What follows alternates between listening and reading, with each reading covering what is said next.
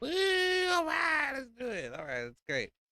What's up, y'all? How's it going? I have been invited to a debate. Yay!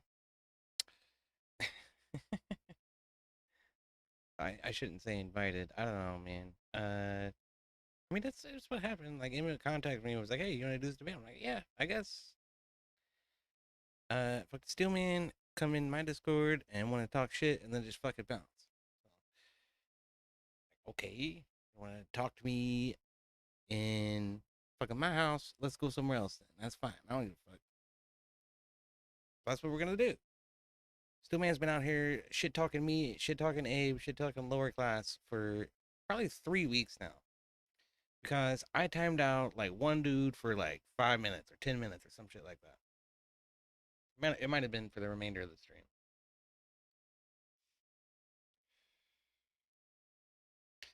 And he's been completely fucking shit talking everybody, trying to generate clout. So we're gonna address that tonight. And we're gonna point out how stupid he is and how many things he seems to misinterpret or misunderstand about the very premises that he's arguing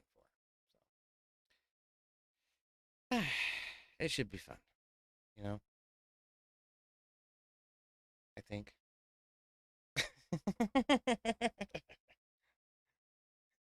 At the end of it, I usually feel like these things are just such a waste of time. But what the hell? Guess we'll go ahead and do it.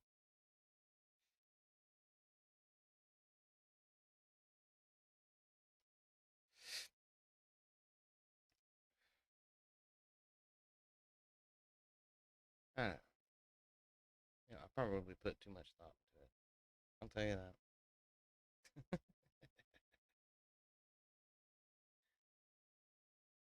We'll see. In the meantime, we still got about 15 minutes to, I don't know, uh, hang out and, oh, well, okay. So Steven Crowder has actually gone back to doing, what is it? The Change My Minds, right? And he did one at, oh, I forget the name of the university, but it's some kind of Methodist university. Encountering a few interesting characters, and for the most part, I found it uh, somewhat inspiring a little bit because most of the people were reasonable, but that's probably because they're at least trying to be Christian, right?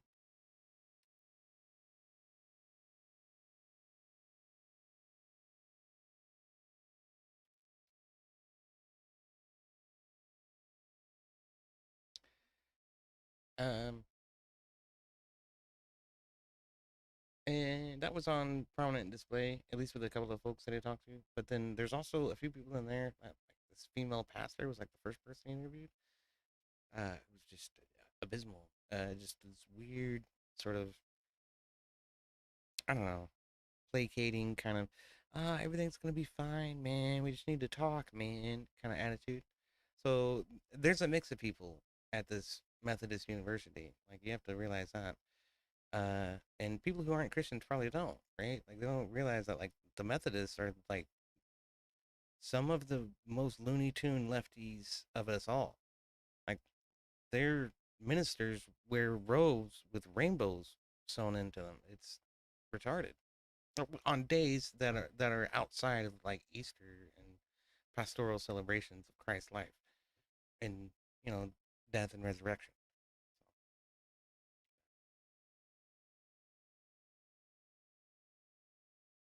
There's a time and a place for that. Uh, but for us, it was only ever during uh the resurrection. I'm pretty sure that's the only time our minister ever donned anything resembling a fucking rainbow. It sure as hell wasn't this weird queer thing that people be putting on flags and stuff. Which is probably part of what we're going to talk about today, frankly, is going to be uh, how God transcends politics. And how a lot of scripture is misinterpreted in order to placate and exploit that.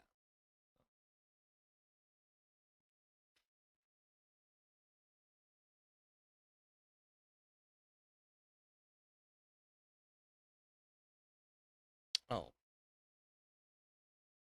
okay, hold on. Bear with me just a moment.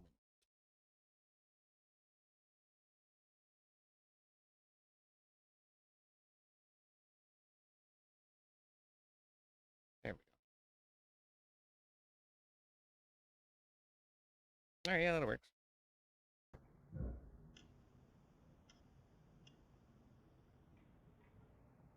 Oh, you know what I can do?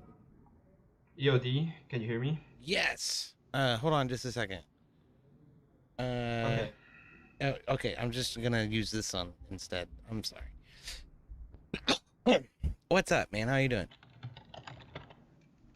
Doing fine. How are you? Hanging in there. Okay. So, what's the over under on whether or not Steelman completely derails the argument from the beginning of the whole debate? It's 100%, dude, at this point. That's what I figured. Are you kidding me? The only problem that I have is I don't know if he's actually Mm. um gonna be coming. I don't see him online. Let me ask. I had that suspicion. Yeah, let me ask someone that I know it's online if they can give me contact information for Steelman. Okay. Well, it wouldn't surprise me if he doesn't show up. I mean, like I say, he came into my Discord at one point and absolutely refused to actually talk to me. I invited him over and over again. He wouldn't do it. So I thought maybe that was because somehow I hold all the keys in my Discord. So I'm gonna go on neutral ground. Like, okay, cool. I'm cool with that. Then when you said it was like the same prompt as Corey, I was like, really? Why not? I think it's a good prompt. Listen. I was trying to. I think it's a good prompt to our side. Hmm. He's in the affirmative. He has to tell us why is it that the whole if you have all of those symbols means that you cannot whatever. So like I don't see a problem with it. He brought it up. He said that it was gonna be his prompt. So yeah, I don't see why not. All right. If that's what he wants. Yeah, I'm gonna take five. I'm gonna take a couple of minutes. I already sent the link and everything. Okay. Um, so this is just for me to get some water, go back down, come back up, and be ready for the debate. Okay? Okay. You want me to entertain the chat or? They can't hear you right now. They're just listening to music. I said they're gonna listen to music for like 5 minutes because I was gonna do this anyway, and I'm gonna check everything up with if the Steelman is coming or not. Okay, Okay. cool, man. Well, this should be fun. I'm gonna tell you what, man. It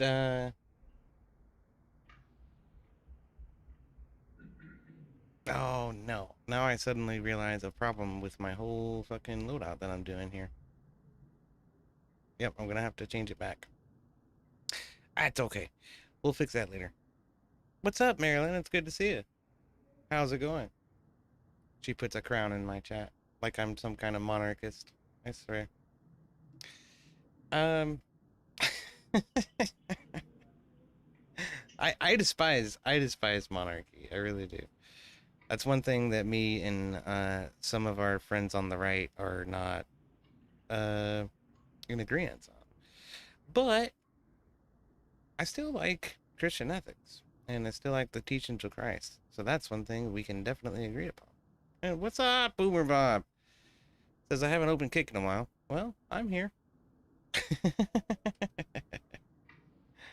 trying to oh, trying to keep everything going over here. I don't know if Kick really likes me a whole lot or not. I know they really like my buddy Wobbly. He gets a lot of attention. He's a lot more consistent than I am. It helps. They want people to bring in some ad revenue, right? Hierarchy is a sin. That's why everyone is a Kong and Queen, says Marilyn. Oh, I see. Hierarchy is a sin. Right. My goodness. My goodness. What are we gonna do with you?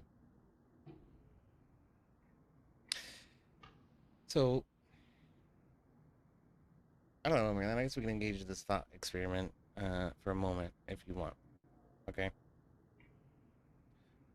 If hierarchy is a sin and Christ is the living God on the earth, why did Christ in his ministry affirm that a man uh, will give himself away to his own family, okay, and that a woman will come into that and become one as one unit, one cohesive unit under God, right? What's up, Neo Vandalist? It's good to see you.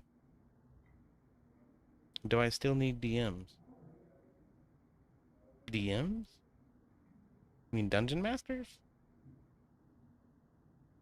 I don't know if it. It's an interesting idea. Yes, hierarchy is not a sin at all. Hierarchy is the basis of society, right? Yeah, dungeon masters. You're asking me for dungeon. Like, do I need dungeon? Like for what?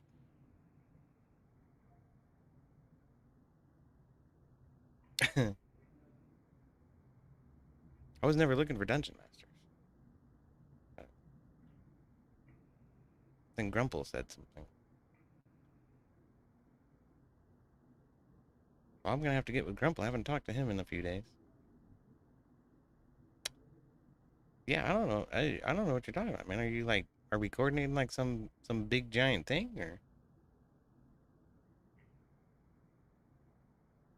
Race car says, ask me about my wiener. Yeah, yeah, yeah. Goofy ass son bitch. I'm just kidding. It's good to see your race car. I saw your car, dude. That's some cool wheels. Cool shit.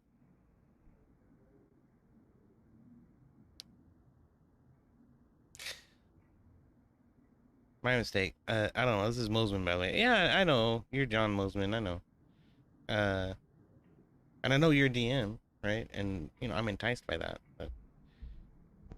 But maybe Grumple is looking for a group. I did. He participated in my first one. And I don't know. We had a little issue with me not showing up a couple of sessions. And he didn't like that. So It's a whole fucking thing. I've been trying to keep things going this time, but it's like everybody else is falling out. So shit just happens sometimes. Hierarchy is not essential to Christianity. Well, see, I don't believe that's true.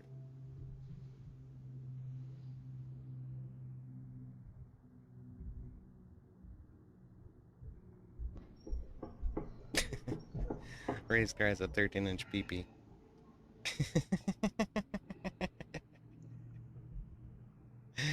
It's a pretty big one.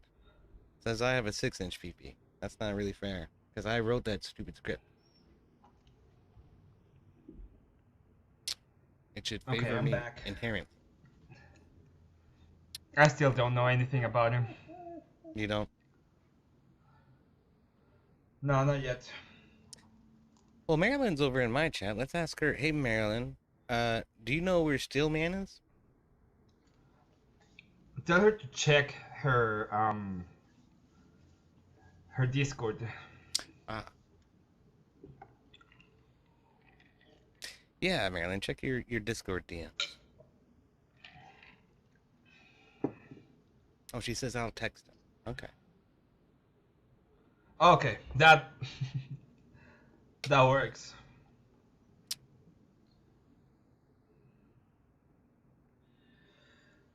Oh Jesus Christ! I was gonna try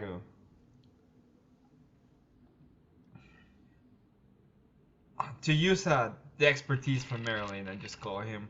That's what I was gonna do. Well, I'm not sure why she came over here, but She bounces around. She was in my chat earlier today as well. was she? Yeah, she gets Yeah. around. That's for sure.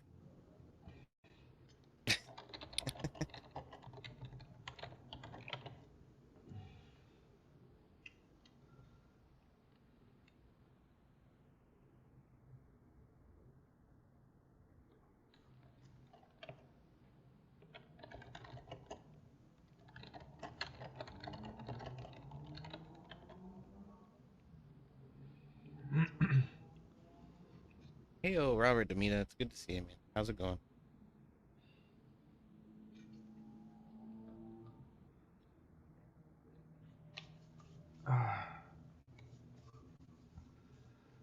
Jesus.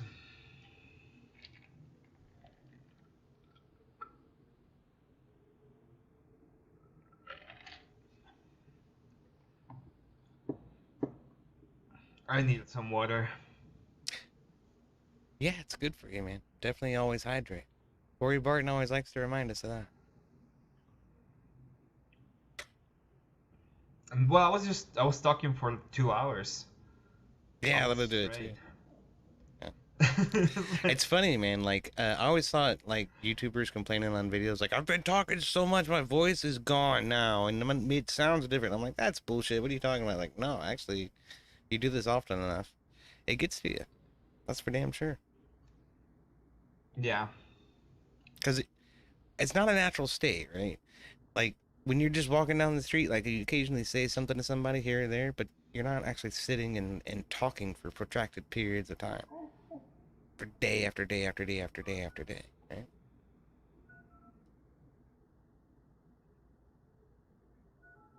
see, if he doesn't show up, we're gonna make it the bashing of a Steelman. That's what we're gonna do. Well, he's already a minute late. You know, lefties are always late, especially for these sorts of things. Oh, and weird.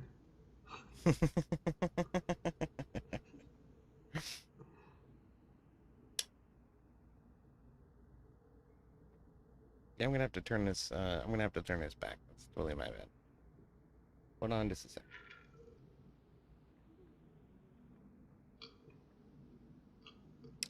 There, yeah, that's good. Well, Great, he's not picking up.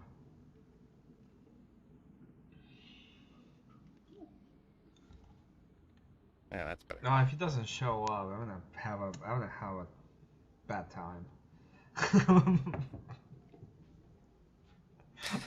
I'm gonna throw a fit. I had my suspicions he wouldn't, but I mean, we'll see. We'll see. I always like to give people, what, 5 or 10 minutes. We'll see what happens.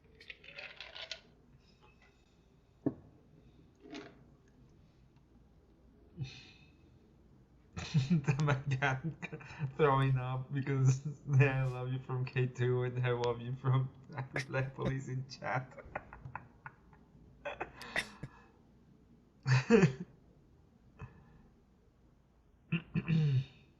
Jesus.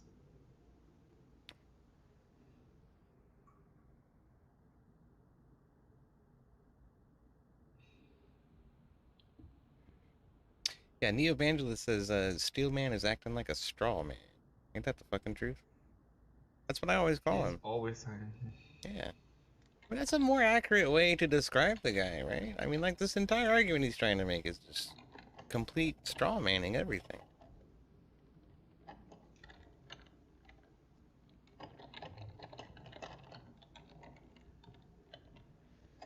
Oh, jeez.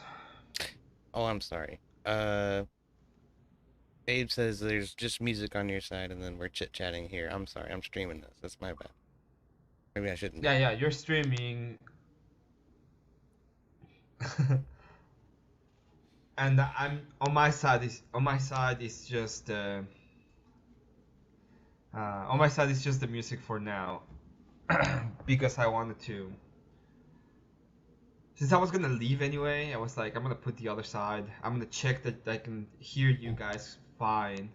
Then I'm gonna bring it up, explain the debate, give it the prompt.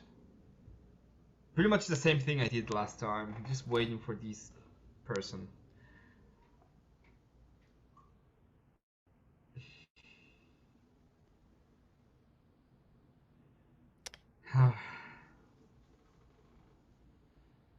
Do you have like another story with him of like full on Yeah. awfulness? Yeah. Uh, I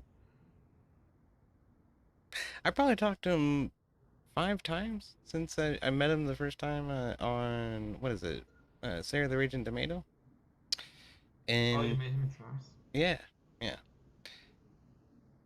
And I don't know, man. Like every time, it's just been ridiculous. The dude seems to reinvent facts as he goes. Like I noticed in the Corey Barton debate, right? Like he started out by saying uh something along the lines of, the Constitution grants these rights, right? Or the founding fathers find them inalienable. And then near the end of the debate, near the closing statements, he's like, I'm not talking about rights. I'm talking about like ethical duties, man. That's like, okay.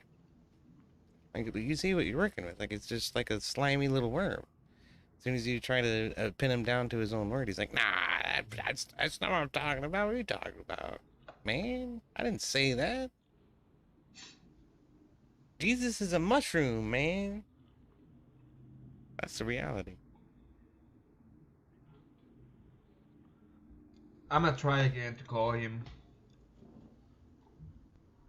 All right, you want me to mute you from my side?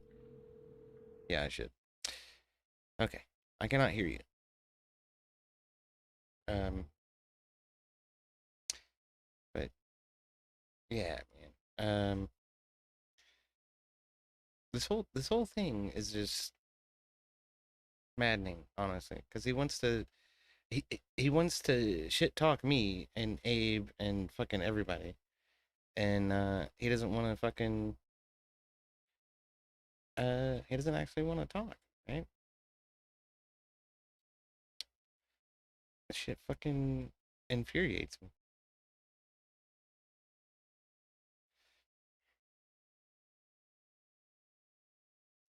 I don't fucking get it.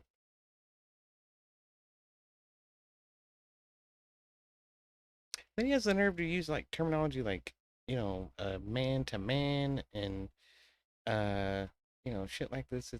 It's fucking unreal.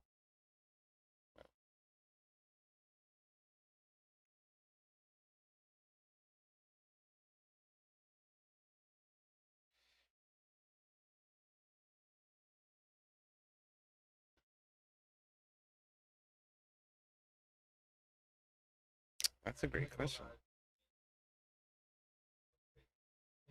Okay, that's cool.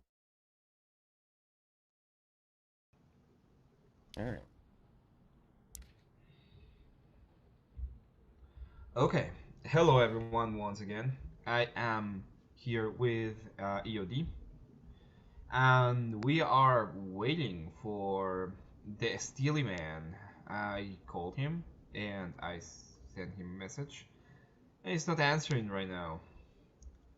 So yeah, I'm gonna give it until the 15-minute mark to still go with this debate, and if that doesn't happen, then um, then we'll see what's going on.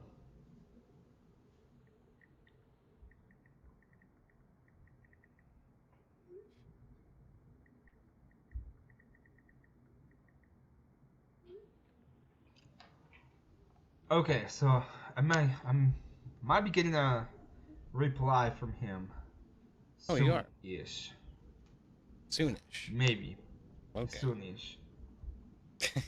Let's see if it works. Jesus Christ, I'm muted. Jesus, it's even worse. You weren't muted from my end, so at least if you knew Yeah, there. no, I'm the worst, the worst streamer ever. Okay, hello everyone. We're waiting for Steelman to show up. I might be getting a reply soon. I said soonish because I'm not entirely sure if he's actually going to. Lemmet, yeah, I know. Jesus, give me the L's. Give me the L's in chat to serve them. I was muted. Jesus Christ. I wasn't even muted on my normal way. That's why I was muted. Um, so we're waiting for Steelman to show up. Hopefully he'll show up soon.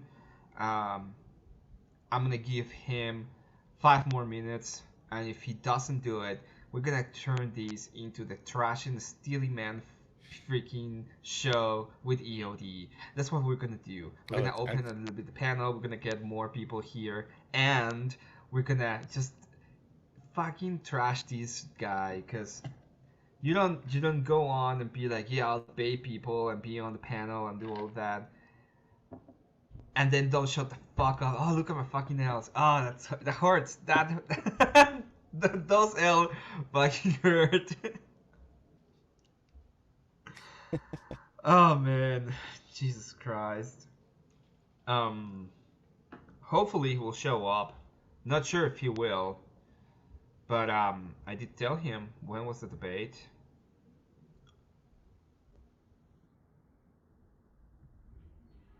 and he said yeah. So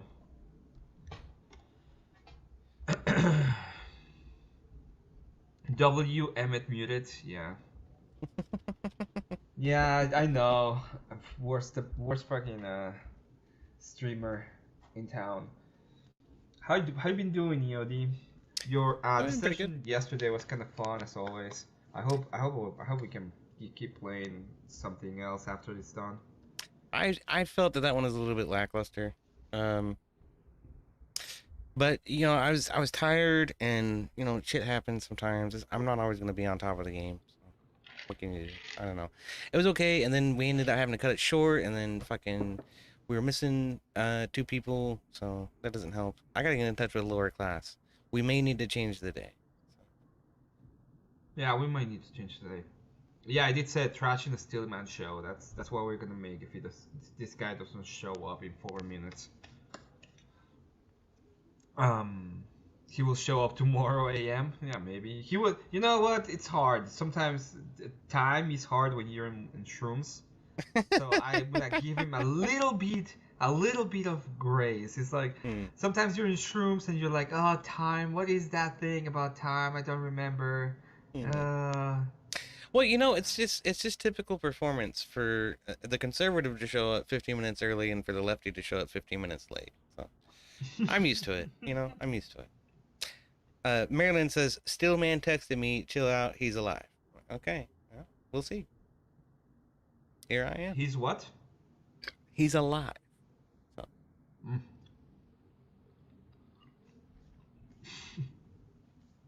He texted me who these. New phone, who dis? Who these? And my answer was, you have a fucking debate. Show. Mm, that's what he said to you, right? Okay. Shit, I would have even answered if you didn't give me some prior notice of what your phone number was. Oh, it happened before. Has it? Um, someone in the space gave me the phone number because he was having trouble and he doesn't read chat. So I said, next time give me a phone number, and if anything like that happens, I'll give you a call. So I called him. He was didn't know my phone number, and I left him a message like Count Chocula. It was, hello, this is Count Chocula. I will be doing the county 1 and 2. You should have like your own like off-brand version of Count Chocula. That would be hilarious. Nah, yeah. You know what I should do? I should do like Count Chocula, but the adult version. So I tell like adult jokes with the voice of Count Chocula, and then I start counting at the end. Like oh, I don't know, George Carlin, I guess. Count Chocula. Yeah, like Josh Brolin. That would be funny. Oh, I hope this guy shows up. I'm pissed. At this point, I am getting pissed. Oh man. Everybody's calling him now. Mm-hmm. Hi everybody. Has Yep. count vibes. I do have count vibes. Count of Transylvania. I expect like you live in like a castle and then like there's just stakes with heads on them lining the walkway Uh, up to your castle. yeah, That's how I. That's where I live. That's exactly what I have. And all of them say heretic in blood across the forehead. Yeah. Next year, goals. Next year, Halloween. Okay, I'm gonna have my people impaled in front of my house with the heretic thing in the front. Those are the goals in Halloween. Oh shit fire. That's hilarious. Ah,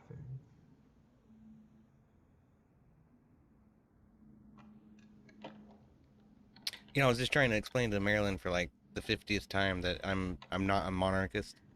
She keeps posting little crowns whenever she sees me, and I'm like, you're barking up the wrong tree. Okay, I served in the military. I'm a constitutionalist. I'm definitely not a monarchist, and I'm a Protestant, so that's not helping.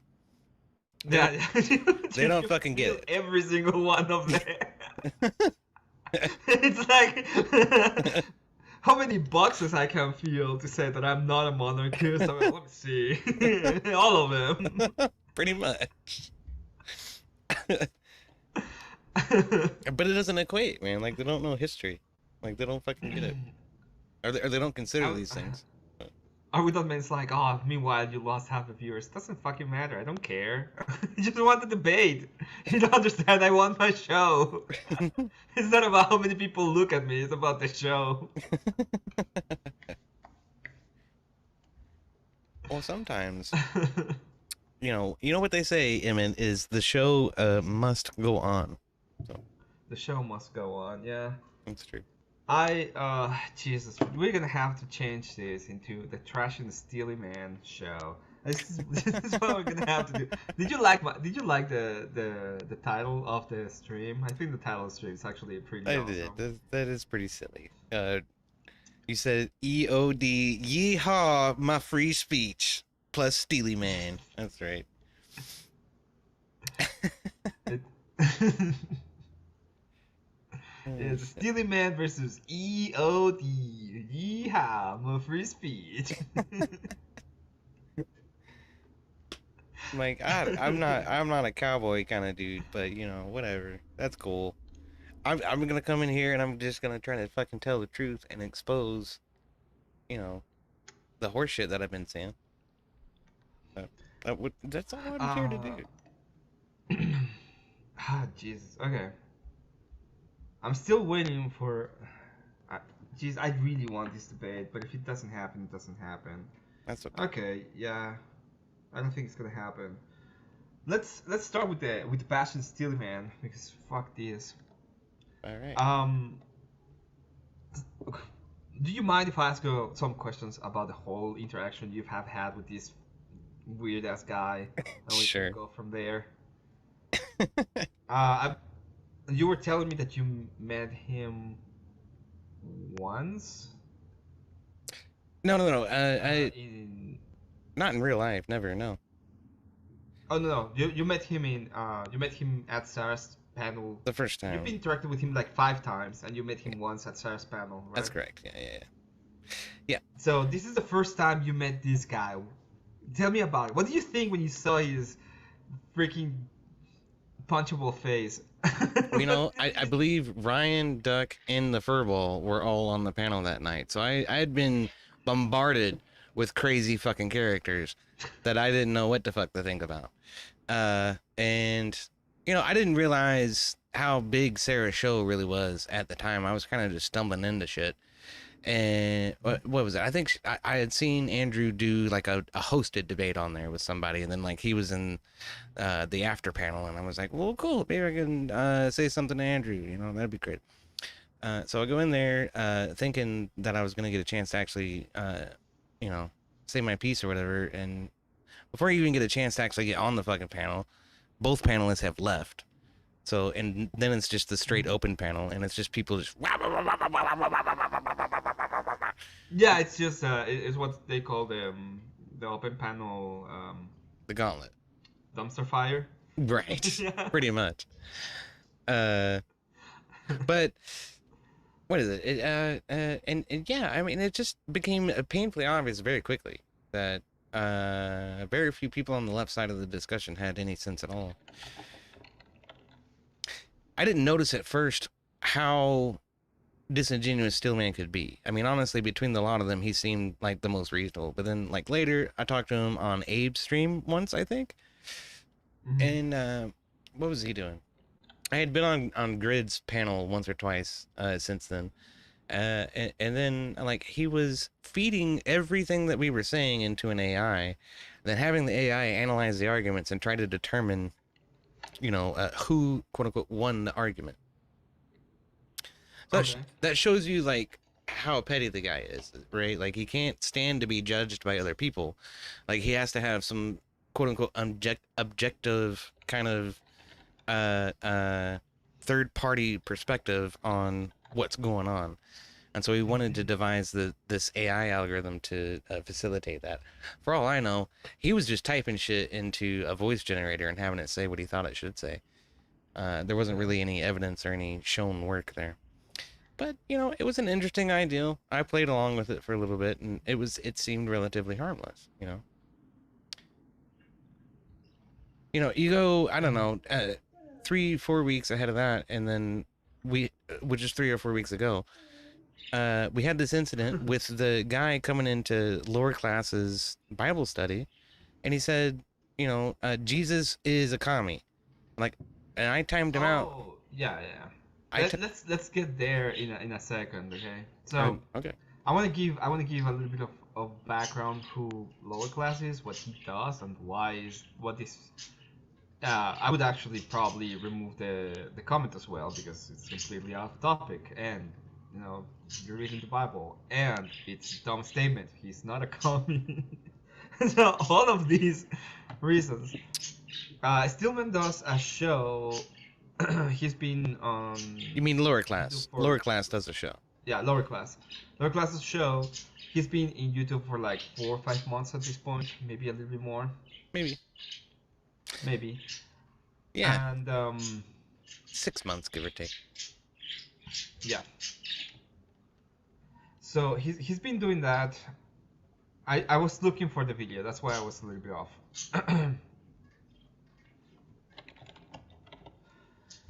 He has a show in which he just reads the Bible, like he's doing a Bible study. In reality, he doesn't really do like an interpretation of it much. What he does is just read it.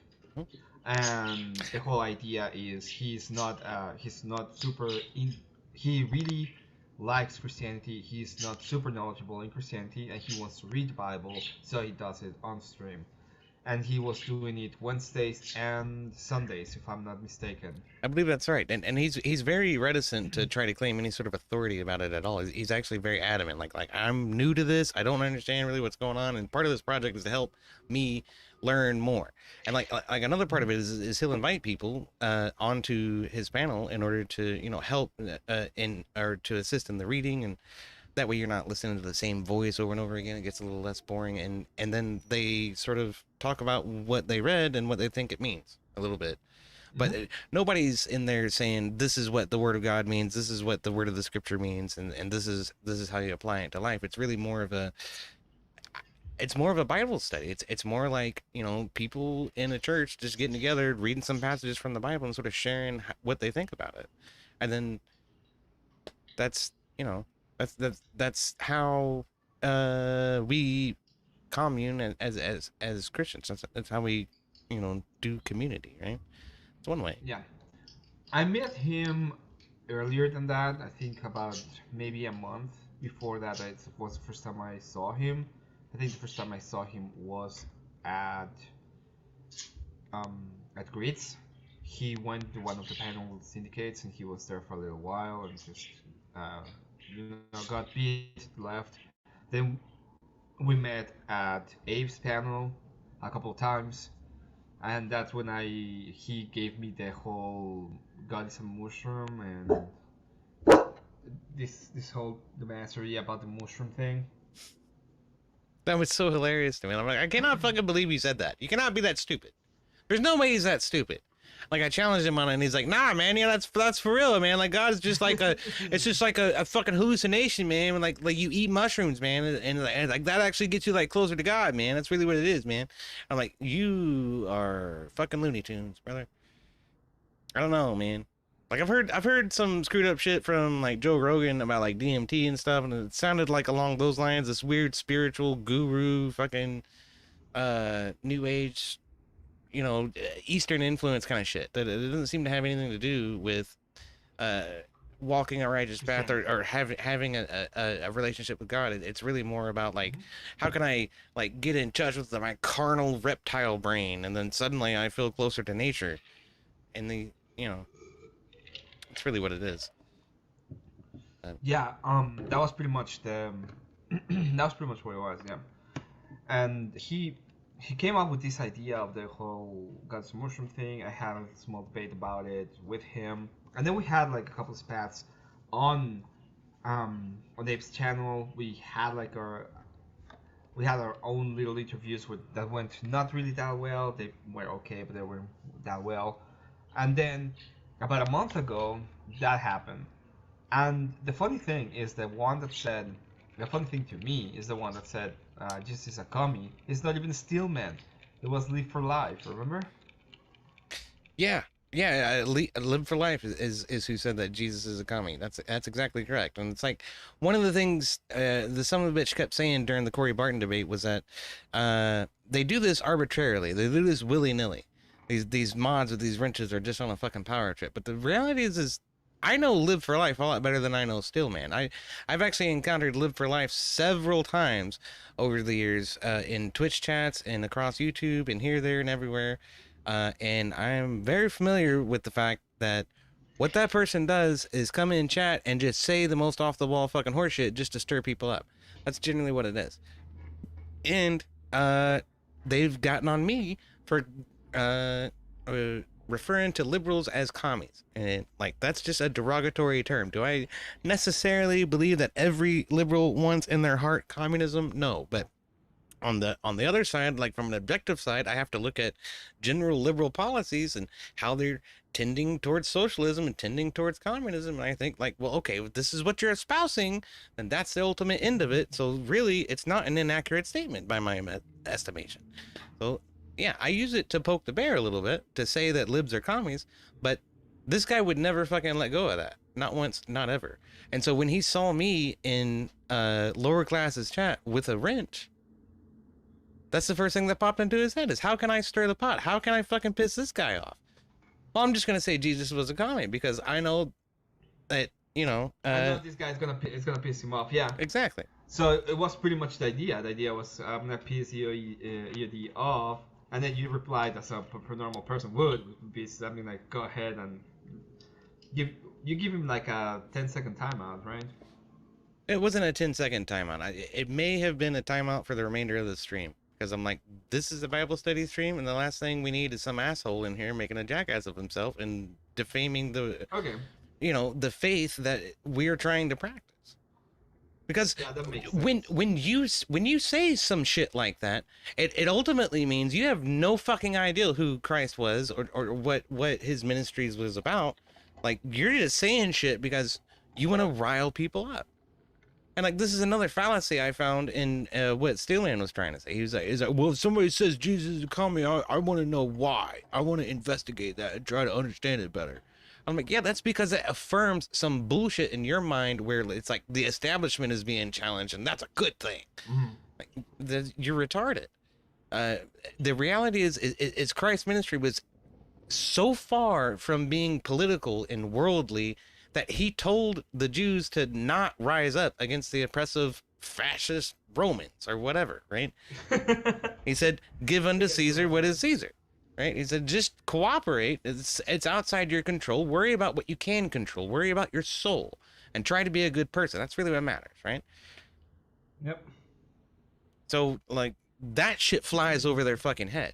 And they don't seem to give a shit about it. And then they want to come into our spaces, into our fucking Bible studies, and then say like shit like, "Oh, Jesus was coming. You dumbasses don't know what you're talking about. You fucking chuds. I own the chuds in their fucking Bible study, dog. Did you see that? You see me going there and calling Jesus a commie? Wasn't that great?" I don't think they even care about that. I think that what they want is just exactly that. Is they want the soundbite. But I got this guy.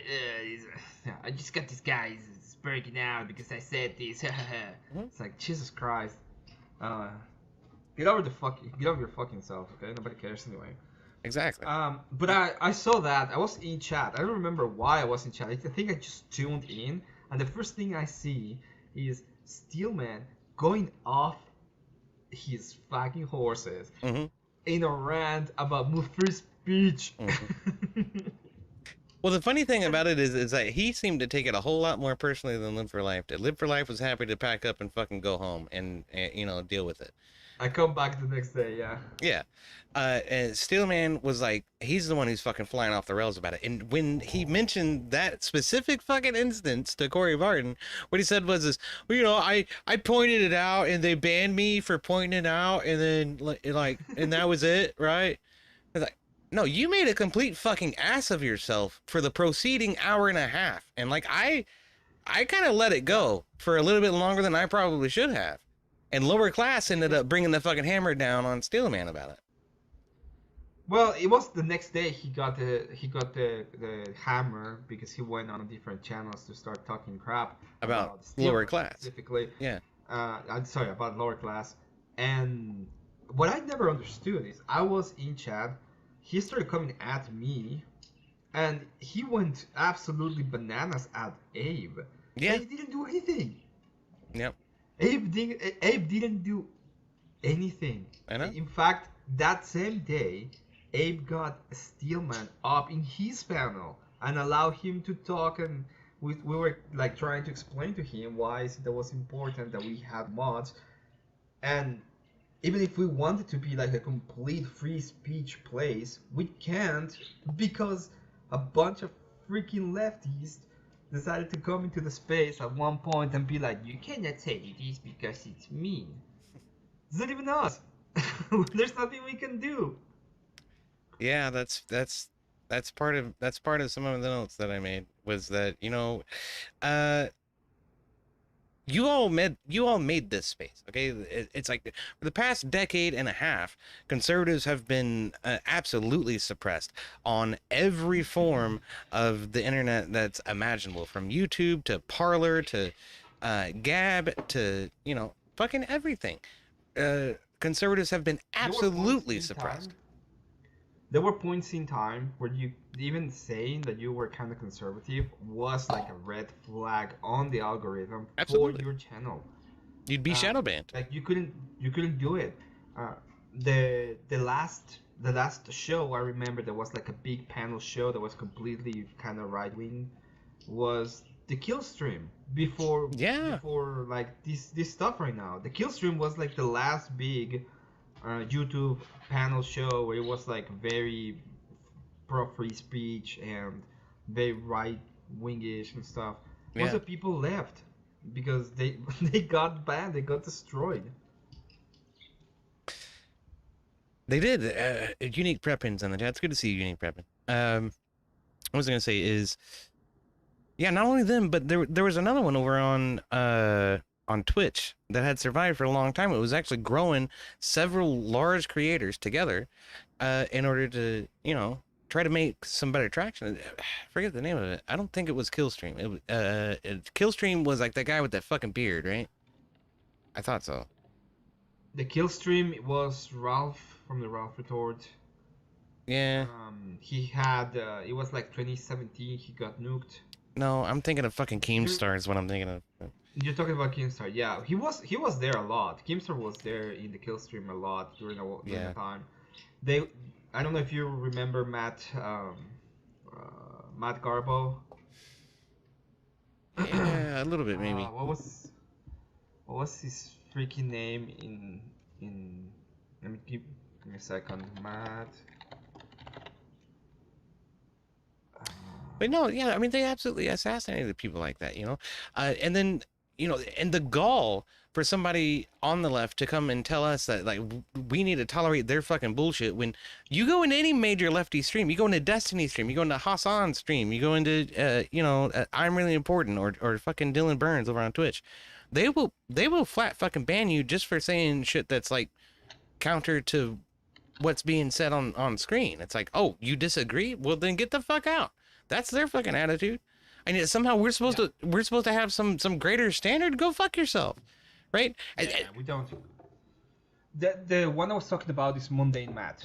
Mundane Matt. Oh, that does sound familiar. Mundane Matt. Yeah. It's like very old Gamergate. Yeah. He had like, I don't know if you remember the Boulder stream, but he had a stream where they were talking about the DMCA and false flagging and all that kind of crap. Yeah. And there was a creator from Chile his name was Dame Pesos, who made very shitty freaking videos that were really funny. And he made he started making like shitty videos about Monday Matt, and Monday Matt got ass mad and flagged them.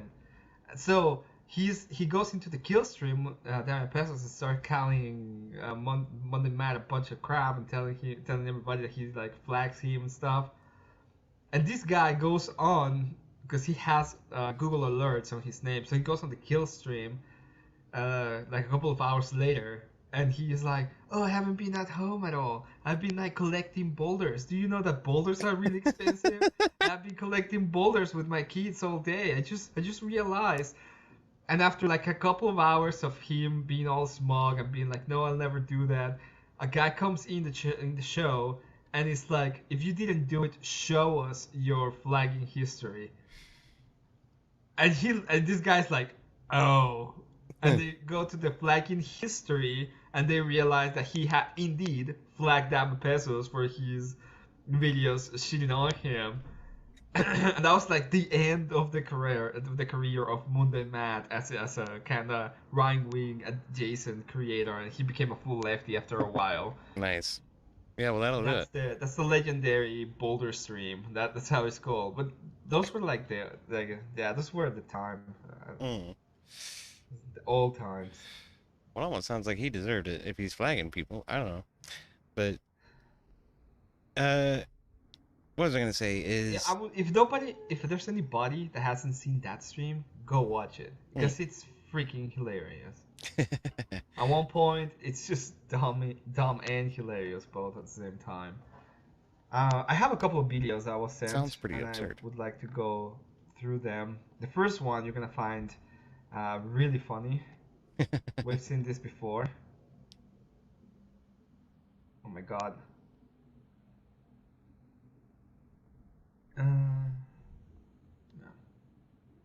Just 1 second. Well, oh, Who oh that? well. Who dat indeed? Who dat that? indeed? What is that? Is that a? He's a lich. He's a walking lich, man. I mean, the guy's a fucking zombie. My Oh, man, goodness. he's back. Now he's gonna debate you. He's gonna debate you with Oh, his fist, okay. you know? He's gonna be Okay. like, oh. If you look, what would you do if you see a man like that who walking on the street like near your house? Okay, what would you do? I would be like, I would take out the trash and be like, here, don't hurt my family.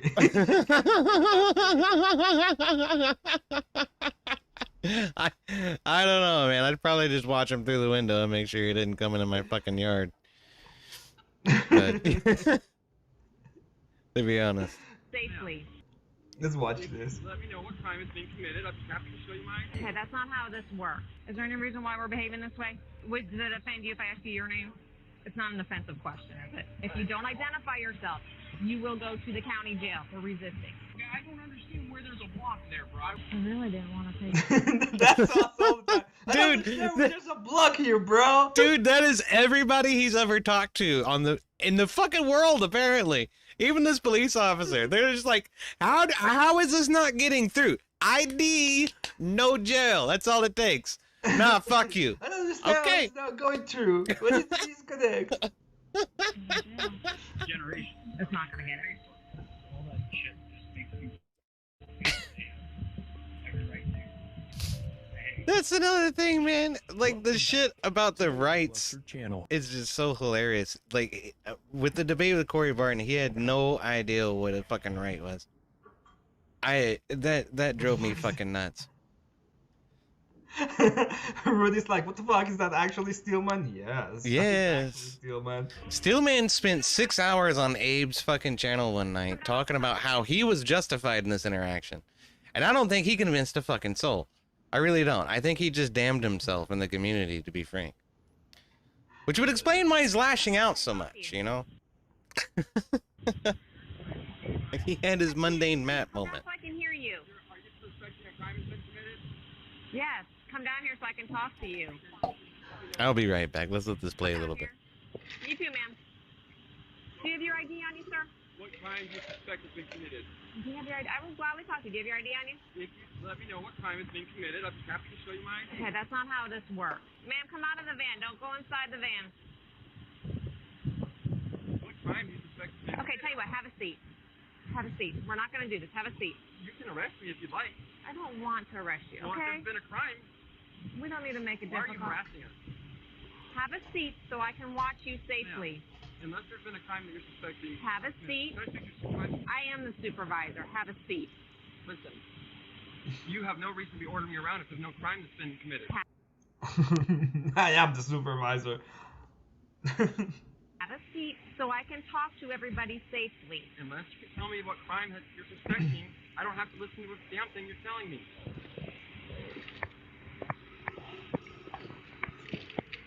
All right. Keep your hands out of your pocket.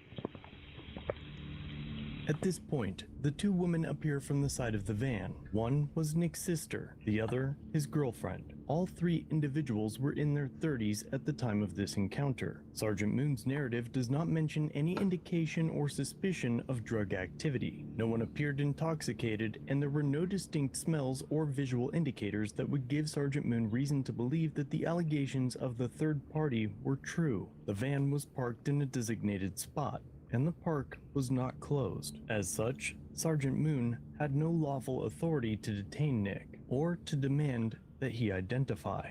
Have a seat. Have a seat. What are you arresting me for? You're not under arrest, but if you don't want to, if you don't want to listen, He was under arrest. Okay? If you're being detained that way, you're under arrest. If I can't go freely, You're just not completely under arrest, but you're being detained. Yeah. it's called being under arrest. have a seat. Coco, one detain. Stand at the van. It's called harassment. We're sitting here enjoying ourselves, and you come over and harass us for no reason. There's no crime. And you ask me what crime I tell you I comply. One detain. 10-4.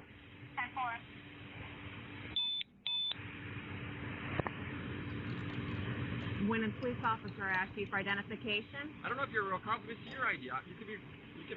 seriously. No, seriously. I haven't seen any of your information. I haven't committed any crime. This isn't freaking Nazi Germany. I don't need to show you no damn papers. This isn't freaking Nazi Germany, man. You fascists. You can't take me in. You can't take me in, man. How dare you? It's like, one of the things I was going to say in my opening statement is this is the type of person who will violate common decency laws just to spite a police officer. You know, it's like, I can't believe you're actually that dumb. But if you are, then you don't really belong in polite society, man. Like, make asylums great again, right?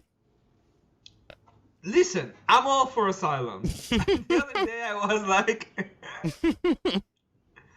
The other day I had somebody on and he was like, well, you see the bathrooms. Do you know Buck Angel? Like, what would you do with them? And I was like, put them in asylum. Oh, what do you mean? It's like, do you see that looks like a healthy woman? He will not answer the question. It's like, huh? Do you think that looks like a healthy woman? If the answer is obviously no, then I will put that in the asylum. Absolutely. Sergeant Moon asks dispatch for backup. 47 step then. Sergeant Moon now learns that the females are in their 30s. Don't move. Ladies, do you have your ID? How old are you? Okay, how old are you? Okay, hang on. Still, with absolutely no reason to detain the three individuals, Nick remains in cuffs as they wait for lower-ranking officers to arrive. Who is this person who made this video? That's all you had to do. Like, still with no reason to arrest Nick, he still remains in cuffs. These fucking fascist police officers belong in jail. This is Lackluster. It's a channel that deals with civil rights violations. Like how they see civil right violation. That's what they do. Yeah, I see. So it's a sovereign citizen channel, right? Like, I get it. I get it. That makes sense. Like, this motherfucker's been clout chasing since how long ago was this? How many years ago has this been? This is probably a couple of... I would think it's like 10 years, maybe? I don't know. 10 years. The video is from... Well, the video's from a year ago, so it's probably... it's probably for a year and a half. Wow. Time has not been kind to Steelman. That was my inclination too, like judging off his face the other day. I'm like, 5-10 years ago, that probably sounds about right. Nah, 12 months, brother. 12 fucking months. Are you kidding me? Good lord. Lay off the meth, man. Agri says almost 10 years. Well, the video's from a year ago. That's what I said. And the video's actually from a year ago, it says here. Let me continue. I don't know who the hell you are. I don't know if you're a real cop. I don't know if you're a real cop. Are you kidding me? Yeah, I don't know if you're real. I don't even know who you are. What are you doing? I did see a video today where they called the police and a fake police officer arrived to the scene and he had to be arrested. Yeah, I saw that too. That does happen. People are fucking nuts, man. I'm gonna tell you what. Yeah, they are. Let's see on my car. You mean taking orders from you for no reason, even though I haven't committed a crime? That's called Nazi. Besides the females over there, who else is in the van? Anybody? The only one crime I'm suspected of, otherwise I'm going to say another word to you. Okay, that's fine. I'm not gonna say another word to you. So he won't present an ID. He won't tell him who's in the van. He won't give him permission to search the van, and he's not gonna tell him who he is. So it's just like it's one thing after another after another after another. You don't realize you're tipping over dominoes that support reasonable suspicion. You fucking idiots. Cooperate. He's just piecing the lady off. That's what's happening. And Yeah. I was telling this. I'm gonna have a controversial take. Okay. I think that the interaction all the way around is perfectly fine on both sides, except that they take him to jail. I think they should have just left it as at the end, because they had no crime to go on. But the fact that they cuffed him, they had to put him in a car, the fact that they were like, oh, give me all the information, the fact that they took away the license, because they took his license and then run it, I'm fine with all of that. The only thing I was kind of off was when they took him to jail. Because I don't. But at the same time, you're not helping anybody if you act like a prick. We don't know if there was some suspicion of him being associated with a crime, or some reasonable link between him and a crime that may have worked out. They said like the call was because a weird guy. This was the call 911 because we know what the call was. The call was a weird guy is on top of a van with underage girls. That was the claim, and they're obviously not underage. That was the problem. Okay, so where was this anyway? Is this out in fucking Kansas somewhere? What is this? What I don't know. Florida. Florida. Florida. He's a fucking Florida man. Of course he is. Yeah, of course. And people were like talking about this might be like private property. No, this was a park. This was public property as well. It doesn't. Like it does not look like public property. Yeah, but I mean, okay. I'll take your word for it. It's a lake, and he said it's public property. Okay. I mean, there is such a thing as a private lake, right? Like where it's like a club, and you have to pay like a monthly or a yearly membership to be there. Tennessee, I belong to CAT, okay? Well, then you know what I'm talking about. Like that may not be a public facility. That's what I'm saying. Half of the state belongs to CAT anyway, so. What do you mean, the Caterpillar way stations, or? No, I mean Oxycat from. Oh, right. Half of everything in the country probably belongs there. I swear. Half of the country belongs to Oxycat. At the end of the day. Oh shit. It is it is public. I know that he showed us where it was, and it is a public property. It's a lake. Oh, okay, yeah. Robert Demita says Kat owns that lake that she lives on. Right. Okay, there you go. I needed a car to put him in. I don't have and Maryland definitely espouses Steelman is totally coming. You all need to chill. Well, listen, Marilyn, just like with Hakeem Jeffries and Donald Trump, okay, the Sombrero memes will stop if Steelman shows up. All right? Otherwise, we're going to make fun of him for being a meth head fucking around with two hookers on top of a fucking working van out in the middle of a private fucking lake. Okay. Is there any reason why we're behaving this way? Well, he likes his music loud, and so that's why he won't tell me who he is? I don't know why. He's her boyfriend. I don't know. He's just upset right now. I'm upset too. I don't like my friend. I don't like my sister. Okay. Anytime a police officer stops to check out with somebody, for whatever reason we get called here, we gladly explain it to people, but first things first, which is our safety and yours, we need to identify who we're talking to. So is there any reason why he wouldn't tell me who he is? No, I don't know. Okay. Officers often claim that they need ID for their safety, without realizing that their demand is contrary to the oath that they swear. Okay. Put it on pause. Okay, for fuck's sake. Okay, it is extremely true that being able to run a background check on you to make sure that you're not a wanted violent criminal has everything to do with the officers maintaining their safety. That whole claim is entirely fucking fallacious. Retarded. You think? I do. I know that if you have any reasonable suspicion, I think you can actually ask for. In fact, you know what I would say? I would have said the reasonable suspicion is that we believe these people are underage. Can you give me your ID? And that would be it. Yeah. Oh, we got a report. Like that's enough.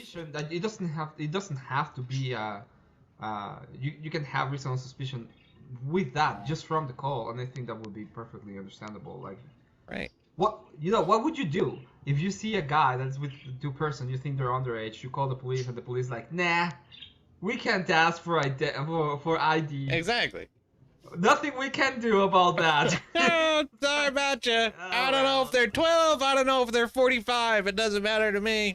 Can't figure it out. Because we can't ask for an ID. Can't ask for an ID. What do you do? What do you do? I don't know. Something we can do. Like Like the world these people living in their fucking minds is just completely fantastical. It's amazing to me. Man. Justin Fernando says the Steelman got caught with hookers in a van. The police said, "Why you freaking with me, G's? Mushroom, save me." Spoonman parody.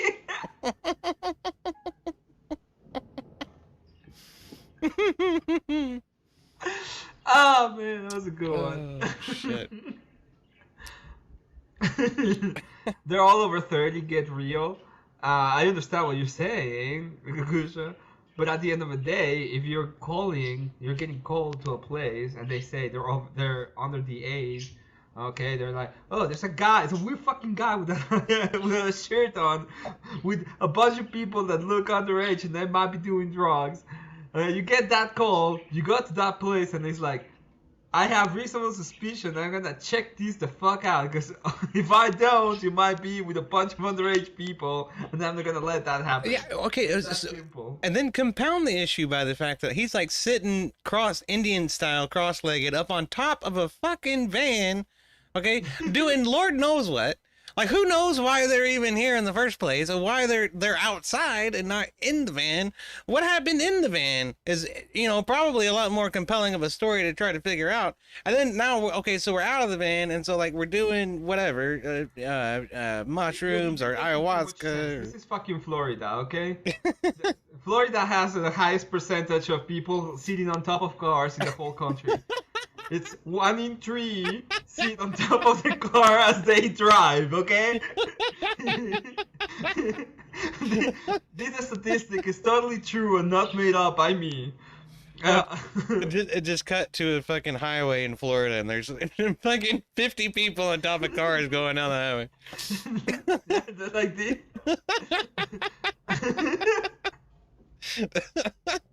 And they all look like fucking tribal shaman from, ancient Pueblo, fucking Mexico, man. Oh, I swear. I'm not a shaman. I'm a cleric.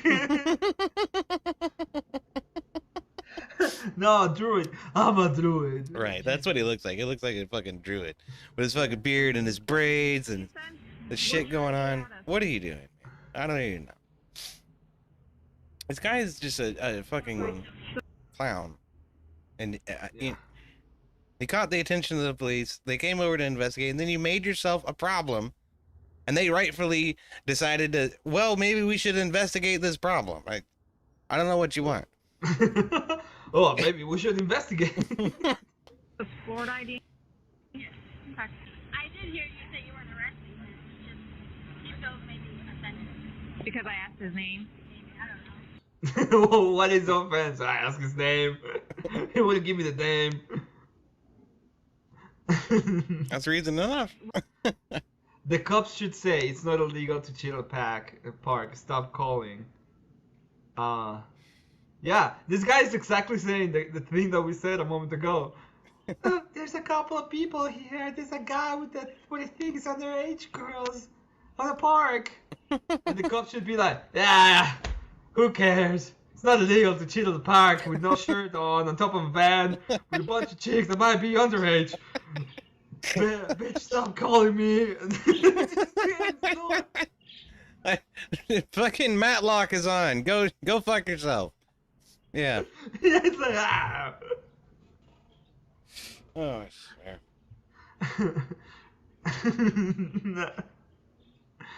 Wait, does it offend you if I ask you your name?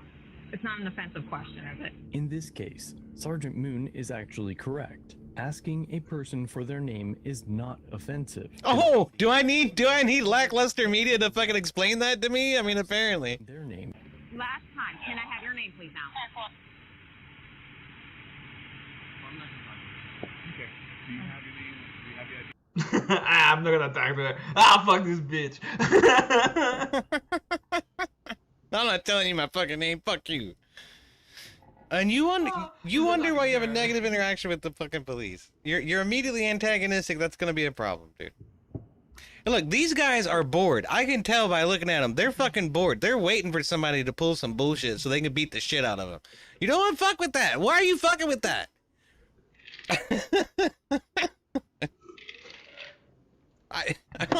don't get They're it. like, the guys are like, make my day, make my fucking day. Exactly. I want to have a story to tell my kid tonight. Right? And you're gonna be, Dad, what did you do today? I went to the park and we saw a fucking shaman. We took him to the ward so that he could be checked for his mental illness. Straight to the fucking asylum. Oh my goodness. That actually happened, by the way, because he said it. That he took him and put him. He spent 2 days in jail, and he spent the 2 days in jail alone in a cell in the mental ward because they thought that he was a sovereign citizen or some shit like that. Dude, like, what do you do as a police officer in this situation? What do you do? Okay, like, first of all, you have to be prepared for a physical confrontation. That's what these guys are fucking assessing right now. Do we need to engage in physicality or not? That's why they look like they're fucking ripped and rare and ready to go. But secondly is like, okay, so is this person mentally well? Like, maybe not. Maybe not. Maybe we should have a psychiatrist evaluate you. You know what that process entails? It means you coming to the station, being checked in, being detained until a psychologist can come and see you and make an assessment. So, I mean, what else are they supposed to do? Like, you might be a danger to yourself. You might be a danger to society. We can't really tell because these are not trained psychologists. And yet, what is their fucking solution to that? Don't send burly policemen who can actually deal with confrontation. Send psychologists, and then people will stop getting hurt. Oh yeah, well, you know, that would have really helped Irina, wouldn't it? Right? That would have really helped fucking Charlie Kirk. You fucking retards. Yeah. Just so you know, Kokushuko, I agree. Like, I don't think there's a problem right now with the whole interaction. The only problem I had was at the end when they took him off, because there's obviously no. The suspicion of the crime was the underage stuff, and they're obviously not underage. That would be the only thing. But at the same time, if you act like a complete douchebag, don't be surprised when they treat you as a scumbag, right? Right. Well, okay, so then another thing is like he refused to let them look in the van, and he refused to tell them what was in the van. So it's like, okay, are you hiding something in there? Do I need to go talk to a judge to get a search warrant so I can actually get into your van? Well, guess what's going to happen in the meantime between me talking to the sergeant, talking to the police chief, talking to the judge? Is you're going to sit in a holding cell until I can get into that fucking van, right? Like, what else do you do? Otherwise, I might have just let a serial killer fucking drive off in the van with all the evidence to close the case. I agree that he wasn't doing anything wrong. I think he was just chilling in the park. And I think that just the reasonable suspicion was that this person was underage and he should just give the name and that would be it. Because that would be a reasonable suspicion on my eyes. Okay, if I am with a bunch of kids in the middle of a park on top of a van with no shirt on, looking like a shaman, and people call on me because I have kids on, they're gonna be like, what the fuck is going on? And I can, you know, that would be what I say. But I also understand that he like, I don't think he should have been taken to jail at all. Because if you don't give us your name, you're going to go to jail. That's why he went to jail. Like, at this point, it's like I told you so. Okay? This is your last chance. If you don't identify yourself, you're going to the county jail, sir. Listen to me. If you don't identify yourself, you will go to the county jail for resisting. Do you understand that? Yes. Okay, so what I'm going to do? And I want you to realize that this is criminal what she's doing to me. And the only reason I'm complying is under duress. Under threat.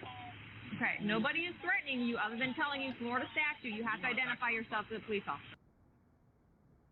Yeah, I agree. I totally agree with Kat. I think he was within his rights. I mean, we don't like it. I think he was within his rights to be there. That's not what we're saying. What we're saying is he just should have acted like a human being at one point. And when he's asked, like the police officer should have said, like, yeah, we think you're with underage people. This is why we need to have your ID. And that's it. Okay. I don't think he should have gone to jail, but I think the first attempt is funny. That's why I asked you how long you been here from where? From Colorado. A little bit different than Colorado. For Florida, statute. What's the Florida statute say? The department blurred large portions of this footage, so it's unclear. Wait, apparently there's somebody that actually know him. He should have stayed locked up. I played out on him for living in his van in my apartment complex. He should have stayed locked up. Dude, that fucking gun and don't know him in real life for over 30 years. You know Steelman? Jesus. Yeah. Yeah, I agree. Clear how Sergeant Moon obtained Everybody could Nick's have handled ID, better. and after acquiring it, she runs it through dispatch. Looking at Colorado 27, white male, first name is Nicholas, Nicklas. When Nick's ID comes back clean, she tries to run the plates. Can you scoot over just a minute so I can see the license plate?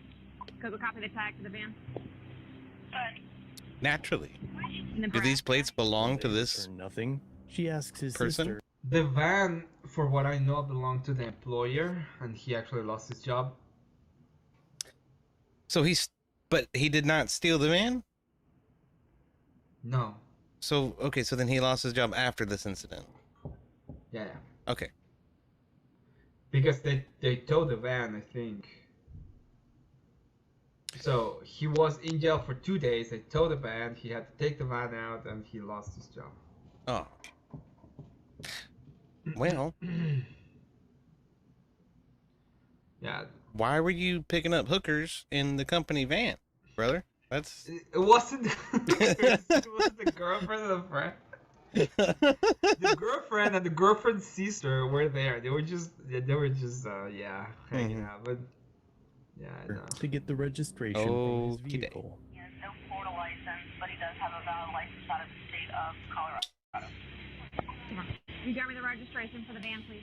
in the state You of got me the Colorado. registration for the That van? seems strange. Yeah, that's correct, Cleaner. The cops may have been in the wrong, but all he had to do to go on with that was just show his ID and then leave. Yeah.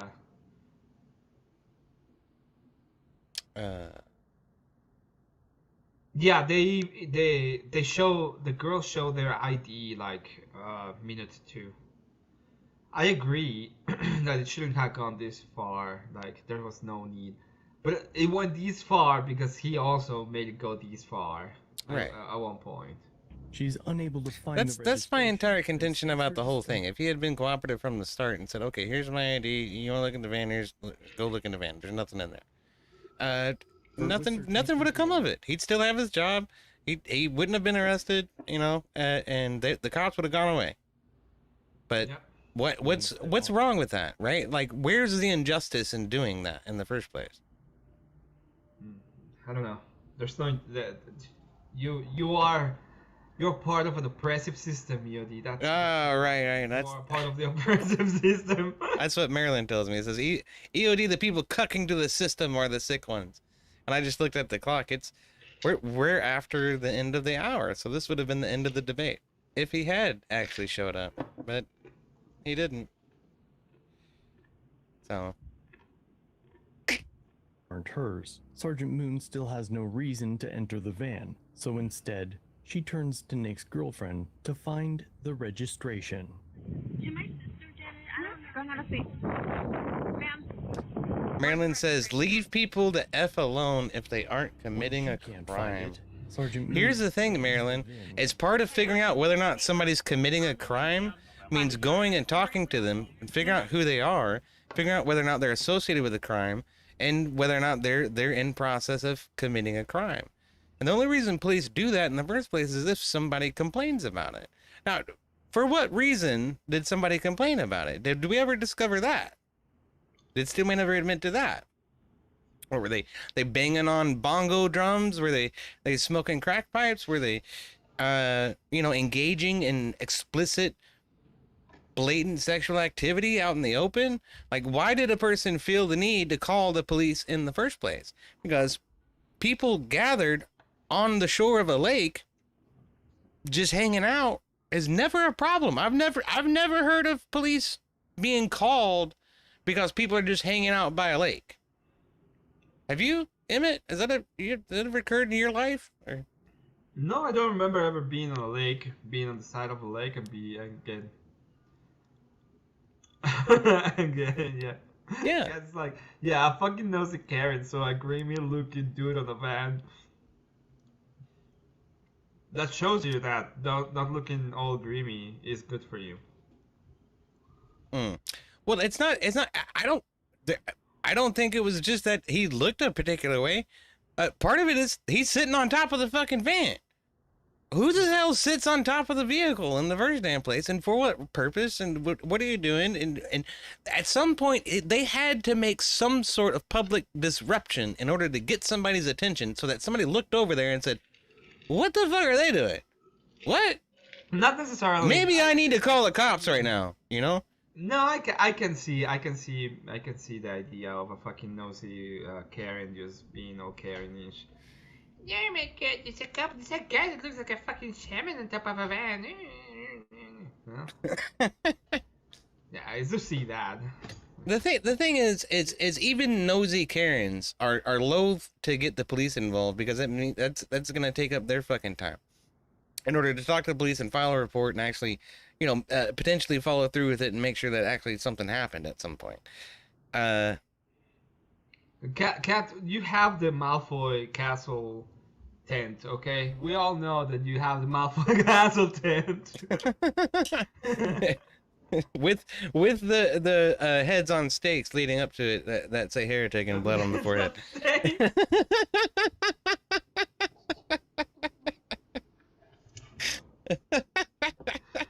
Oh man.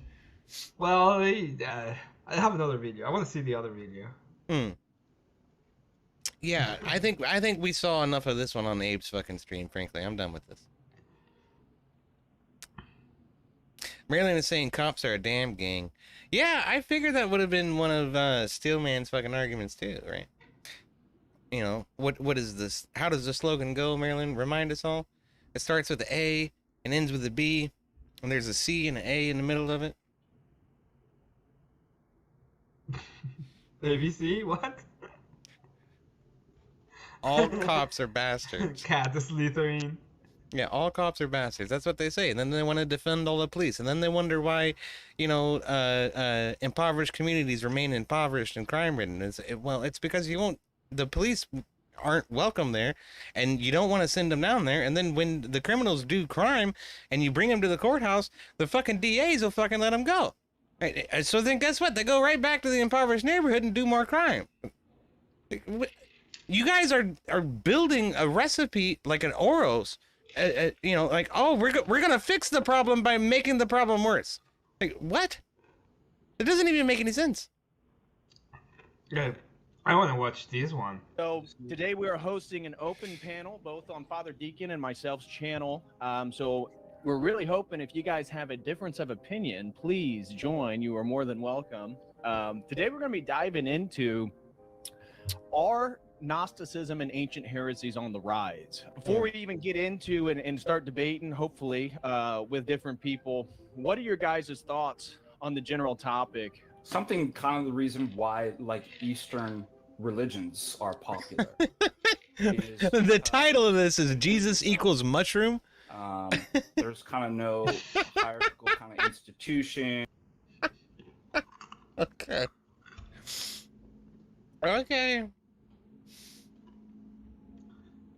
But these guys seem like Orthodox. Am I wrong about that? Yeah, they are Orthodox. Okay. He's Friar Deacon and Dr. Ananias. He's usually with Jay Dyer. So when Jay Dyer is doing his streams, one of the people that he has on, usually when it comes to some of the theological issues or authoritative issues within the church, is Deacon Dr. Ananias is one of them. Okay. And they're both like doctors in theology. Him and the guy that was on the screen a little while ago. With the idols behind him. Yeah. And, rules and different stuff like that. So, and I think also the notion that feeds into people's ego too, the notion that one becomes kind of, the self becomes the prophet through this. Right. Like, you are the prophet, and your self-discovery and stuff like that. So I'm just thinking out loud in terms psychologically what's kind of appealing. Anyways, Jose, what do you think? I was raised in Montanism, so yes, I'd say it is very much on the rise in the Americas as a whole, North and South. The fastest growing religion in the New World is Pentecostalism, and although I'd say it's not purely Montanist, it's, the more I look at it, and the more that I've been in been in the Orthodox Church. The more it looks to me like a cross of Montanism with Kundalini. Nicholas, welcome, brother. Are you at the headquarters of Anonymous right now with those guys? Oh. Pretty much. Yeah, I'm a distributor of the masks, so I'm kind of the headquarters of Anonymous, Okay. you could say. So are you pro Gnosticism, or you agree with the panel? What are your thoughts on the topic? Well, I've been referred to as a Gnostic. That's me. By the way, I called him a Gnostic. Nice.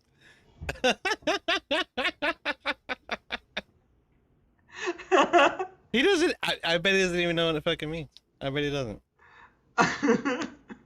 Oh no, he knows. I think he knows now.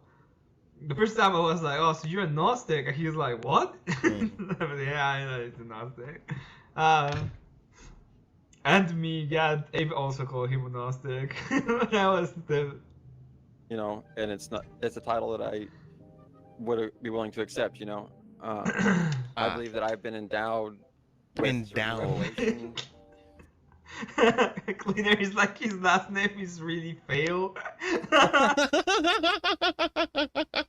That's good. That's why I didn't want to show his ID. Like, I don't want you to know that people are sacrificing their children to me. Don't pay any attention to that. Yeah, that explains everything. Yeah, it was like.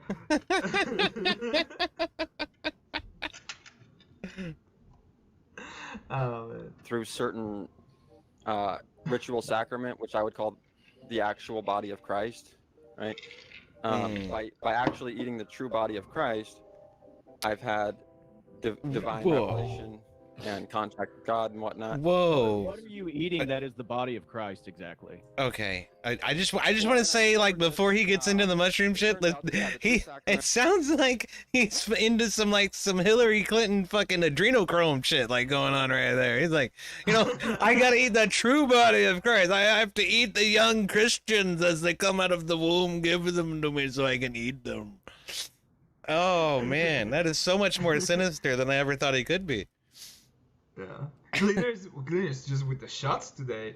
That's a rough name. I wouldn't have shown the cops my ID either.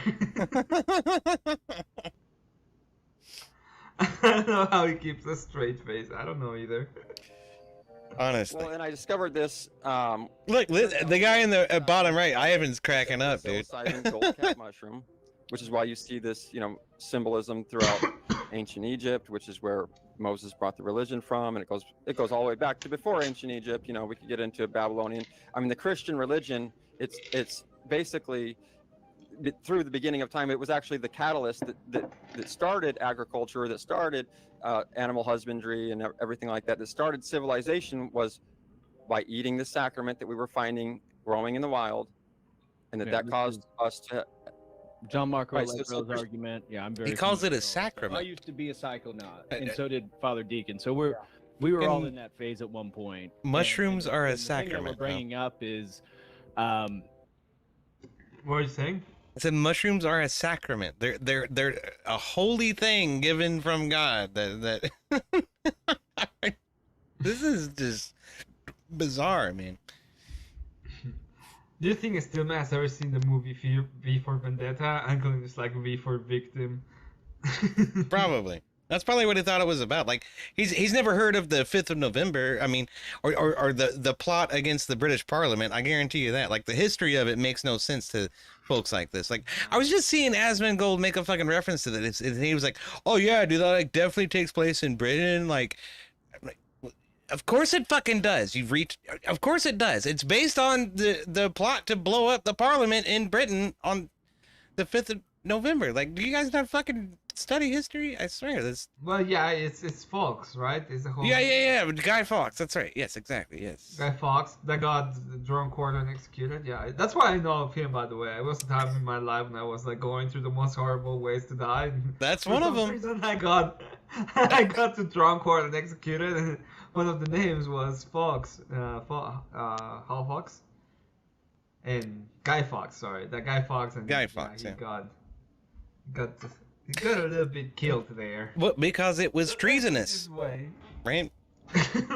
Almost like redefining like freedom of speech as like a way that people should interact with each other rather than the government imposing itself onto speech.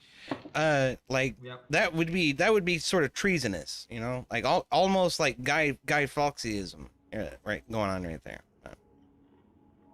I love the faces. Look at everyone's face. Yeah, there's One is like Jesus Christ, and then this guy's just like, what? Yeah. Ananias. He's like, huh? What did you just fucking say? Yeah, exactly. You know, if you just root knowledge or what you're claiming is a spiritual gnosis and revelation within subjective experiences through the means of inebriation, there's no way to actually Inebriation, have. the means of sacrament. Well, to, Not inebriation. I was perfectly. I could perfectly drive if I wanted to. I'm not drunk. I can totally drive if I want to. That's right. If I believe it enough, it becomes reality, man. That's the long and the short of it. Yeah, that's good. Let's continue. it's an inebriation. And so, whether you view it as a sacrament or not, it's still inebriating you and causing an altered state of consciousness. There's no objective way to actually make truth claims or universal claims. You've relegated. Well, your hold on a entire second. personality to Inebriation. mysticism. Again, can we just claim? I'll let you to move on. If we can just claim the fact that you're trying to poison the well by calling it inebriation, it is not. He said that to Corey Barton too. I've done a lot of That's one of his key points right there. Inebriation. Is don't poison the well by pointing out my bad faith. Eating from the. Don't poison the well. By making sense. Exactly. You're poisoning the well. That's too strong an argument for me to counter. Go fuck How yourself. dare you poison the well by saying 2 + 2 = 4?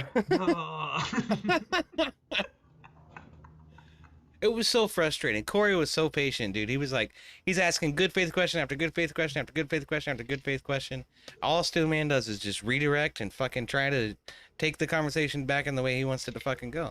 He's not interested in actually engaging in any meaningful way. What he's interested in is clout. It's really clout, man. And like, I feel like you're fucking rewarding him a little bit, but it is hilarious to see how stupid he is.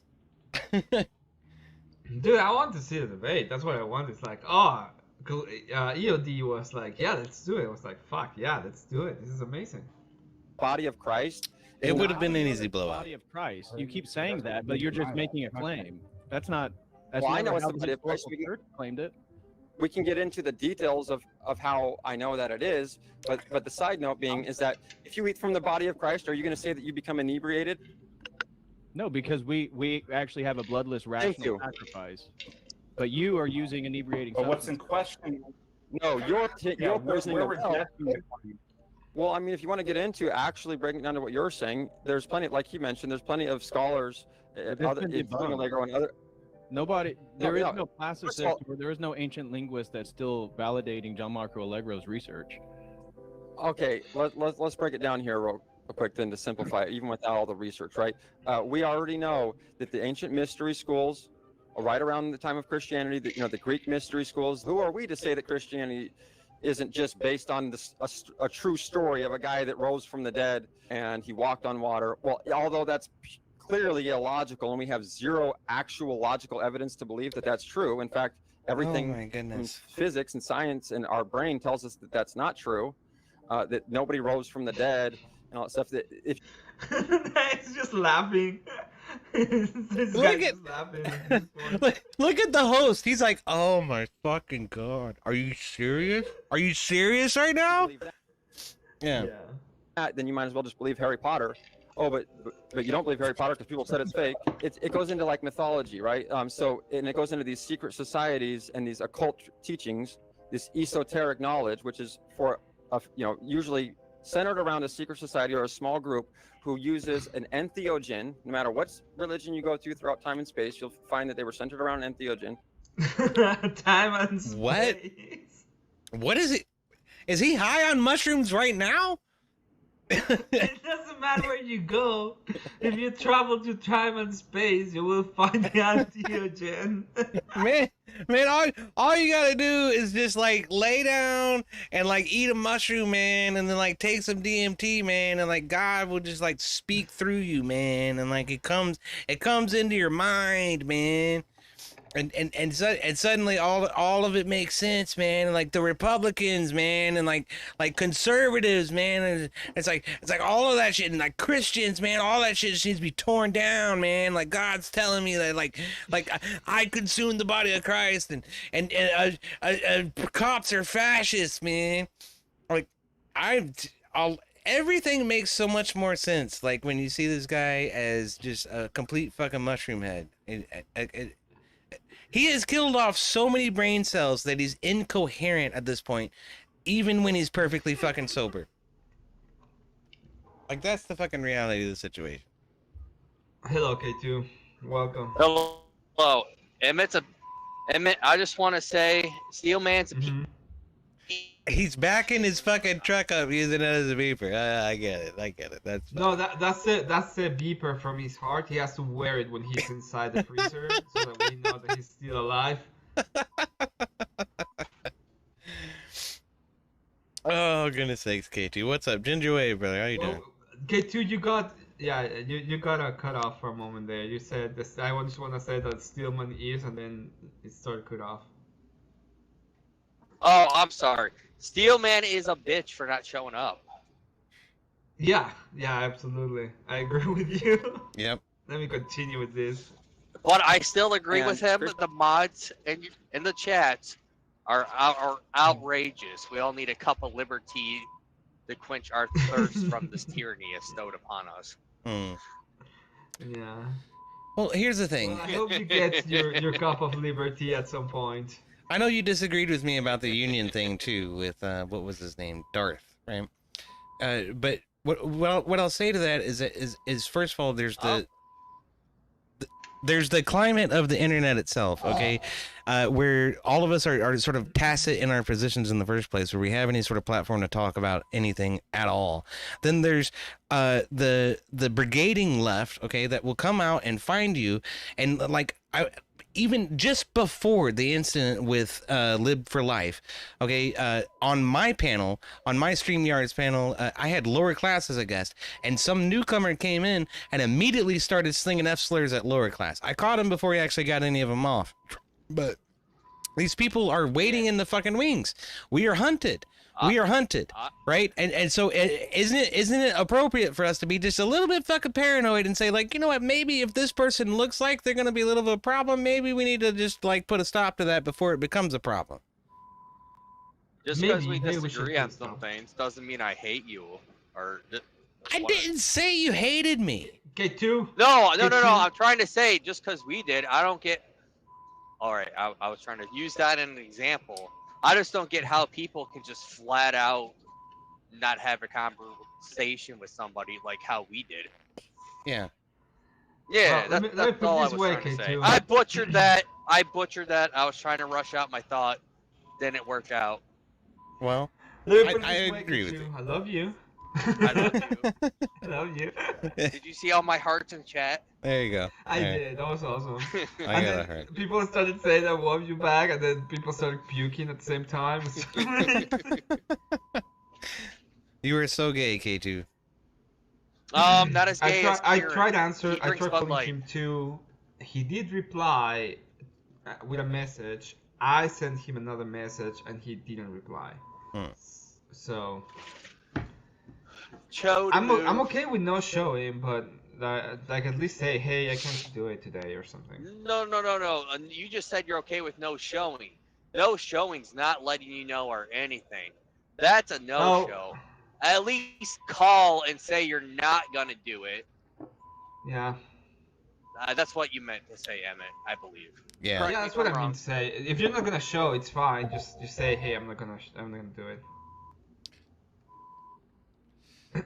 But now we're gonna Let me roast you. continue. Christianity is no different. The right? Sombrero What memes happened will was the continue. entheogen is just kind of hidden, and instead they replaced it with bread, and now they give out bread every Sunday and say, "Here's our religion. This is the entheogen." There's no historical evidence for that. You're telling me that I'm wrong because I believe in miracles that are predicated on ignoring science, but like science comes out of alchemy. But now, no, because see, now you're getting into this whole thing that every person has gone into throughout history where they believe the mythology of their society was true. Why don't you believe that Norse mythology is true, for example? Well, and they're going to say, well, mythology is God created all of these violates things. logic. An epistemic hot mess. This violates logic. Okay, hold on. About the Bible. Put it on pause for a You second. make a logical case That guy for can it. prove it. Exactly. So I don't Wait, get wait, what you you're believe in saying. what? Hold on, guys. Listen to what he just. Hello, Halfood. Welcome. Oh, hello. Can you hear me? Hold on, I'm having some issues. Okay. Well, I was gonna say he's trying to argue from a point of position of authority to say that, like, I believe in Norse mythology. I accept that. I accept Buddhism. I accept all of these mythologies as equal and universal. And that makes me better. Like how come you guys don't? Like, what's wrong with that? And like the Christians' response is just so perfect. It's just they're all laughing. They're just like. You didn't get any of it at all, did you? You didn't listen to a word of what Christ had to say, apparently. Yep. I'm gonna continue watching it. I'll see when you unmute yourself and we can move from there. Yeah, I think it should be good now. Okay, can you hear us? Dude, can you hear us? Yeah, I can hear you. Hello? Yeah, how's it going, Halfwood? How you doing, man? What's up? Do you have any specific thoughts you want to share? No, not any specific thoughts. I was just kind of catching up on this video because I really didn't get to watch it. I was kind of dealing with some tooth pain all day. Hope it's better. I hope you feel better. Yeah, it went away. It's a lot better now. Said he doesn't believe in Norse mythology because it violates logic, but he said that God can violate logic. So why don't you believe in Norse mythology? God created logic. Why would he be bound by logic? That's a category error. Right. That's the right. difference So between why don't you creator believe in and Norse? thing? I agree. So why don't you believe in Norse mythology? Because I'm not Norse. And it's like Thank you. And that's my point. That's literally my That's point. not a point. Thank you. Thank you. That just doesn't cohere That's to my point. reality. Let me make my point now. So that you can understand it. As a cultural anthropologist, we look at different cultures and say, wow, this culture does this because it's part of their culture. They believe this because they were born and raised in it. And he just made my point. Well, I don't believe in Norse mythology because I wasn't raised in it. I believe in Christianity because it is part of my culture. That's my point. You've been culturally conditioned to believe that. I wasn't born a Christian, Boxy. You couldn't find something farther. Immediately fucking backfires. I wasn't born a Christian, you dipshit. That's not what I was raised in.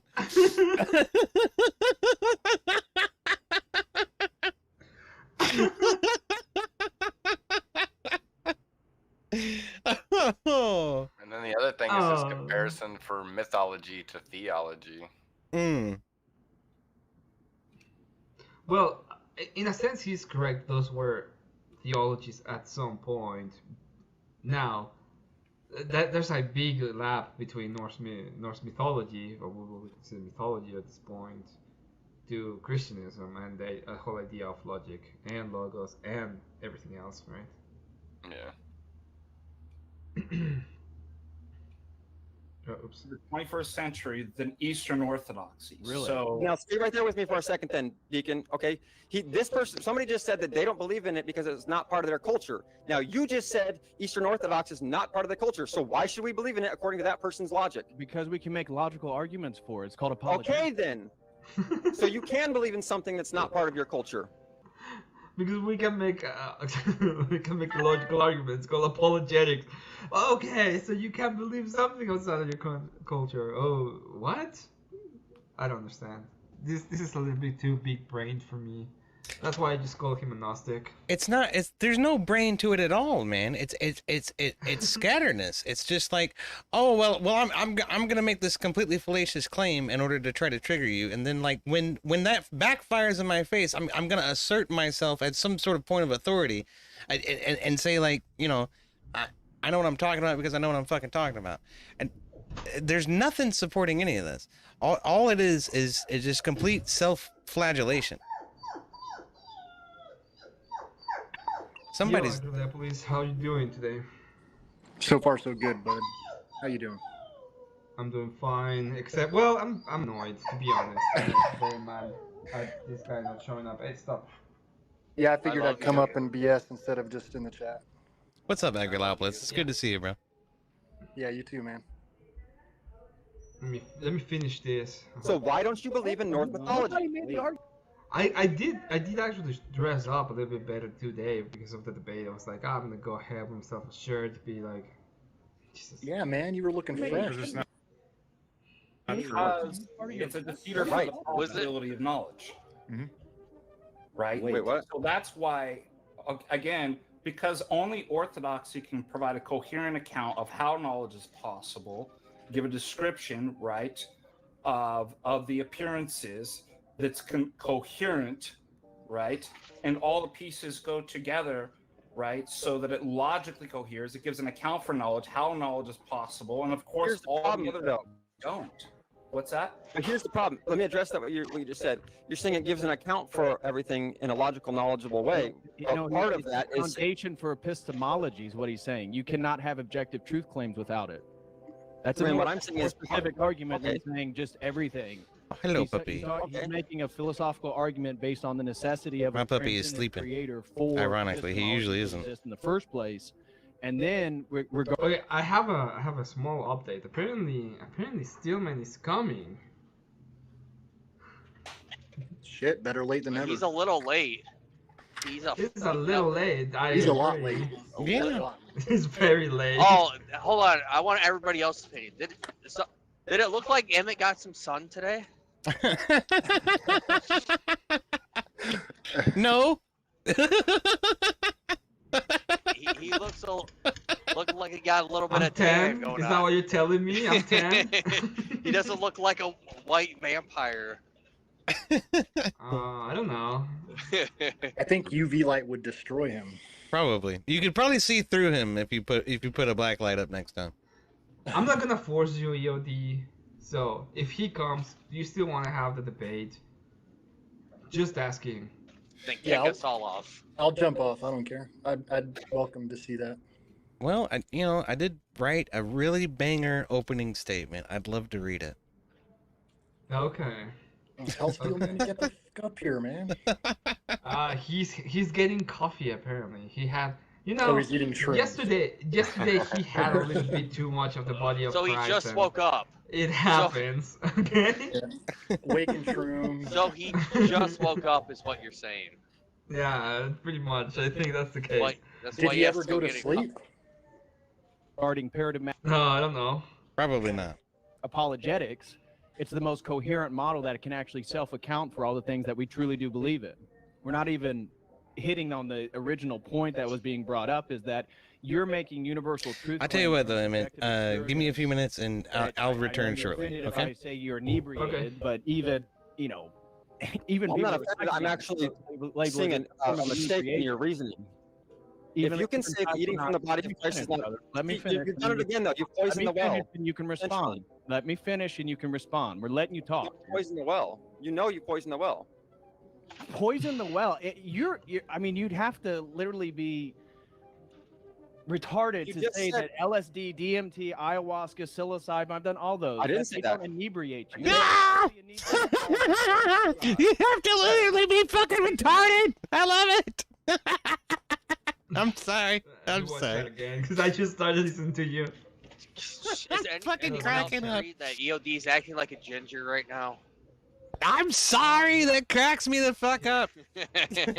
He is a ginger. What do you think, Well, Half he Blood? claims. What do you think, Half Hood? Sorry, is he a ginger? Is he a full-fledged ginger, EOD? Yes. No. For fuck's sake, no, Yes. no, no. Okay, this is fake. I dyed it. It's fake. I'm gonna cut it off. You'll see. Pay for that? You'll see when I cut it off. Okay, I didn't. I don't know. I paid like $12 for a box of fucking hair dye. It was cheap. Closer to the face. Let's see if you got freckles. We're just you gonna got some pay just for $500 to dye your hair red again. Oh well, no, I got a lot of money for it. It just didn't cost very much. No, Well, I look, said we're shit. probably gonna do it again. Oxycat knew what the fucking deal was. Okay, but okay. Anyway, okay, I'll be back. You give me fucking 5 or 10 minutes. I'll be back. Okay, we'll give I you don't a know, bottle. guys. When he did that, I could not tell the difference. You're I mean, you'd have to literally be retarded You to just say said- that LSD, DMT, ayahuasca, psilocybin, I've done all those. I didn't say They that. don't inebriate I you. didn't They say that. absolutely inebriate First of all, there's one true God. Okay. This and that is the point is that your world is rooted within your own opinion. One It's true God. subjective. You can't. Yeah, You they're cannot like, I'm make gonna an take your word for apologetic it. using the laws of logic or anything. Yeah, trust me, bro. There's one true God. Which one of them is this? The Poseidon? Why? Oh, this guy Trust knows me, what he's bro. talking about.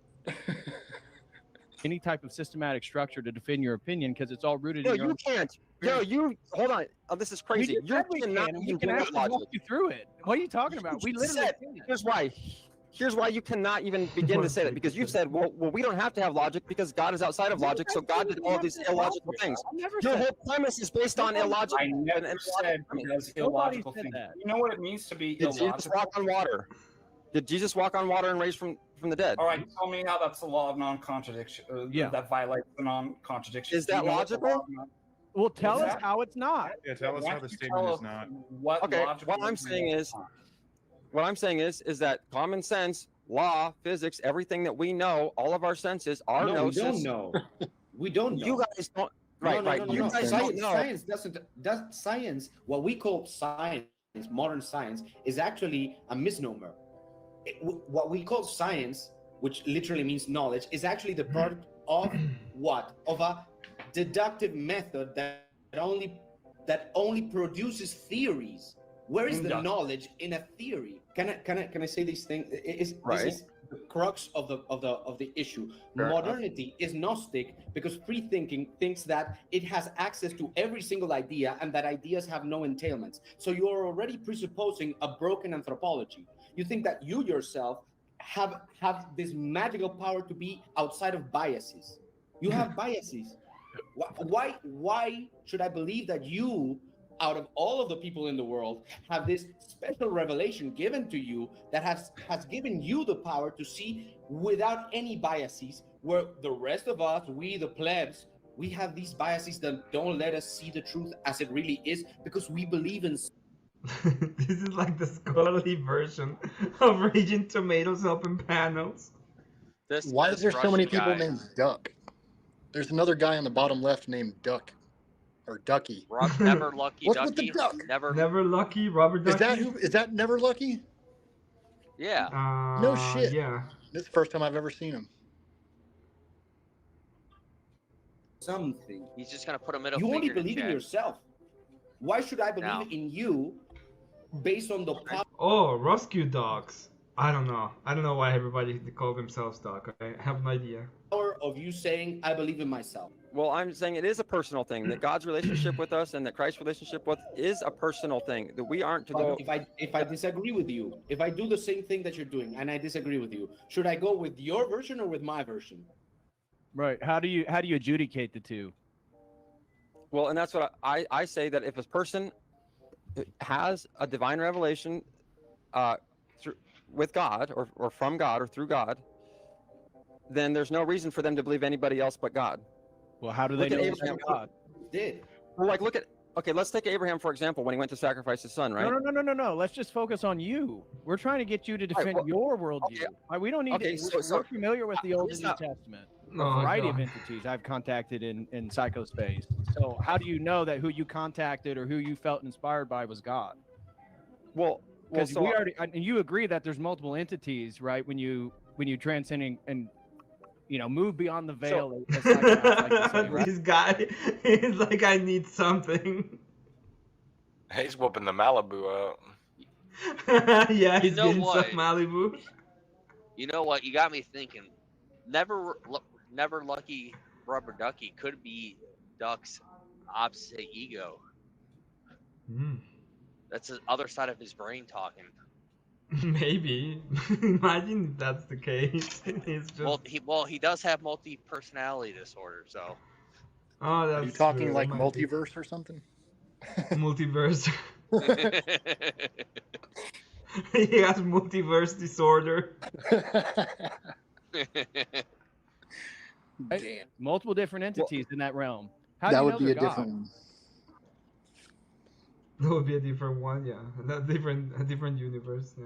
Multiverse. Well, no, a different issue. Okay, well, altogether than what Steelman has. Yeah. Well, let's hold off on there. Then let's talk about that. So Just answer a question. You keep moving away. Like people are asking. I'm answering your question. See, Just God answer says that one there are. directly. I'm trying to, but it entails a little nuance, which the Bible talks about how there are many gods, but one true God, and this is why God is a jealous God.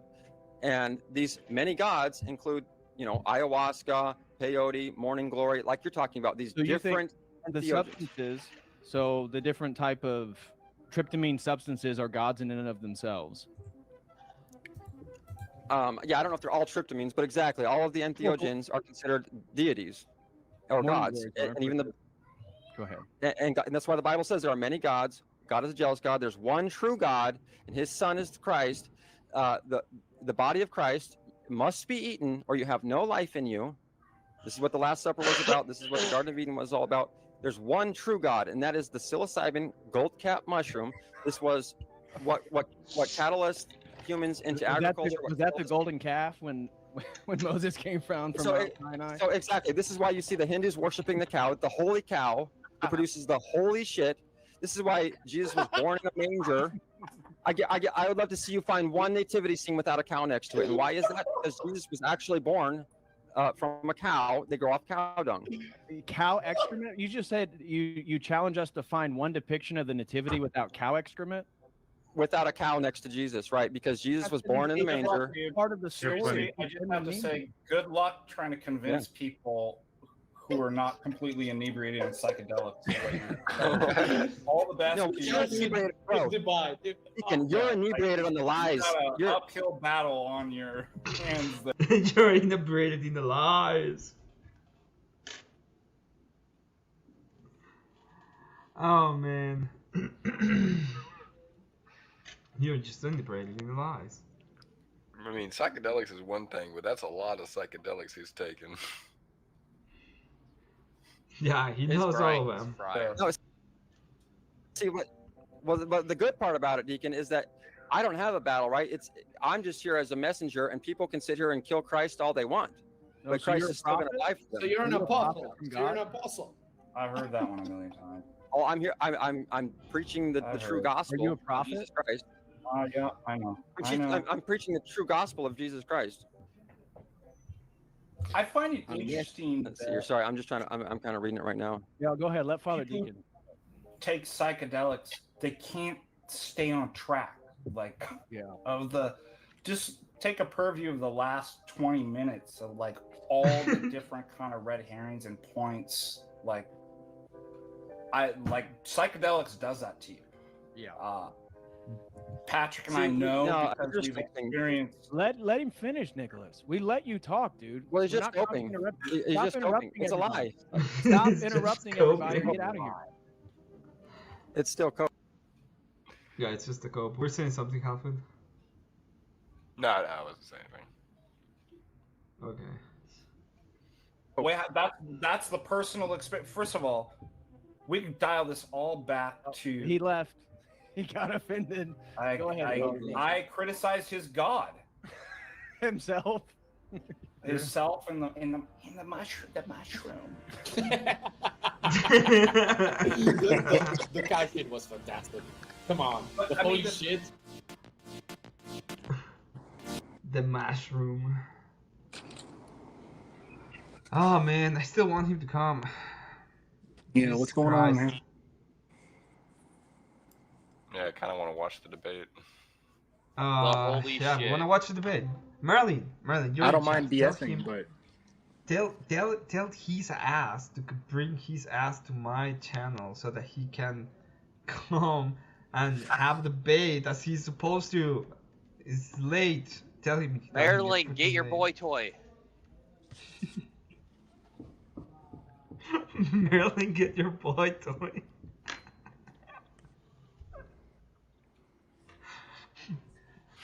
just tell him, please. Jesus. That's hilarious. Doomerang says we are all the mushroom. We are We are just a mushroom. We're just mushrooms. Oh wait, that is not it. We're just mushrooms. That is such a cool picture. We all manifest from cow shit. Because eventually the shit gets mushrooms on it, and then we became. Some have a little bit more salt and pepper than others, but you know. It's like the story of Adam and Eve. He's like, oh, I didn't create you from mud. I pulled you out of cow shit, bro. The cows were already there. the cows were already there. The cow. I don't want to say that. That's blasphemy. Never. Kind of like the start of the Norse mythology. The cow was already there. The cow was the creator. In a way. Alright, this was sent to me by Steelman. You wanna watch it? Let's watch it. Oh God, my brain is gonna hurt after Jesus, this. Emmet.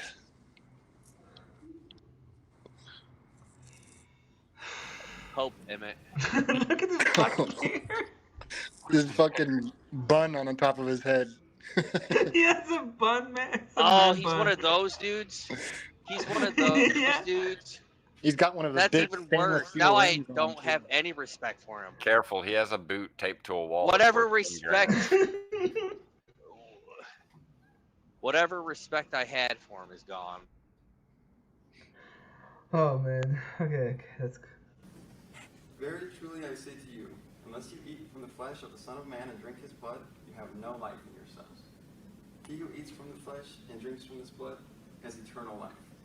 He did that at a university. It tells you everything you need to know about the universities, okay? But look, if you look, get the money out of that place. He actually made notes though, like he's not using AI for this. Yeah, he's not. Well, he might, and then he just transcribed them, I think. Yeah, he just wrote them on note cards. So thank you for coming out. My name is Nicholas Vela, and Nicholas Vela.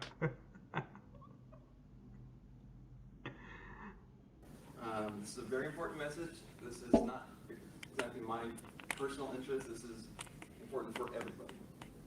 Now, this is in no way refuting any religion at all, including Christianity.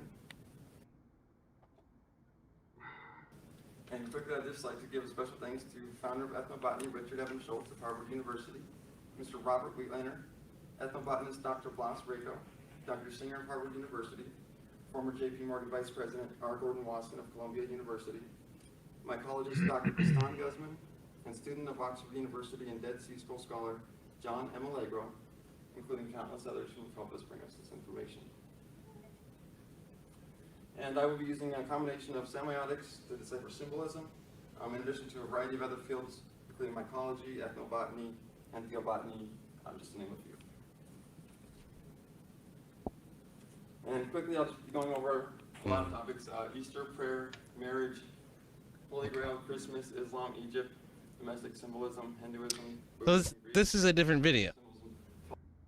Yes, this is a Steelman sent this to me, and he was like, this is my presentation at Colorado University, and I'll be there in a moment.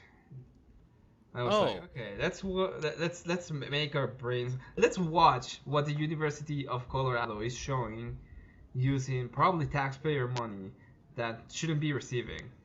Okay. Well, I have a question about the last video. Arnotman was asking, when was this? That he got on with Kotel and Deacon. FDA. What? Deacon Ananias. Yeah. Ananias.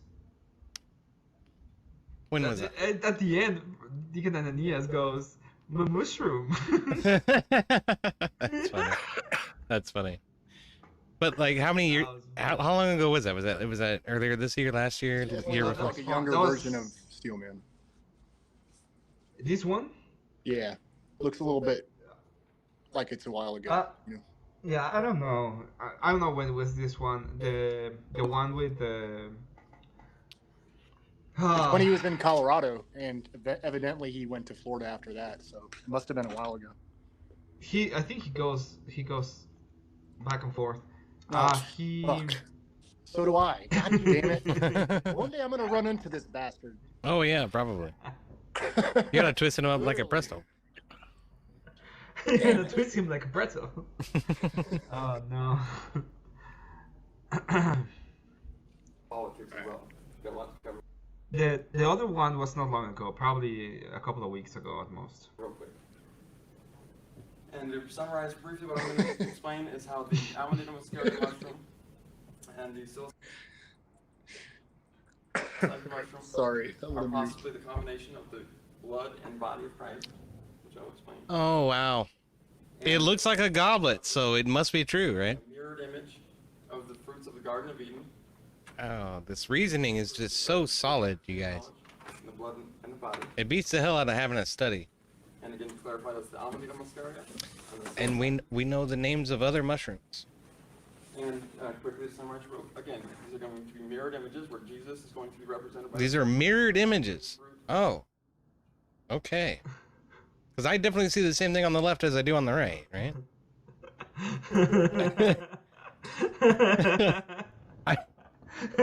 The mirror image of how Christ. And there's so many mushrooms in these pictures. I was like, where did he get the mushroom from the fruit on the trees? He's starting to remind me of the guy from Common Side Effects. Dude. He's starting to remind me of the guy from, Oz. That's what he fucking reminds me of. Jesus offered his body, and there's the two trees in the garden, the blood and the body, and note the reindeer for later. You're fine. Lay down and be good. That picture insinuated Adam was a ginger.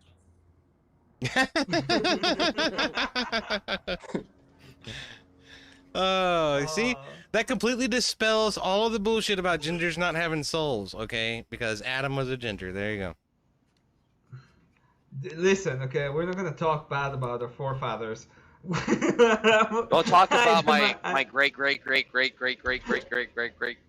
like that. Your great grand mushroom.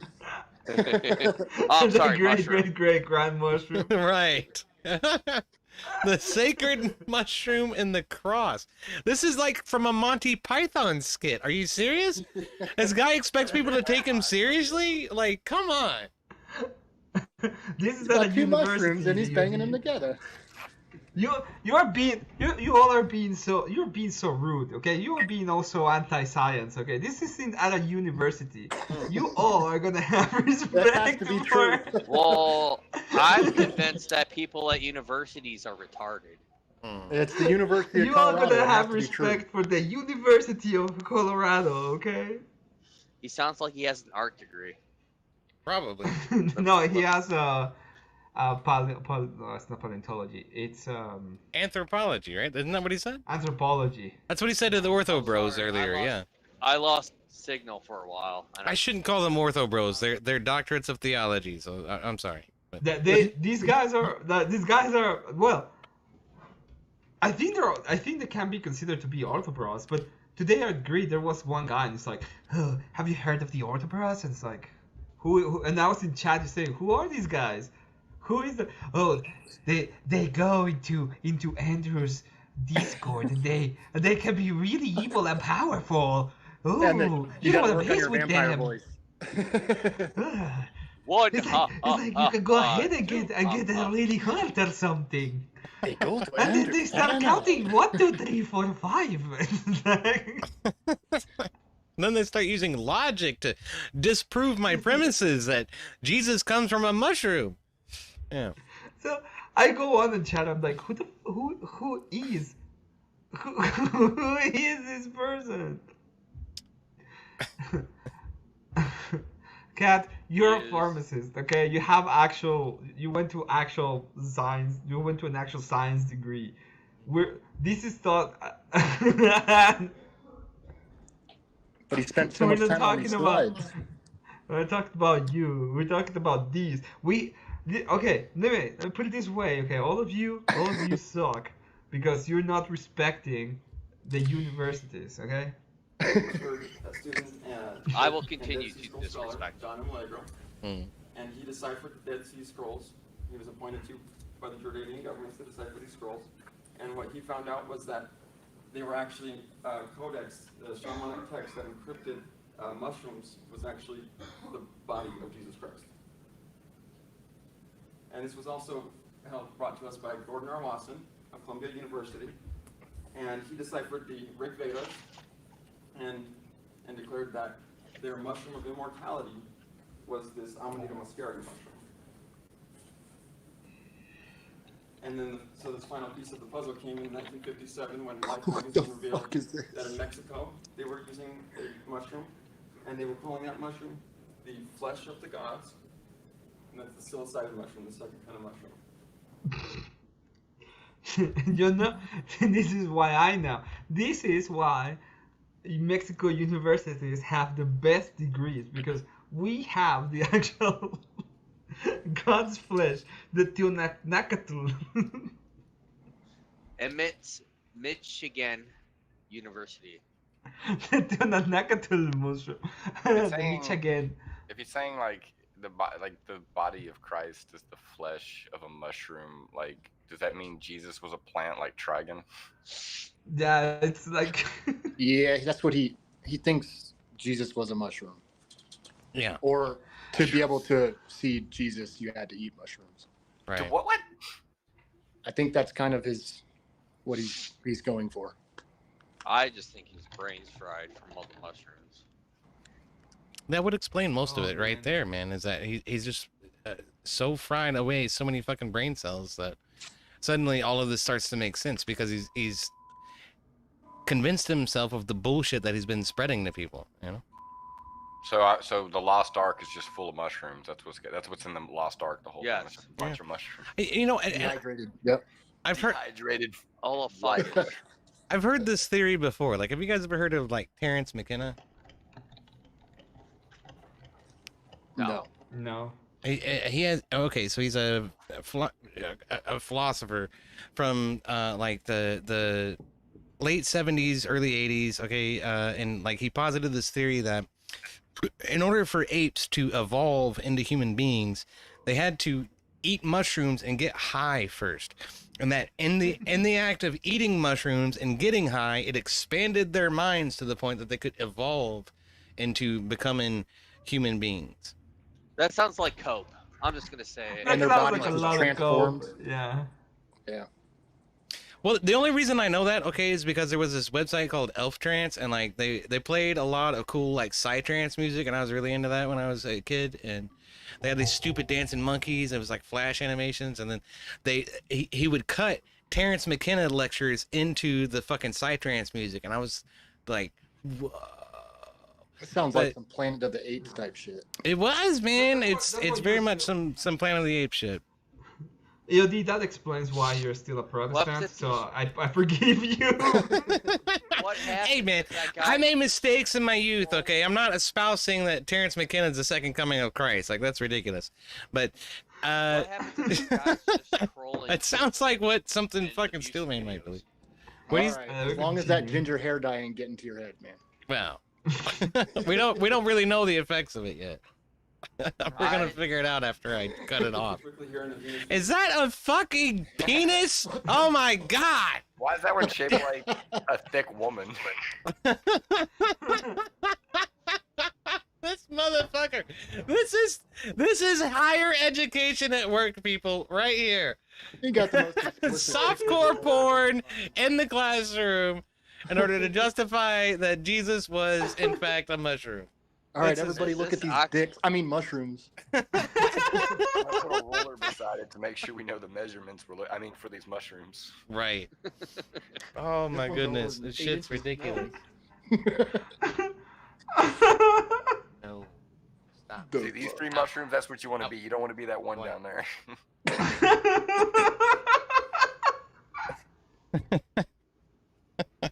That's right. That one down there is not a very good mushroom. Not very good. It's an Asian mushroom. Different psilocybin mushroom symbolism and the amanita mushroom combination. And it's quick to note that mushrooms are genetically different than humans and animals and plants. They're their own kingdom, and they're more similar to humans than they are to plants. They breathe oxygen, so that's just to name a few things. They breathe oxygen, EOD. If you oxygen, then that means you Jesus Christ, right? That's how it works. Apparently, no. We all evolved from mushrooms, is what it was. Mushrooms actually grew up out of the ground, out of the mycelia, and then gained consciousness and sprouted legs and walked away and became the embodiment of Christ. And from that, all humans evolved. Like that's what these fucking people believe, man. I wouldn't fucking surprise me. That shit's ridiculous. Okay. I agree. Do we know where Maryland it's hard to Wait, I argue lost with it. I lost it. That was a great one. Numerek says his charts show an 8.5 mushroom span. Maryland, where's your boy toy? It's hard to argue with them when bananas are like 40 to 50% closely related to human beings, which is freaking weird. It's weird. Okay, so here we have another update from Maryland. She says, Terrence McKenna was fire. Okay, Maryland, here's what I'm going to tell you. Okay, is because of all of the leading on that you've done tonight, if Steelman doesn't show up in the next 5 minutes, I'm going to ban you from the chat. Right? Well, So that's tyranny. See, we need cups of liberty, guys. cups of liberty, you know. Yeah, I've got a cup of liberty for you. It says communists suck on the side of it, and it's filled with poison psilocybin mushroom juice. So.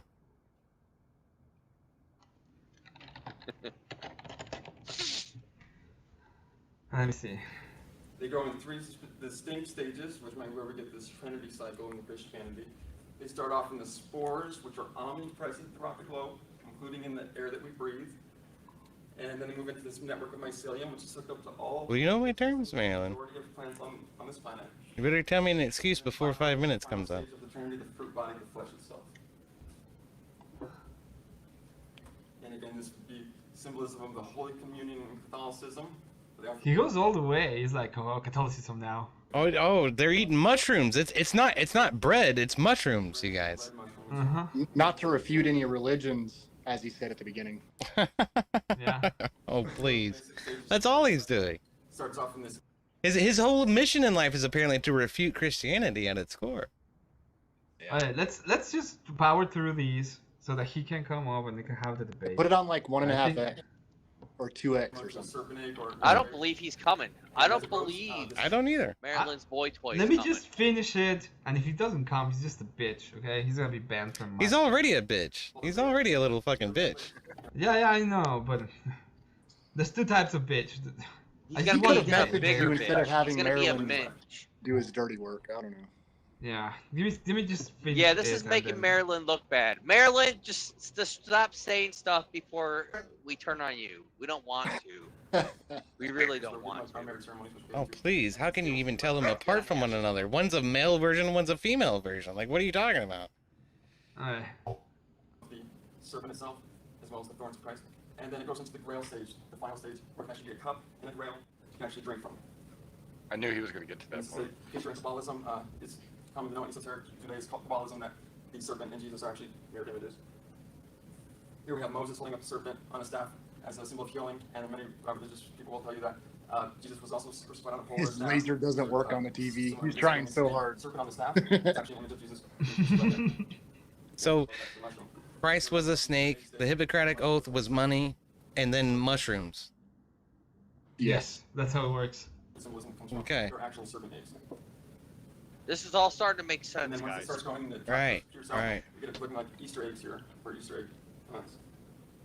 That was sarcasm. And then universal veil. This Yeah. is the universal veil. Here's the inner veil, which we'll get into in a little bit, but it can attach onto the top, and that's where you get. This is a circumcised and uncircumcised mushroom. I wish I could see. I wish I could see it. Look, there's a familial Christian cross inside of a mushroom with a white girl. All white girls with brunette hair are mushrooms. Well, they both have gills too. Mushroom has a Sabrina Carpenter lookalike inside. That's what it is. That's what it is, man. So fish, then mushrooms, then us. No, it goes Sabrina Carpenter, then mushroom, then pea. Oh my goodness. Dude, all right, dude. This is where we get Just ride that dude's this ass. representation of Jesus Christ. As it goes up around the circular table, this is where we get the Knights of the Round Table. This is the round table of King Arthur, you guys, right here. This is a mushroom with herpes. So they were tiny. King Arthur was a tiny man. This is why you shouldn't put your mushroom everywhere, because you get herpes. This mushroom has syphilis. The herpes mushroom, the syphilis mushroom. Oh my goodness sakes, man. Notice the opposite shape of this one. And then it goes into the grail. It can actually fill with morning dew. You can actually drink directly from the Holy Grail. We know that this is a psychedelic mushroom because in Siberia, here's 2,000-year-old cave art depicting sacred mushrooms there. They're currently still using the Amanita muscaria mushroom in shamanism there.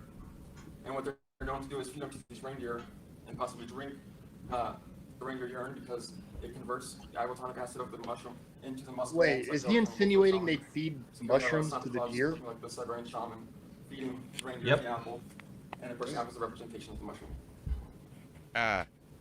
So the German Saint Nicholas was actually an Inuit who fed mushrooms to deer. Right. Okay. And it's common to see reindeer encrypted into the images of the Garden of Eden. This is just one of many examples. The Garden of Eden has. Where's the mushroom?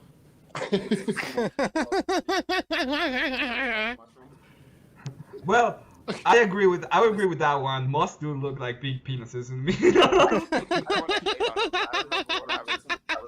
Notice the scarab is eating a mushroom. Start seeing dicks everywhere, vaginas everywhere. Oh man. I agree with his depiction of a fucking musk. Superimposed a mushroom over the dome. What the? Yeah. In Egypt, this is Isis holding out her wings with her horns and disc. That goes to the wings of this scarab. You know now it Equal capital D in chat. with all of this focus on phallic imagery and the imagery of woman and this, that, and the other thing, you know, it's starting to make sense why he ended up in a park in a public space having sex with two hookers, you know. One of them I heard was his sister. Holy cow manure, which then you get the flesh of the gods. Well, the dung beetle holds EOD, you did hear that he thinks his sister's hot or something like that. Merlin, No. God, can you please call the other one and tell him to show his fucking ass here? Oh my goodness sakes. K2, did you just say that Steelman thinks his sister is hot? That's Yes. that's crazy. Or he wants to mate with his sister or something like that. Oh my god. wings with the disc above it. So just to sum that down, we just say that Steelman thinks his sister's hot. Here's the serpents guarding it. The golden path. You know, if his parents were related prior to being married, that might explain a lot. And then here's just another example. This is what's called a liberty cap, and in Europe they have sacred psilocybin mushrooms that are actually called liberty caps. And then you have a That's serpent right not the correct emblem of the army. That lady in the red's like, I'm out of here. Here in Hinduism, you have a holy cow producing a holy Okay, I'm not. When I see Hindus, I just lose every interest because I don't like Indians. So I'm just gonna. Who does? Emmet, No, who no does? Panjita allowed today in the chat. No Panjita allowed. Okay, we're gonna do Panjit. Are you gonna come up now? Jesus fucking Christ. Okay, I just want to have the debate. I don't think it's gonna happen, Emmet. Oh. Yeah, he's not I coming. He would have been here know. by now. Just Yeah, I ban him know. now. Just ban him. He's Okay. lying to Maryland, and we're all starting to hate Maryland. But he first said that like 8:30. Yeah. Jesus fucking Christ. Okay, listen. You said that I give you 10 minutes. We went over 10 minutes. Whoa, Emmet, that's racist. You hate throwing the damn Skylar so much. It's called neophobic. It's not racist. Oh yeah. You have 1 minute to get here, dude. If you don't come here, I'll be. There you are. Hey everyone, we're gonna let you all to the back. All right, Thank you man. for See you later, coming. bud. It's good seeing you. Yeah. Yeah. Stick around in the back, guys, because I mean, I don't know what we're. No, we you know. have a debate. It's gonna be an hour long. They're gonna be sticking in the back for It's 1 just the same hour, old okay? shit, man. It's the same old shit. The fuck happened to you? Jesus Christ. Right, man. It does. It really seems like you aged at least 10 years since that video with the van and the cops and the Forget lake. we had a debate today. No, What- that video was a lot older. I just happened to get the body cam footage, but the event was a long time ago. Did you forget you have a debate? Well, no, you know, it was being artistic, right? When you ban somebody from chat, then you immediately squash the argument. You immediately. It was being artistic. It was being artistic. So look what happens. I didn't ban you, Steelman. How do you like I don't that? remember And ever that's how I banning feel. you. So now every day when So I go on the chat, you that's how I feel about intentionally postponed the debate to this point in order to make a point. Happened to you. Uh, I thought yeah. something happened to you. You know how banning How do you actually think? feels, Steelman? How do you think I feel do you about all the wanna people know- that get banned?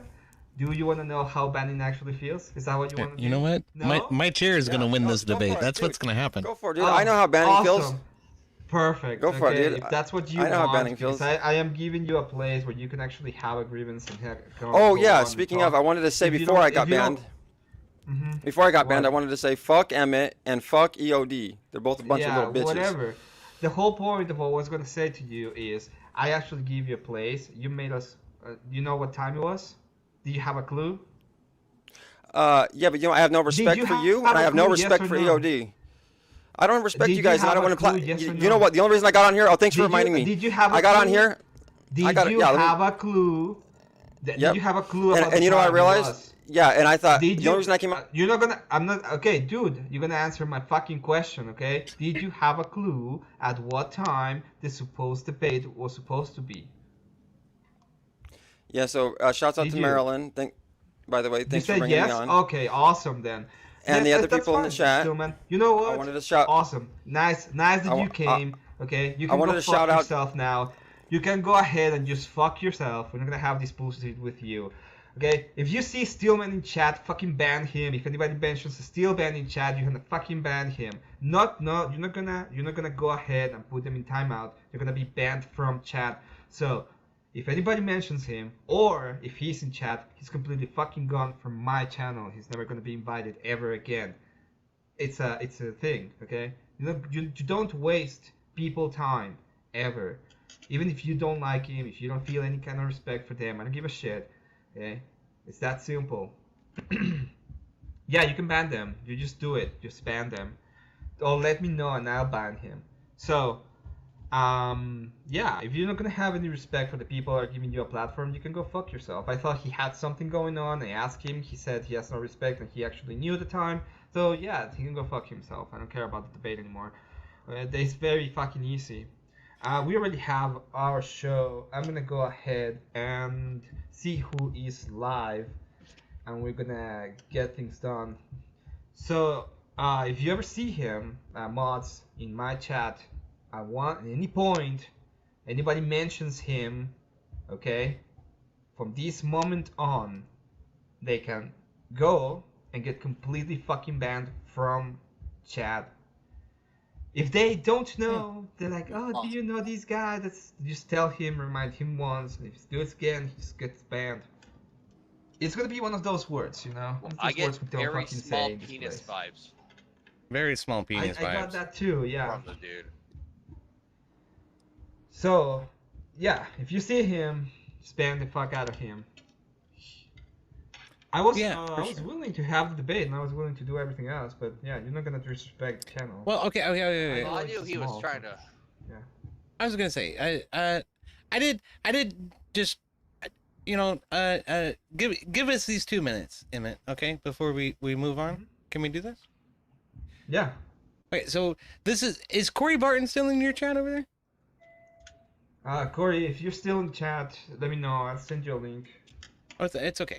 I was gonna say, like some of the notes I would have had for Corey was that Steelman just kept reiterating himself. He kept taking your good faith questions and then redirecting them back towards the argument that he wanted to have. And then what it ended up being was that he just kept reiterating the opening statement over and over and over again. So I decided that the best way to attack that would be to absolutely dismantle the premise and what the opening statement was about. So here, look, I put this together. I'm gonna fucking read it, and then that'll make me feel better. Okay. So my opponent invokes the ideal of free speech and the symbolism of the United States as though he understands what they represent. Yet he has repeatedly demonstrated he doesn't have the slightest clue what he's talking about. He doesn't realize that Abraham Lincoln suppressed free speech during the Civil War to jail journalists who were favorable to the South. He doesn't realize the U.S. flag, the military, and the founders defined the Bill of Rights as things the government cannot do, not legislation that define what private citizens can or should do. He doesn't understand that when Christ entered the temple and flipped the tables, it was his authority, God's authority, coming down on the Pharisees' free speech because they violated his temple. Steelman doesn't understand that open panel or open discussion does not mean you have an inalienable right to attend, merely that there's not a predefined topic or guest list. My opponent doesn't even understand what free speech means. Free from what? Well, you and I know it's freedom from persecution by the government. To his feeble mind, it means you're free to do whatever and say whatever, whenever, and however you like. And if you don't let him throw a tantrum in your chat or rile up all of your audience into an eliminate the radical fervor, then you're suppressing his right to free speech. The truth is, the only reason my opponent presents this premise is to chase clout. I find it difficult to believe anyone is this dumb, but if you truly are, then you don't really belong in polite society. There's a reason we have a common decency law, and this is the type of person who would willingly violate those laws simply to spite a police officer. Because, hey, all cops are bastards, right, Steelman? The game here is not to speak truth to power, it's to twist truth to suit the conclusion that my right to free speech is being suppressed. It's to throw tantrums, get banned, and then spend the next several weeks bitching and moaning about about it as much as possible to look like some kind of martyr in an oppressive society. Well, the jig is up, Strawman. Nobody's buying it. There you go. Stop. You can go fuck off. I don't need to explain free speech at all. Anyway, that was actually kind of fun. I enjoyed it. Well, I enjoy hanging out with you, man. I really do. You're a good dude. I enjoy hanging out with you too. It was kind of interesting. You know, I didn't mean to. I did want to have the debate. If he had been just like, yeah, let's have the debate or anything happened, that would have been fine. Like but he fuck up. This was just one big cock tease. It was. I blame the mushroom. I blame them. Well, at the end of the day, what we know about this whole thing is that the mushrooms have a span of 8.5. So let's don't be a mushroom. The sap does. All right, guys. We're gonna do a little grift. Emmet, send Emmet money now. Money, Emmet now. Yeah, support the show, guys. Send in some moolah. Yep. Money, Emmet. Remember that if you Money, start Emmet being now. like Money, for Emmet, Steelman and mentioning him, you're gonna get banned. So don't get banned. Oh. Yeah, don't be like Steelman. Hold on, let's put a bounty on Steelman. If he pays $100, $100 he can come fucking back. dollars, yeah. He pays $100, he can't be back. Hold on, let's make Otherwise, some he can money. fuck Let's right make off. some money for you. If he wants to come back, Yes, pay $100 to Emmet. Or someone has to bail him out. Yeah, and someone can bail him out. If you want to talk about him, you have to bail him out. Marilyn, where you at? Well, and you have to give $10 to me because that was a big waste of my fucking time too. 110. There you go. I'll give you houses if they pay EOD. I'll give you houses because it was a big waste of your time. Go ahead and send me some money too. No, I'm just kidding. You know what? Send us all some money. There you go. give us all money, okay? Money Send is now. send $200 for all 4 of us, and we all get 50. Yeah, I'll take an IOU. That ain't happening. That ain't happening. For Steelman. Anyway, thank you so much for being all here. I think thanks, Abe Emmet. is gonna be live. I am tired. I wanna actually. Who's ate. going live? Oh, I did get some money. Emmet's coffin is falling. Got to keep that complexion. That's right. Yeah, I ate today. Okay, I got a little bit of that delicious blood. That's why. Only a half a pint. Yeah. Looking. Bail him out, someone. I'm saving for the bacon. Emmet got his son. That's what happened today. Emmet got. Oh, is Marilyn gonna be there? Probably not. The Maryland's gonna be at the BaitCon, yeah. So Oh. it takes anyways. Yeah, sorry, Gorilla. Sorry, everybody. Like I didn't expect it to go this way. If you're not gonna have any kind of respect for the people that are platforming you and setting up a debate for you, yeah, I don't even know how to. Well, here's something else. Say it. Steelman is going. Oh, remember what I said about Steelman? You know, this time I'll be fine with you. Okay. Who's gonna do this time, Marilyn? But next time you mention Steelman, you're gonna get banned from the channel. I don't care. See, Marilyn, we like you. We're giving you a second chance. Okay, so one of the things I noticed with the 86,000 seconds. one of the things I noticed with the debate with Corey Barton was that Steelman said, "I'm trying to help Abe. I'm trying to help Abe reach the next echelon. Like I'm trying to elevate him, and really like I'm giving you permission to platform me, right? Like that was one of his fucking assertions during that debate. Like I was so thoroughly disgusted with that. And now I understand why, right? Like because he led you on, he's like, watch this video and then maybe I'll come on, right? And then so we spent how much time reviewing all of the shit that Steelman wanted us to review about Steelman. What's about? And then he didn't even have to fucking show up and say a goddamn word, right? He No, showed he up. did. He He said just made they're himself look like a strict. fucking minge. He looked like a Yeah, minge. he's like, oh. He came on and instead of deciding that he was actually gonna have a debate and be like, hey, you know what, this happened, I fucked up, sorry or whatever. Instead of that, he's like, hey, I respect you. I don't. It's like, yeah, go fuck yourself at that point, you know. Yep. 'Cause I don't respect you. It's what I it don't is. I respect did EOD. like having him on. I did enjoy having a conversation with the dude, but he's a complete psycho. he's a complete psychopath. Like pretends that he can do fucking anything that he wants. So you can go fuck right off. Yep. Yeah. Why don't you? If he go had been like, you know what, I fucked up, I fell asleep, or I don't know, anything would have been like enough for me to be like, yeah, whatever, let's have. And instead of flying a middle finger in your face and saying that was an artistic decision, I did that on purpose to fuck with you. Yeah. Yeah. Yeah. Fuck him. Okay. I think Where are we Abe's gonna going? be live. Let me see if Abe is live. He should be because.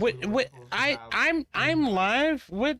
Oh, you're live. Then let's go with DOD. What the hell, man? What am I, just fucking chopped liver sitting over here all by myself with my 4 little viewers? Like, what the fuck? Like, fuck you, EOD. You don't get nothing. We're not even fucking interested in you, dude. Like, we'll just move on to somebody else now. Middle fingers in chat for EOD. Middle fingers in chat. And then when we go over, middle fingers in EOD's chat. Oh, level 4 lobster says little. Level 4 lobster is a big dude. I mean, that's fair. I wouldn't want to fuck with you, honestly. There you go. I mean, him don't necessarily agree on everything. To your stuff later on, but yeah. Okay. Everybody go to EOD. I'm gonna take a small break. There's a couple of things I need to do, and then I'll be on EOD. And then when Abe decides to be able to show him, when he decides that he's gonna go live, we're probably gonna go to Abe because we wanna play games. We're gonna play content warning. Do you have content? Oh, you can even run content warning EOD, right? I can on my phone. My phone's modern.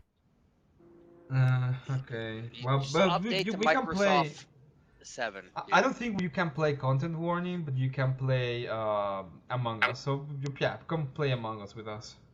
All right. Well, I can't do. What do you mean Among Us? That one I might not be able to do. No, you can do it on your phone on that one. You can do it on your phone. You can play Among Us on your phone. Oh, okay. Yeah. It's like $5, okay? I can't. Yeah. Yeah. Hold on, someone. Hold on. For EOD to play, someone needs to send EOD $5. Send him $5 right now. I know it seems In trivial, EOD but chat, one of you guys send him $5. Oh. Or you all Look get at L's this. when we Look at come this. over. Yo, EOD, fuck Emmet. Drop a link. Oh, he wants to go into your stuff. I wonder what you're gonna do with that, EOD. I wonder what's gonna happen. Can I jump up if? Never mind. All right, I'll just. no, y'all are more than welcome. Yeah, absolutely. I mean, I don't usually run StreamYard, but I like to run out of Discord for the most part. I think K2 has a little problem with Discord though, so I might run a StreamYard. But if I do, I'm not gonna let anybody in that I don't fucking know. So. But. Yep. Got you. Yeah, but I mean, you're. It's Steelman is on your chat, eh? He is. I think I was just having. He said, "Bring me in K2." He said. No, Steelman. Fuck Emmet. Here's the thing, man. Like, I was promised a debate. I would like to hash that out. So you should go to EODs and Emmet, go over there and join, and let Emmet up first, and then see what he does. Let Steelman up, just you and Steelman, and then let Emmet up, and then see what happens. We'll just chill. That's what you should. Everybody. I mean, I gotta drop my trailer soon, so give me a little bit. I don't know. Nobody wants to hear that shit. No, that's great, man. I mean, I'm gonna take a break. Okay. I might be back later on tonight if things are good enough, and if not, it's fine. I'm just gonna go into somebody else's panel, and because I have some work to do, so I'll be seeing you guys. Thanks so much for being Alright. here, everybody. Thanks. Sorry that it was a big fuck up. No, it was still fun. It didn't work out. Thanks for letting me up. it was incredibly disrespectful and flippant of Steelman to react the way he did when he did finally fucking show up. And I respect your decision. I think that was appropriate. Yep. I'll just ban him forever. I recommend everybody do the same. Obviously, I'm not gonna force anybody to do anything. It's their own shit and their own channels. But I would recommend to kick him out of the fucking space. He doesn't deserve to be here anyway. And yeah, Copy. I'm gonna leave you. Do you? So have a good one. Okay. Have a good one. Cheers, man. Thanks for having us. Sorry it didn't exactly work out. Mhm. Well, cheers to Emmet, man. Honestly, it's a good sport. And I had fun. I did. I had fun hanging out with those guys. I liked them a lot. And Steelman, I used to have fun hanging out with you, at least a little bit, every once in a while. Till you decided to completely fucking spurg out because you saw me time somebody out for being disruptive. Like, that was really fucked. Okay. So, because I did not start the stream with StreamYard, we're going to have to do this with Discord. I don't have an option. I'm sorry. Otherwise, I have to stop the stream and then open StreamYard and then restart the stream and then all of the spike that just came in. Welcome over, viewers from Emmet. It's good to see you guys. Would disappear.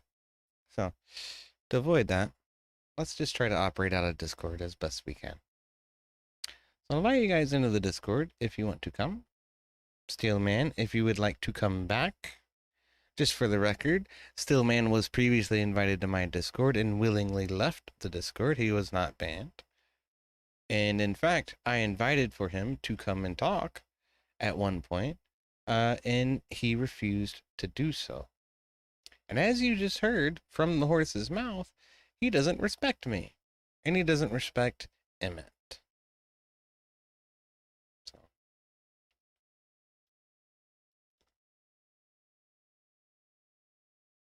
Let me ask, Steelman, what is the point that you're trying to accomplish? All right?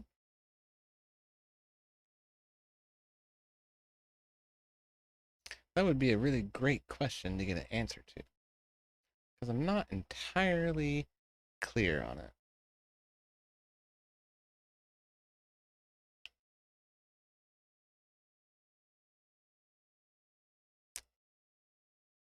Yes.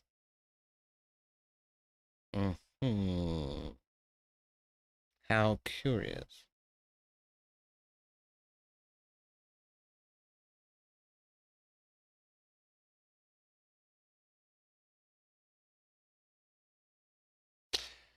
Okay, well, bear with me for just one moment. Let's see what happens when I do this. What's up, Steelman? How you doing?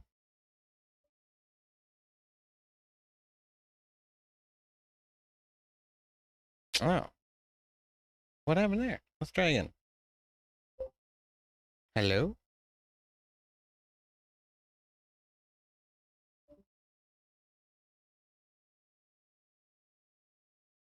Oh. One more time. You know what? Maybe I'll go in here.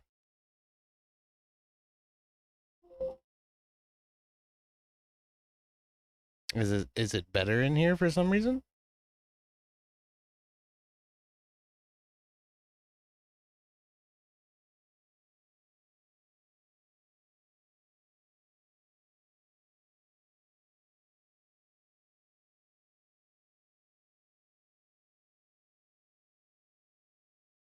What's up, Scott Hotbed and Joseph Romano? It's good to see you guys. Scott says, "Mob me up, EOD." Like, well, we might have to try that. Oh, well, okay, so we hear Agrilopolis. That's good. Hang on just a second, Agrilopolis. Bear with us here. I'm trying to get Steelman to verify his identity. So, get another device. okay. Well, nobody can hear you right now. Yeah. They can hear me. But fuck it button says I can't type on gay cord. That kind of sucks. Yeah, I mean, I've done it like these in chat, but I've done it like this. Well, normally I like to operate out of the live chat, but for some reason Steelman's having some problems. I'm not sure what's going on.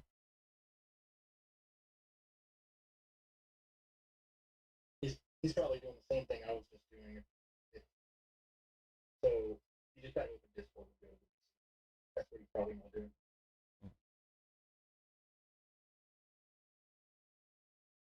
So we'll see. I see him here. Mm-hmm.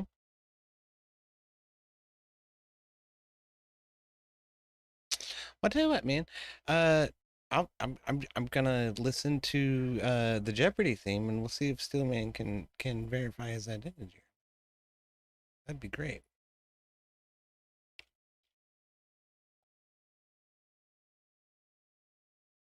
Hmm.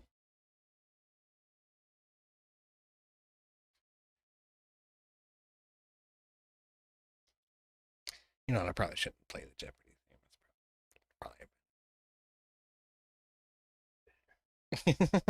That's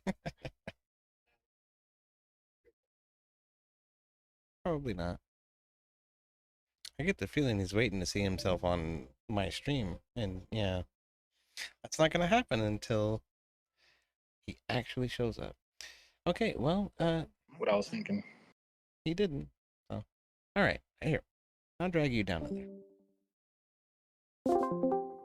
Okay. So, Steelman's having some technical difficulties, I guess. We'll try to be, I don't know, generous in our estimation of what happened there.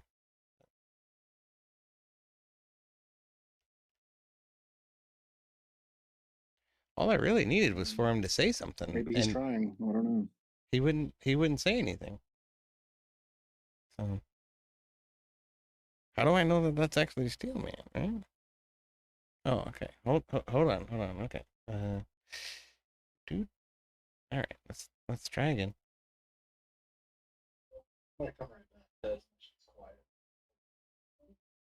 Okay. Can you hear me now?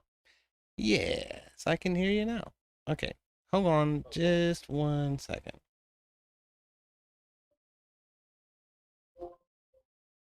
Okay. Can you hear me now? Yeah, I can hear you. All right, great.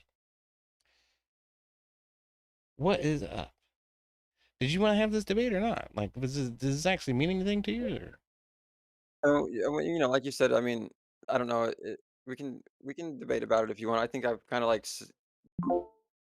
beat the horse to death, but if you think there's more to be said on it, then I'm open to discussing it. Apparently, K2, I think it was, if he needs a little dose of liberty, and he might not be the only one, but if anyone needs that, then I guess I'll try to provide that. You think I need a dose of liberty, do you?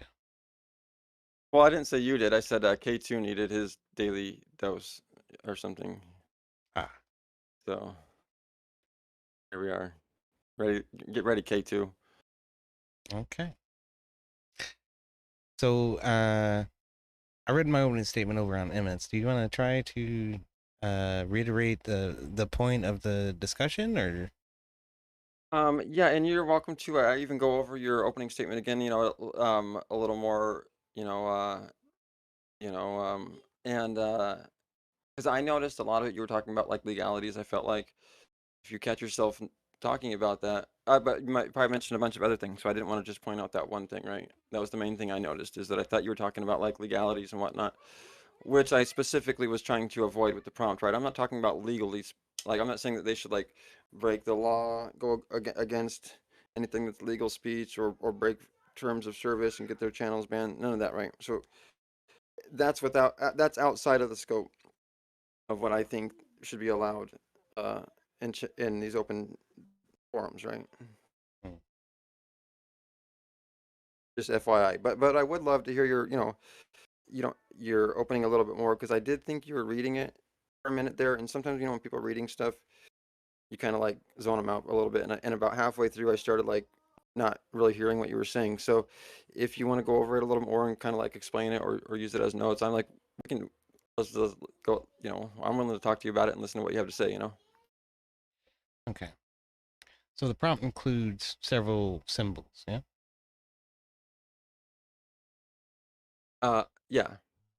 If anyone, needs the prompt again, you can go over it or whatever. Sure.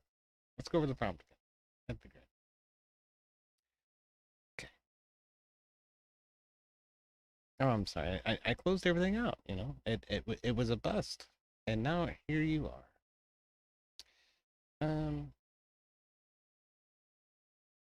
Why isn't that? Well, it was all part of my tactical strategy to throw you off.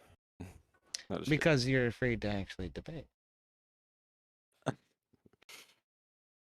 No, I'm just playing. I mean, you laugh, but isn't that true? No, no, it was actually because I was thinking that I didn't want to support. I felt like you said, that I was beating it. Like I was saying, I felt like I was beating a dead horse, and that there might be a few that basically everyone's like a bunch of sheeple, and that it's just a mass of pretty much idiots, But then when I heard, people like K2 saying that they were interested in the debate, and I saw people in chat saying they wanted to hear the debate, I was like, okay, I don't want to deprive those people of it, but like Emmet and stuff, I don't support his views. I think that he's definitely been so far led astray that like it's become a dark. It's actually he's turned to the actual dark side, you know. And like I don't want to support that anymore, you know. And I don't want to show my face on his channel because I don't want to bring him any more views because I'm like, you know what? If this guy's gonna sit there and be this dark and there's no talking to this guy, it's like I don't even want to support that shit, you know. Okay. I find that very stark compared to your experience with the Corey Barton debate that Emmet hosted. Yeah. You know, I haven't been back on their channel either. I mean, you know, You, there's a lot of I don't go on. you don't remember the Corey Barton debate? Like I was saying, yeah, I went on there that one time. Like I never listened to their channel before. I saw them talking, and I went on their channel and talked to them, and like you said, it was probably the same type of atmosphere. And I haven't gone back there. I've never watched his channel. I didn't say it was the same type of atmosphere. The Corey Barton debate was a debate that Emmet hosted between you and Corey Barton, Big Soda, a member of our community. Oh. Mhm. Okay, sorry. Yeah, I didn't know who that name was. Okay, so the Big Soda debate. Yep. Okay, what were you saying about that? That was the original prompt, right? Yeah. Yeah. About free speech and mods suck and all cops are bastards and any form of authority needs to be stricken down and torn apart. Now you're actually I don't know if you're let's just hold on. We were actually having a good faith debate, but you just poisoned the well and totally strawman and mischaracterized, and I felt like you just went bad faith, right? That's what I was shooting for. Nobody said any of those. Was that poison the well? I got it. I went fishing and I got it. Okay, so one of the people that came up at the end of the debate was K2, and you said, like, I was really surprised to find that K2 was actually interested in the debate, and that he said we needed a glass of liberty. You realize that at the end of Emmett's Corey Barton debate, that's exactly what K2 said. He said, I think you're right. He said, I think some mods are out of pocket, and we do need like a glass of liberty. That's what he said. That's why he said it again, is because it was a throwback. And you don't even remember who Corey Barton is, which is the person who you debated last time. And yet so now it's suddenly starting to make a little bit more sense in my mind, right? Like this really isn't about free speech at all for you, is it? It's really about clout chasing and just getting people to put you on their streams, isn't it? How did you jump from because you have no investment in these debates. You have no investment in this prompt, and you have no investment in this premise at all. You don't even believe what's coming out of your own mouth. You're really just here to stir shit and get attention. Isn't that right? I will happily go down this trail with you if we can figure out how you even got down this trail. Are you just all of a sudden just kind of throwing this out there? And we can move off to this topic if you want and discuss it. I don't know what you're talking about. Like, where are you getting this idea from? I just explained it to you. Okay, there's two people who are related to the debate that we're supposed to be having that you don't seem to even recall exist or what they said to you. Right. And then to compound the issue, you wait an hour and a half late and then show up to Emmett's panel and then say, fuck you, I don't have any respect for you, and I don't have any respect for EOD. Okay. And this was a complete waste of time. And it was an artistic decision for me to wait this long and to force you to look at the content that includes my face. That's exactly what you just said to fucking Emmet. Okay, yeah. So I wanted to address your points. Yeah, thank you for not making too many. I appreciate you not gish galloping.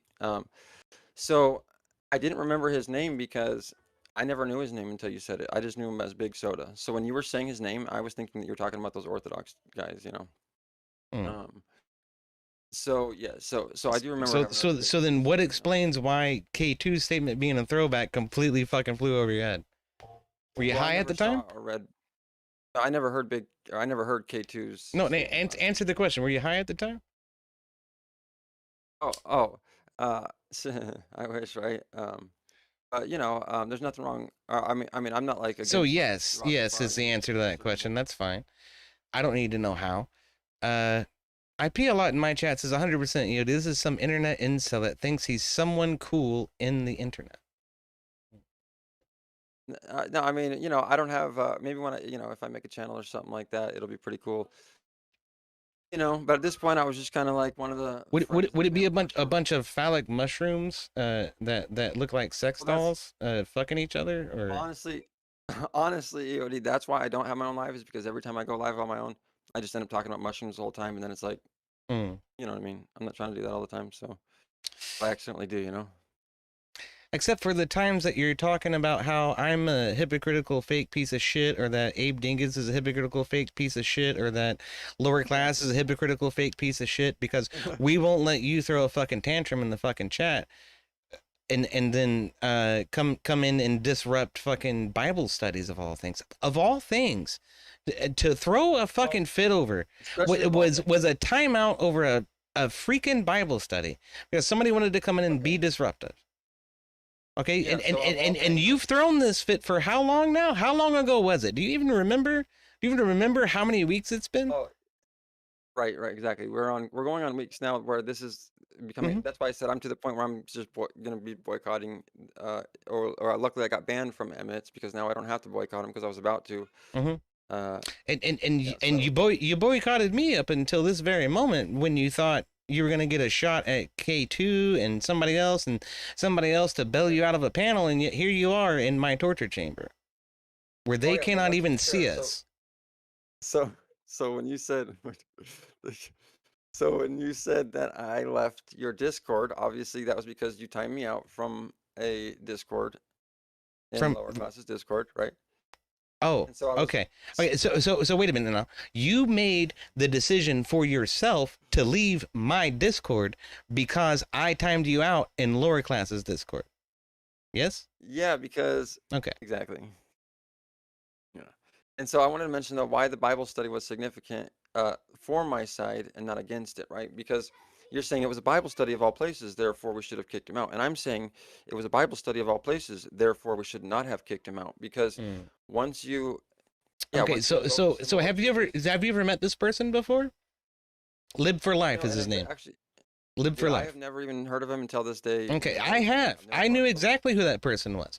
Okay, so when you accuse me of acting arbitrarily or willy-nilly, quote unquote, which is what you're gonna say is that I just arbitrarily decided that statement doesn't belong in this discussion, and therefore, I'm silencing speech. What you don't realize is that I have repeatedly called Live for Life a commie on many occasions, and he's repeatedly refuted that as I'm not a commie, I'm a liberal. And we've had this discussion back and forth over and over and over again, hundreds of times. During a Bible study, it's not the time to have that discussion. What you didn't realize is that he and I had some history and that we had some chemistry. I know exactly what the fuck he was doing. And this just wasn't the fucking time. And it wasn't about engaging in a good faith conversation. That's not what that dude ever fucking does. All he does is come into chats and stir shit. And sometimes it's like, yeah, okay, stir some shit. Maybe we'll get some interesting discussions going. Not during a Bible study. Okay, and this is why I invoke it the other way, or frame it the other way, is because I'm saying that Jesus, basically, all the stories of him is stirring shit up, right? There's not a story really where. What is the point of a Bible study? I guess to learn how to be more like Christ. Yeah, it's in order to study Christ's ministry and in order to study Christ's life and in order to study the Old Testament and the laws and the books and the history that led to the Messiah's coming to the surface of the earth, right? That's what the point of a Bible study is. It's not to sit here and opine and try to make shit up and try to reinterpret scripture in a way that's inconsistent with tradition, inconsistent with Bible teachings, inconsistent with what our church leaders and our clergymen tell us. It's primarily to try to adhere to authority, not to disrupt authority, which is precisely the argument that you're trying to make, is that disrupting authority is worth having the conversation, not in a Bible study. Okay, you reframed what a Bible study should be for, from what I said. You have your view, I have my view of what a Bible study should be. Different. Don't we though?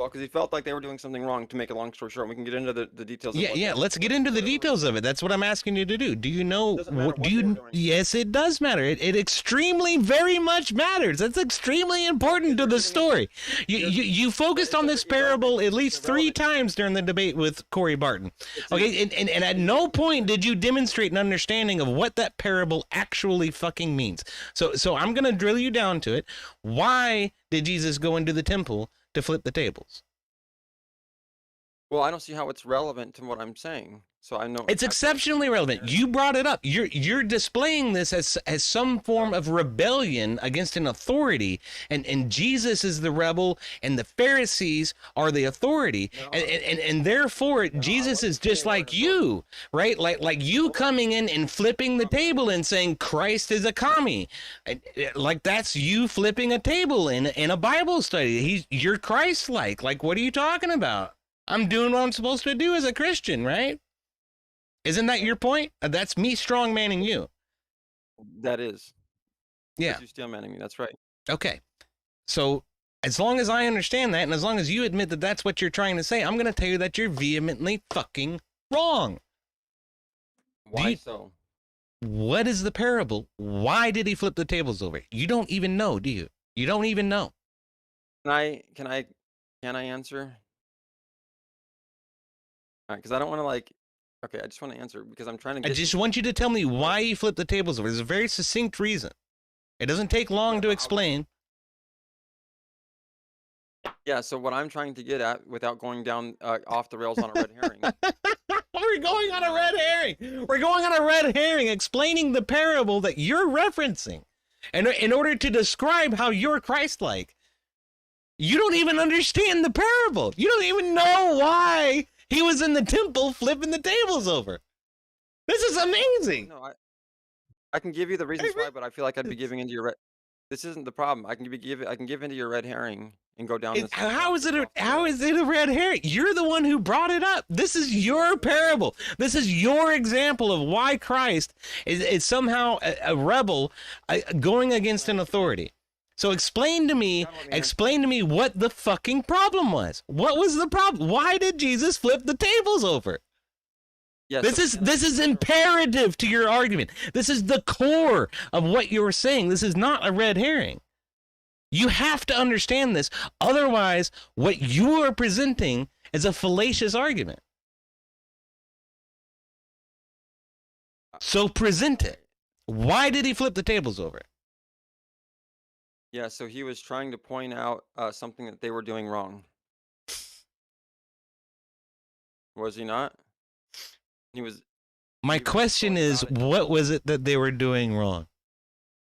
How is that relevant? I could point out. I could tell you what they were. What people, the midrashes will discuss that they were doing wrong. But how is what they were doing wrong relevant to the fact of what I'm saying is what he did was he went into, as you would call, their sacred temple during their during their Bible study, and he went in and stirred shit up. And you said you used the absolute fallacy by saying, therefore that was wrong. And I'm saying no. Look at Jesus. Therefore that was not wrong. In fact, that was Christ-like. I'm okay. You know what? But this is a digression, okay? Because you're trying to accuse me of using a fallacy because I just pointed out that you don't understand your own argument. You really don't. Okay, so let me enlighten you. Okay, in the temple. Make sure you make it relevant because we can get into whether or not it was because the sacrifices were already supposed to be over. They shouldn't be sacrificing animals, or whether they shouldn't be exchanging money and all this shit. Okay, we can get into the reasons why, but my point was when you boil it down and distill it, it's because he was pointing out that they were doing something wrong. So if you're going to go on this long explanation, try to keep it relevant. Okay, great. So. In some way, you've tacitly admitted that you understand a little bit about what the fucking problem was. Right? They were exchanging money, they were selling sacrificial animals, and they were sacrificing them out in the public square of the temple. Okay? Doing that. According to you, that Bible verse was specifically tailored to only those events. If they're not sacrificing animals and doing all the shit that you detailed out, then you can't go in there and flip a table. No, he was doing it as an example of no matter what the fuck their problem is, you can go in there and tell them, look, you got a fucking problem, and if I got to flip this goddamn table over to make my point, then I will. Okay. So I'll finish. They're exchanging money, okay, for taxes that are going into the temple. They're selling sacrificial animals, and they're sacrificing those animals out in the public square outside of the temple. Okay, so that's the problem. Is they're turning God's temple into a marketplace, and Christ, as the embodiment of God, is in fact the authority coming into the temple, the quote unquote public space, as you would say it, and suppressing quote unquote speech, as you would say it, in order to exhibit a righteous resolution unto what is supposed to be God's temple. That's what happened with Christ flipping the tables, and that's why it's completely fallacious to your entire argument, is because it in fact makes the opposite point when you understand what the parable was really about. No, because if Do you see how that works? It's like when you don't actually understand the context of scripture or how it applies to the faith at large, you can very easily be misled as to its meaning or its purpose. Okay. And so like you saw somebody walking into a place of authority and flipping tables and thinking, oh yeah, dude, like totally, I'm on board with that guy. That's the guy. That's me. I'm that guy. And everybody should listen to me because I'm a disruptive force in the context of discussion on the internet. Right. When in reality, it's the exact opposite that's really going on. Okay. The authority is coming down to earth to tell these heretical Pharisees that, hey, this is not a fucking, den of thieves where you can steal from God's people and tell them that they're somehow being righteous, right?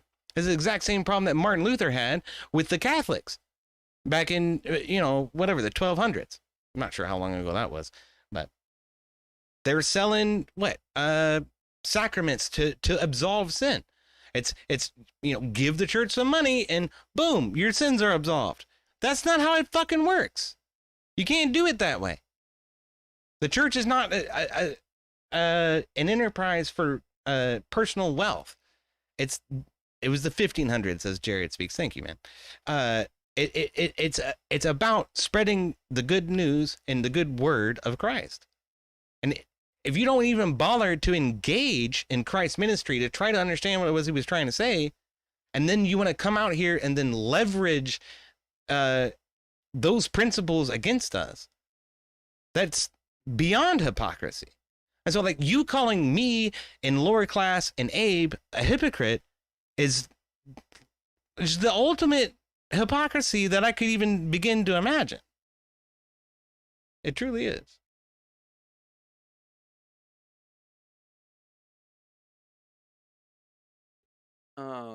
IP a lot says many beg to differ. Look at all the mega churches. Well, they're sinning. That is not appropriate. Well, no, he makes a great point. So, you go in there and you disrupt them or whatever. What happens is just like what happened in lower class was you get a security guard or a pastor or people of the church who are like EOD who say, look at you, you're a disruptor. We're going to silence you. We're going to kick you out. We're going to ban you. Mm-hmm. And that's what he would have done at the churches that Jesus went to. I mean, I'm not trying to attack you, EOD, but I'm trying to make my point. Yes, you are. Yes, you are. You are trying to attack me. You've been trying to attack me for 3 weeks, and now I'm giving you a chance to actually have a conversation. Then you want to blow smoke up my ass. You want to piss on my fucking leg and tell me it's fucking raining. Fuck you. You're not trying to attack me. That's bullshit. Here, I'll even replace your name, right? I'm saying that any of these mods who are censoring these mods, yeah, like you're not talking about me. Like that really fucking helps. Really, go fuck yourself. Well, I'm trying to make the point here is that wouldn't these people be the same people that censored Jesus? That tried to censor Jesus? That tried to crucify him for his speech? No. Jesus was literally crucified for speech. Jesus was literally not crucified for speech. Okay, so this is another fallacy I saw you make with fucking Corey Barton. Okay. At no point was Jesus crucified for speech. What Jesus was crucified for was coming down and righteously proclaiming that he was the Messiah. He is the Messiah. And the Pharisees refused to recognize that. And what the Pharisees feared was that their power was being taken away from them and usurped. right? And overcome. Honestly, they're being overpowered by the authority of Christ, because repeatedly Christ. Hold on. Okay, again, study Christ's ministry. All of this context matters. Repeatedly, they're being proven wrong. Okay, Christ performs miracles. Christ helps people. He helped the whore who was being stoned. Okay, let ye who is without sin cast the first stone. He talked to Matthew. He said, you can't feel guilty about being a tax collector, because God doesn't care about politics.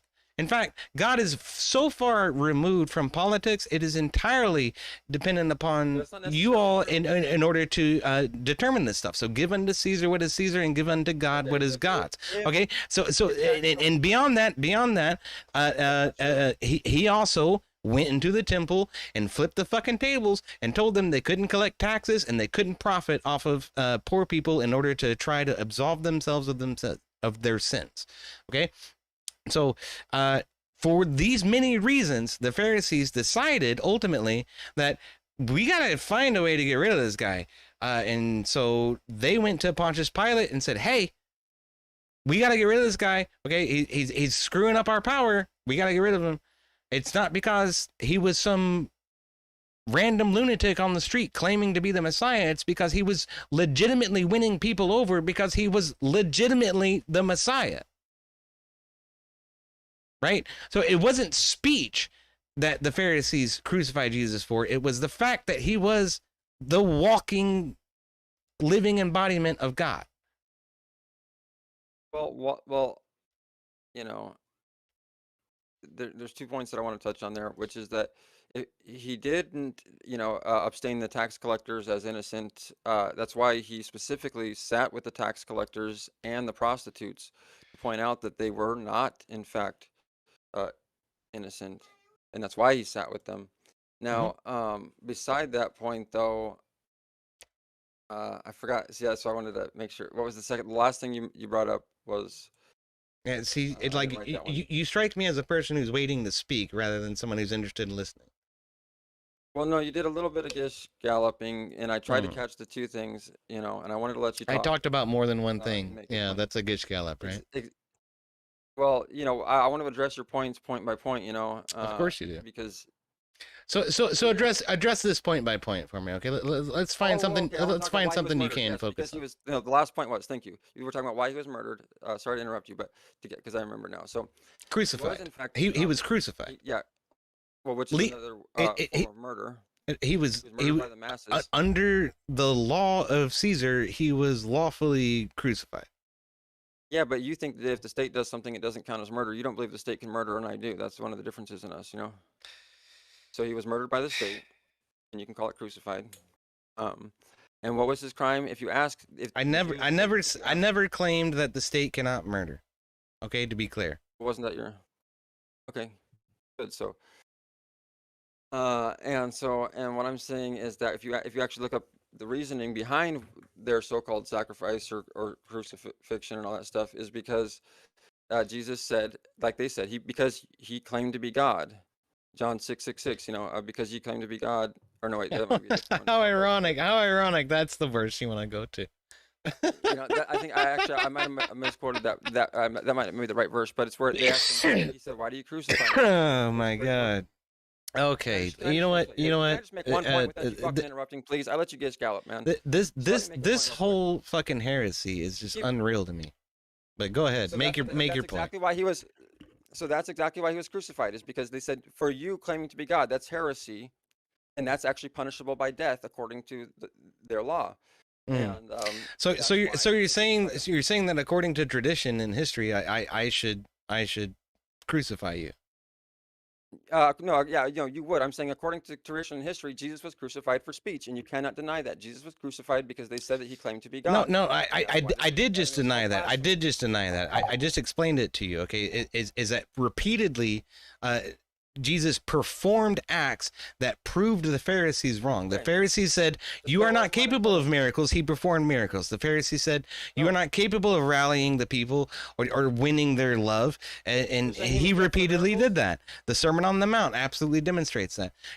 Okay. And then again, out of fear from Jesus coming in to the temple to flip the tables. Okay, flipping the tables was a lot more than speech.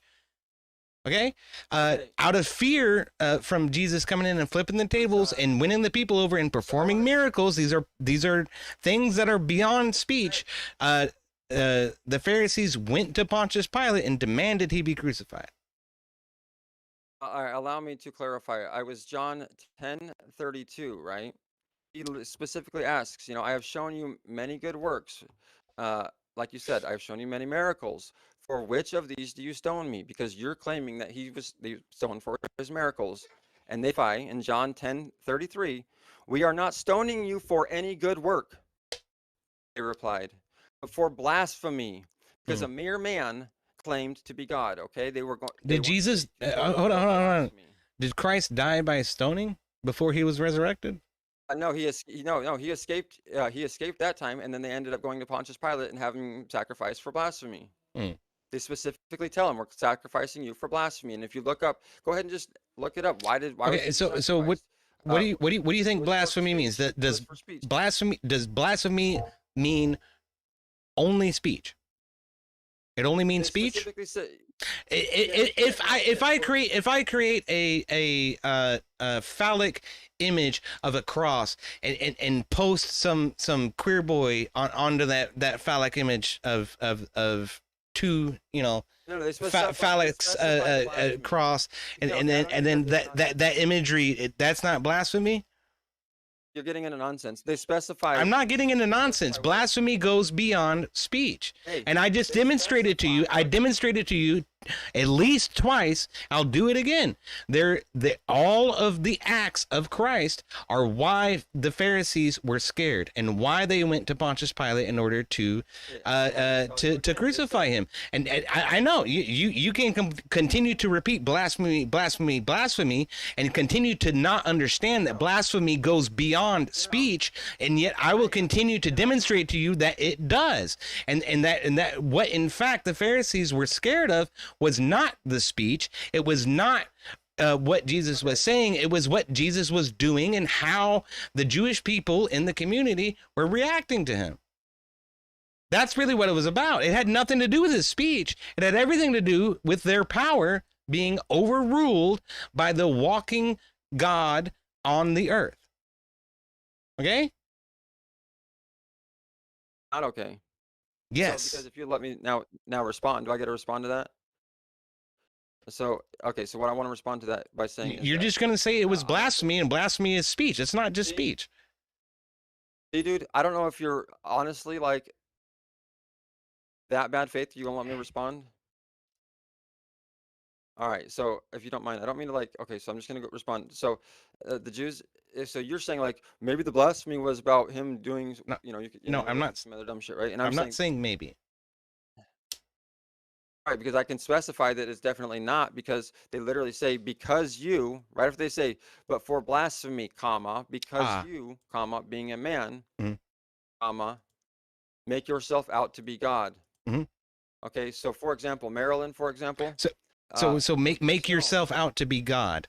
Does that mean only speech? Doesn't necessarily mean only speech, but that's what they meant by it. That's that's what I would clearly argue. And if you want to argue that I did just argue that it was far beyond speech. I've made that argument to you 3 times now. Do you need me to do it again? Do I need to do it again? Because you can't remember anything, or? Let me explain to you why it's a dumb argument, because it's like people who say it's freedom of expression is free speech, and I'm saying no, it's not free speech. Speech is words, and you're saying maybe freedom of expression, maybe the First Amendment falls under all these categories like other than words. I haven't said anything about the First Amendment yet. That's ultimately the argument you're making, is that free speech is broader than speech. No, I'm not. Than speech. I'm saying that blasphemy is broader than speech. That's correct. I didn't say a fucking thing about freedom of speech, did I? I didn't say a fucking thing about the First Amendment, did I? Not once, not yet. No, but in this context, I'm saying that. Okay, great.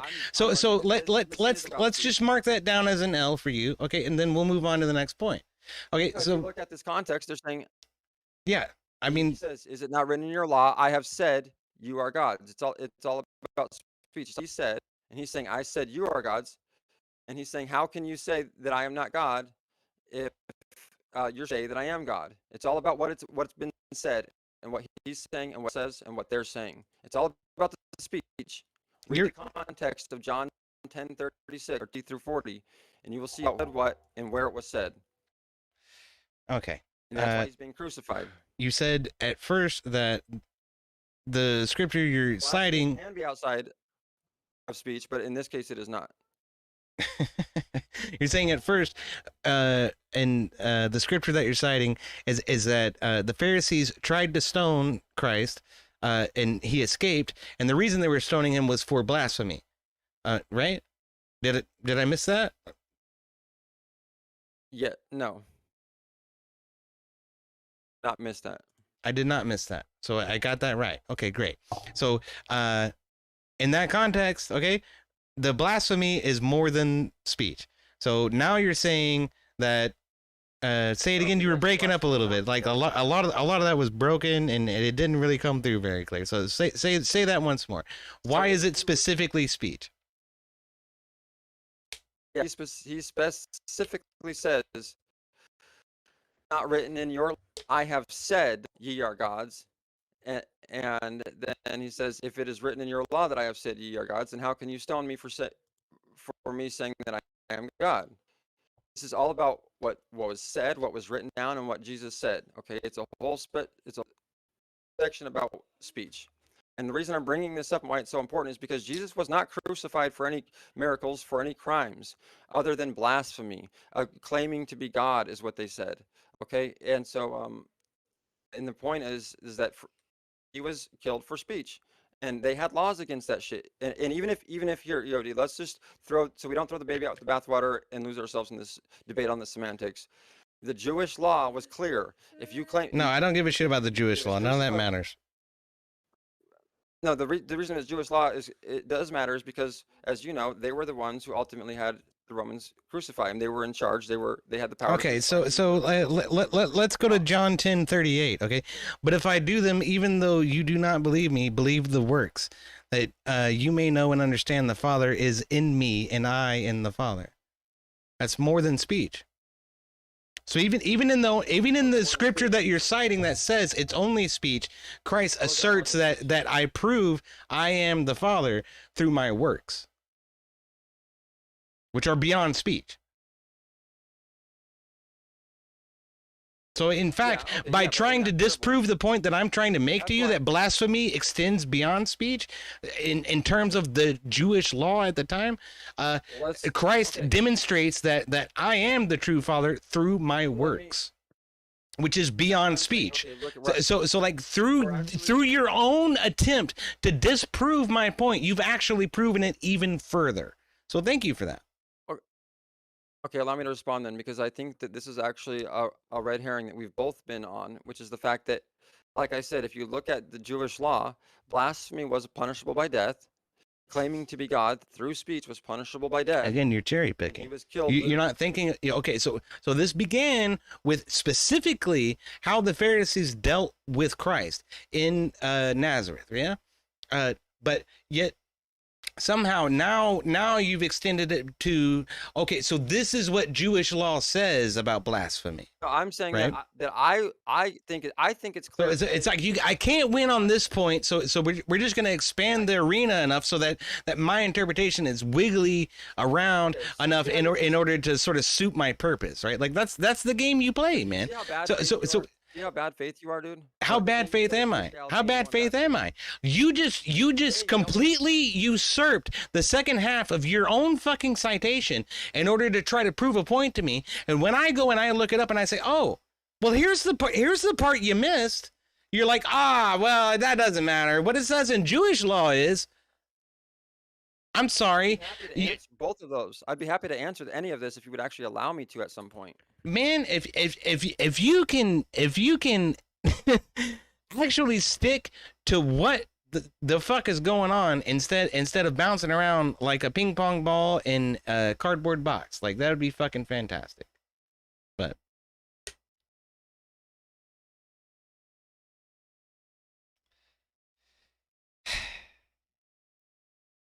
I really wanted to get into like contemporary stuff rather than the Christian stuff. I don't normally like to argue this, okay? Because I'm not a priest and I've never claimed to be. I'm not a minister. I'm not a pastor.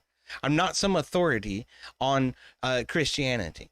But I am faithful and I have read scripture.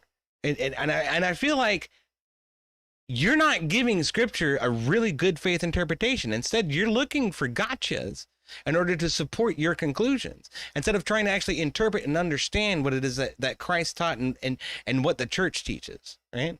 You're not interested in that. Well, okay. You're interested in challenging that, EOD. right? Like that's really what it's about. It's you want to challenge the traditions and the authority of the church and the history of the church. But I'm gonna try to respond to this. All right. Okay.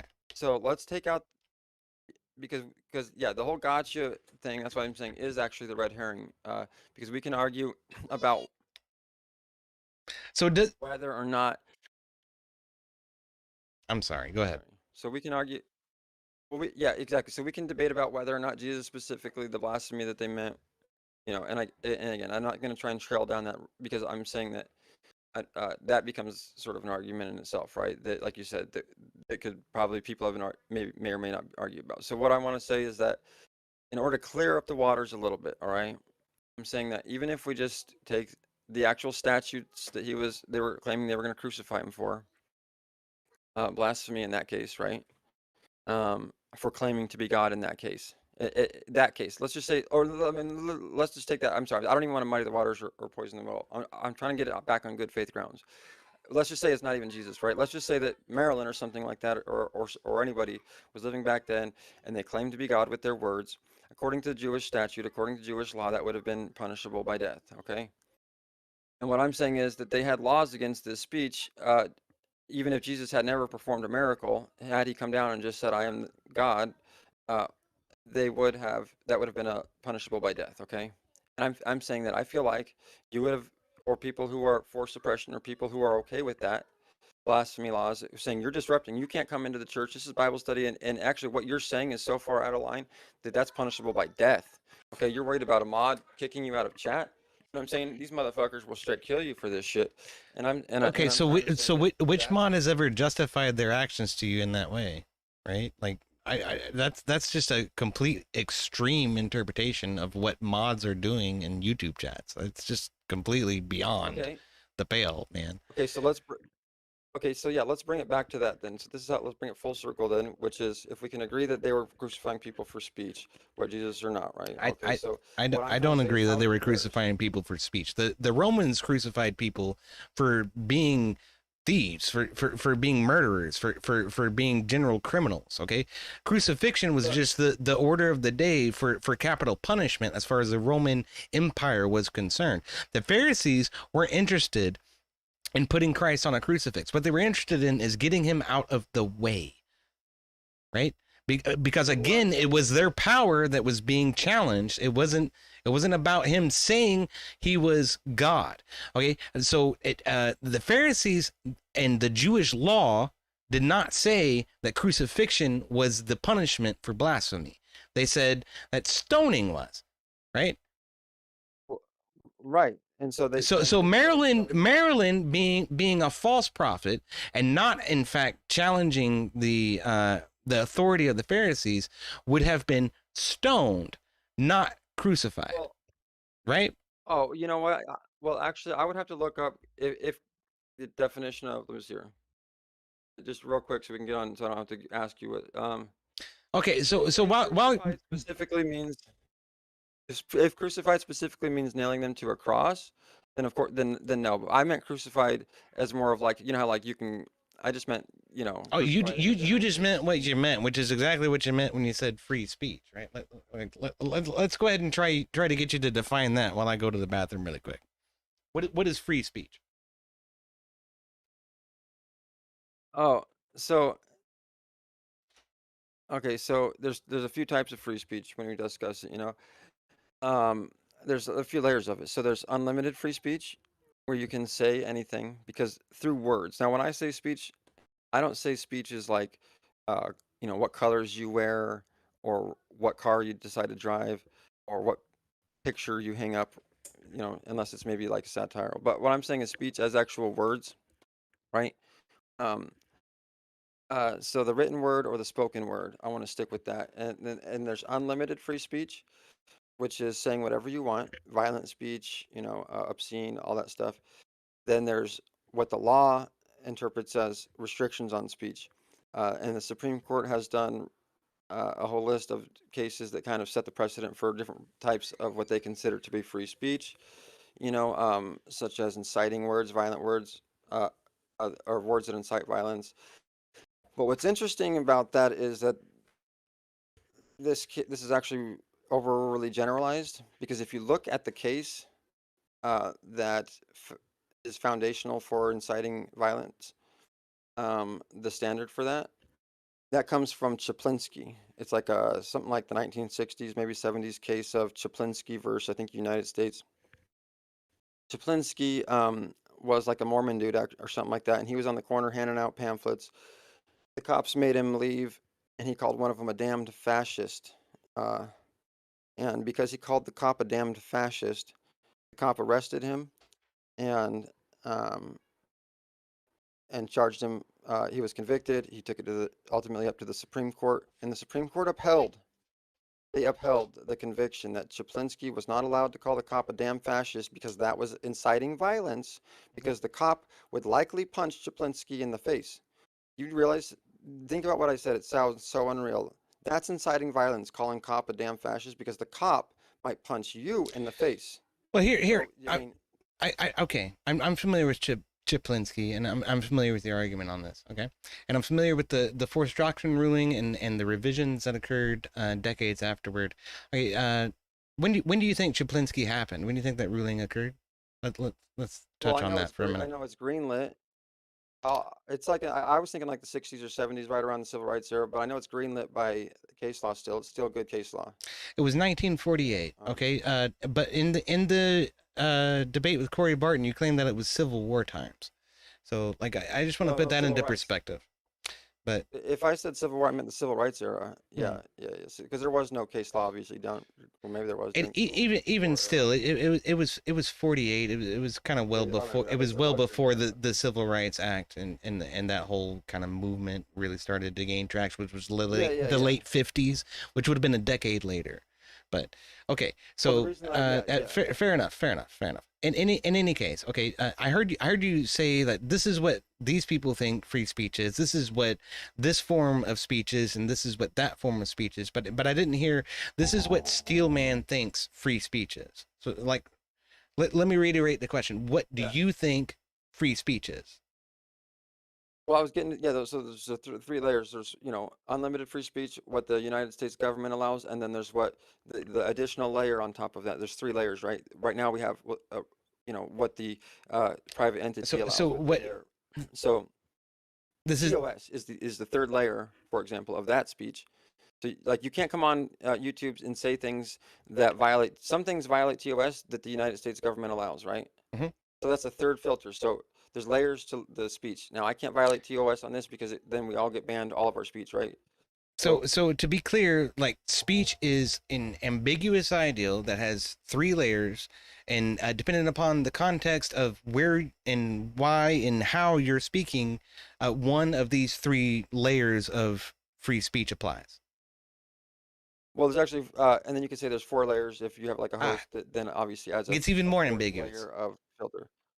Yeah. So and it's not what one applies. It's first of all, absolute speech never applies. It's a theory, right? You cannot have absolute speech. That's illegal technically. Okay, so then one of these is entirely theoretical and entirely inapplicable to the argument at hand, which is are mods out of pocket, right?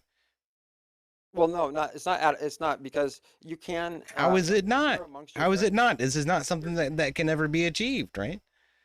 Let me explain how. Okay, let's say you're in a private room with your friends and no one else is listening. You guys can technically, as long as no one's gonna like call the cops and say he threatened me or said something that that could incite violence, you can technically say whatever you want. So you can do it, but it's not legal. So unlimited free speech can happen in certain ways, but it's not legal. Okay. it's not impossible to obtain in certain ways. Like you can go in and say in private or in your bathroom whatever you want, or to a friend whatever you want in private. If he doesn't turn you in, type shit, it can happen, but it's not totally legal. Absolute speech, right? Then there's the speech you can say in public, and nobody, and even if people do turn you in, it's still legal. But you can't call a cop a damn fascist on the street because that's apparently not legal according to Chaplinsky, right?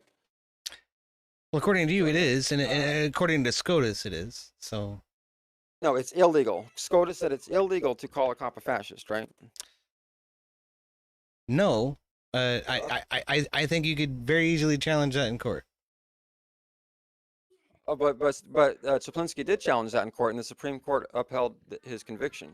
And since that conviction, it's actually been revised at least 3 times. Yeah. So let me get to what you're pointing out, is that it seemed like the political climate was changing, and that if somebody had re-challenged it, well, okay, Chaplinsky could be overturned. But before you do that, okay, before you do that, this is another digression. Okay, so we're talking about the 3 layers of free speech insofar as Steelman, or the 4 layers, I'm sorry. The one unobtainable layer, which is good in private and when you're in your car alone, the one that you have in public, the one that the United States government allows, and the one that YouTube toss allows, right? So, okay, great. So this is at least an understanding of where you're coming from and why the prompt is so vehemently incorrect. So let me remind you of the prompt, okay?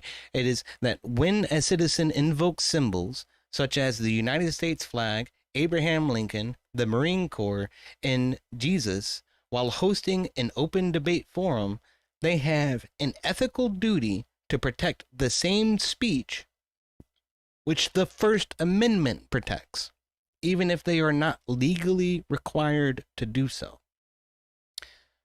Right? Yeah, so I caveat that with obviously minus TOS, and I try to caveat that in any. I don't believe that they should, because TOS does not uphold the First Amendment. Therefore, I would not agree that a panel host should violate TOS. That is not what I'm trying to advocate for. If we could add that caveat into the prompt or to what I'm trying to say, hopefully that would make more sense to you. Well, what makes sense to me is a fundamentally objective viewpoint of what free speech is, and what the First Amendment defines is that. So, well, so yeah, let's talk about that. So as you mentioned, the climate for free speech and what the law says free speech is actually different, right? If you can't call a cop a damn fascist according to a 1940s law, then free speech which again is inapplicable in today's society because of the Supreme Court revisions on this whole ideal of quote unquote fighting words, right? It has been quite restricted quite a lot in terms of how it applies. Also, the fact that the ideal of the First Amendment and the freedom of speech, okay, is in fact a restriction on the government. It's not a restriction on what I can say to you or what YouTube can define for us to say. What free speech is a restriction on how the government can enforce, laws against people to make them criminals for speech. That's what free speech is. It's to stop the government from putting you in jail for what you say. Okay, so now we're moving down this next path, which is fine. No, that was the only ever path. Again, I just reiterated the prompt to you, and that's exactly what it says. It says, protect the same speech the First Amendment protects. That's what we have an ethical duty to do. That's what the prompt says. Yeah. Okay, and can we agree, like I said, to the best ability plus TOS, right? Can we add that out? I'm not trying to argue against it. So, yeah, and I'm trying to say that they have an ethical, not a legal duty. So when you say the Constitution protects the government from, right? No. Let's be clear about this. You're inverting it. The Constitution protects the people from the government stopping their speech. Yeah, sorry, I summed that up too quickly. So, right, and I'm saying that I'm not saying it's a legal obligation. I'm not saying that the Constitution creates a legal obligation for that panel host who's invoking those symbols to uphold, you know, You're saying that just invoking the symbols means that you have the ethical obligation, but yet I've already disproved to you that the symbol of Christianity, of Jesus, okay, is more than just speech. He was crucified for more than just speech. I've already demonstrated that. Okay. No, you didn't. Yes, I did. Yes, I did it 3 times. I'll do it again if I have to. Yeah, because it was my works. By my works, you will know me to be the Lord. That's from the citation from John that you issued to me to prove me wrong. And it's by my works that you will know that I am the Lord. But then they specifically said, it is not by your works that we crucify, but by claiming to be God. It's a justification for their actions. They're using the law to justify getting rid of a problem in order to try to save themselves. And it was a complete farce. The Pharisees no longer even exist. Like, there's no Jews who practice Pharisee, right? Again, it's John 10:33. He says, "We are not stoning you for any good works," they replied, "but for blasphemy, because you, a mere man, claim to be God." And you're saying, well, that he's claiming to be God by his works, but I'm saying he's claiming No. He even says, No. What I'm saying is that the reason they bring this accusation, that they tried to levy this law against Christ, is because he is such a threat. And he has demonstrated himself to be effective at rallying the people and demonstrating himself to be God and to performing these miracles. And then he went into the temple and he flipped the tables, as you're so fond of pointing out. And at that point, he became a real threat. And they had to think of something. And so they used this law in order to try to get rid of him. It wasn't about his speech. If all he was doing was going out and saying, I am the Christ walked the earth, I imagine they'd probably ignore him unless he was actually making an impact on people. Thank you. Okay, so that brings us to what I consider to be a next point in the topic, which is that exactly. So once he starts making an impact on people, then you think it's okay to crucify them, or you're justifying that? No, I'm not justifying the crucifixion. Again, you're misinterpreting their argument in order to justify your own conclusion. You're waiting to talk instead of listening. Okay? Ugh. Well, then go ahead, man. I'm not trying to interrupt you, or like... I've already done my clarification. That was it. The reason you keep getting interrupted is because you keep misinterpreting what I'm saying, and I'm just trying to clarify.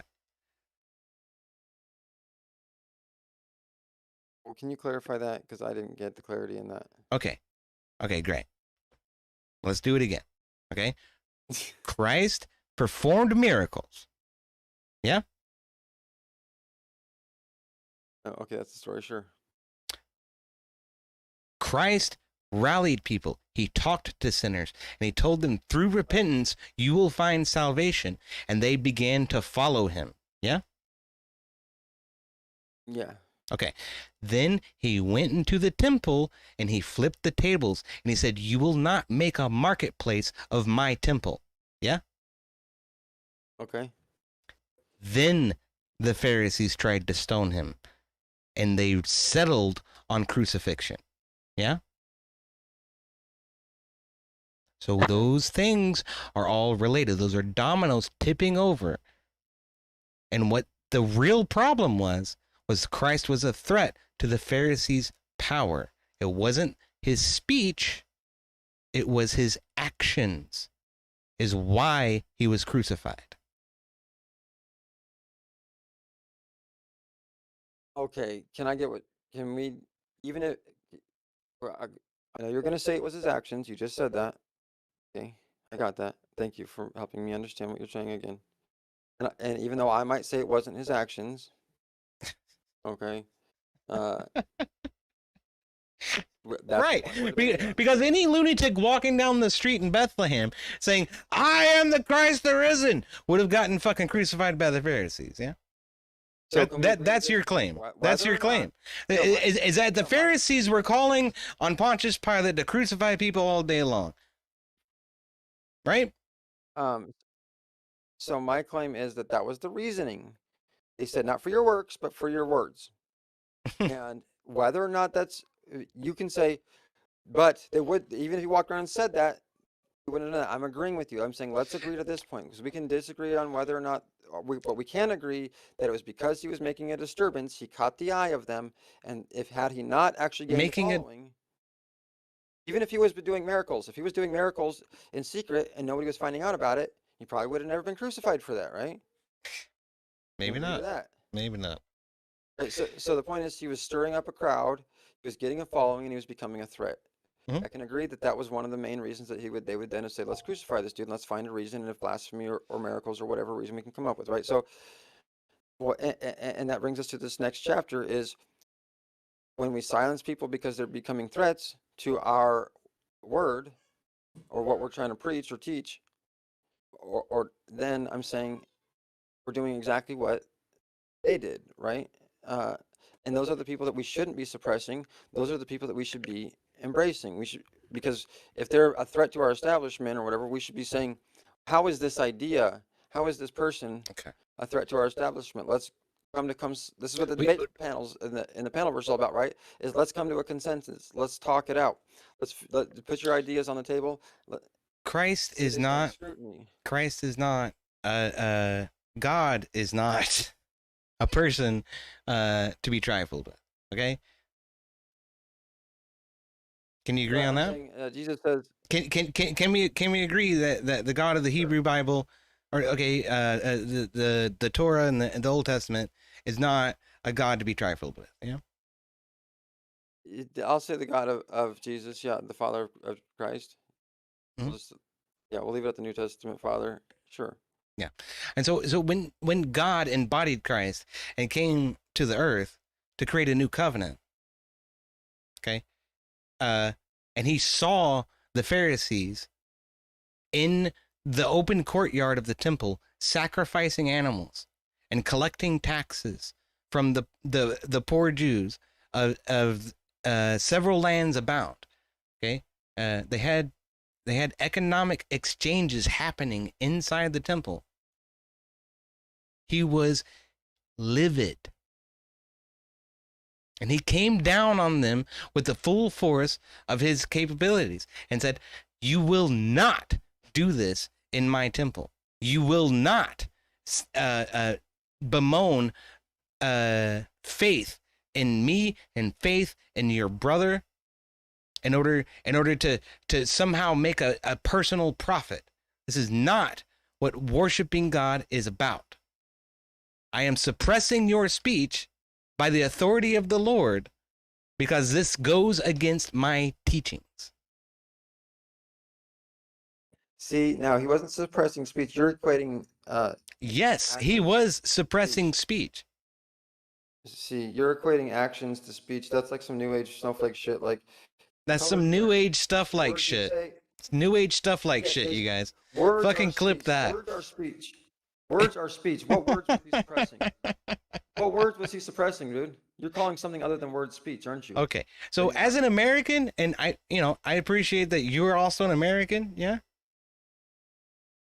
United States citizen. Yeah, I do live on the continent of America along with Mexicans and Canadians and all the people, Brazilians who live in America, the 130 plus countries of America. Yeah. What a completely fucking superfluous distinction. Okay. So you are an American citizen living in America. That's as far as we need to go. I'm not actually an American citizen. Okay, great. So you want to play a semantic fucking game here? And like as usual, this is the bad faith tactics that you like to employ. It's like how can I digress this and derail this conversation? You are an American. I'm an American. What free speech means, okay, to us as Americans is that the government cannot inhibit our speech, right? Okay, in reality, in Nazareth, in Jesus' time, the Pharisees were not the government. Pontius Pilate was, okay? The Romans were. That was the government. So Christ coming down on the Pharisees was the point of authority coming down on people disrupting, okay, the appropriate conversation insofar as God saw it. So this is completely antithetical to your idea that somehow he's rising up against the authority of the government when the Pharisees weren't even the government at all. They're the religion of the town. And they're practicing their religion incorrectly. And God, Christ, walking the earth, came to them and said, this is wrong. Stop fucking doing it. And they crucified him for it. The religious leaders went to the government and said, we don't like this guy. Get rid of him or you are going to have problems. They absolutely strong-armed Pontius Pilate into doing that. Pontius Pilate didn't even fucking want to. He didn't want to. He didn't see a reason to. Of course, he wasn't Jewish, right? Like, he was Roman. Like, I don't know. He worshipped Mercury or fucking Jupiter or Lord knows who. But I'm trying to say that that's exactly what happened for Live for Life. So he was basically That's saying, exactly what happened to Live for Life. What's exactly what happened to Live for Life? I'll tell you what exactly happened to Live for Life is. Okay, lower class is having a Bible study, okay, and reading, I think it was from the Old Testament, and he comes in and completely off the cuff, in order to fuck with me, says Jesus was a commie. I'm like, okay, you want to fuck with me? I'll fuck with you. You're timed out. This isn't the time or the place. That's what happened to Lives for Life. Did I crucify him?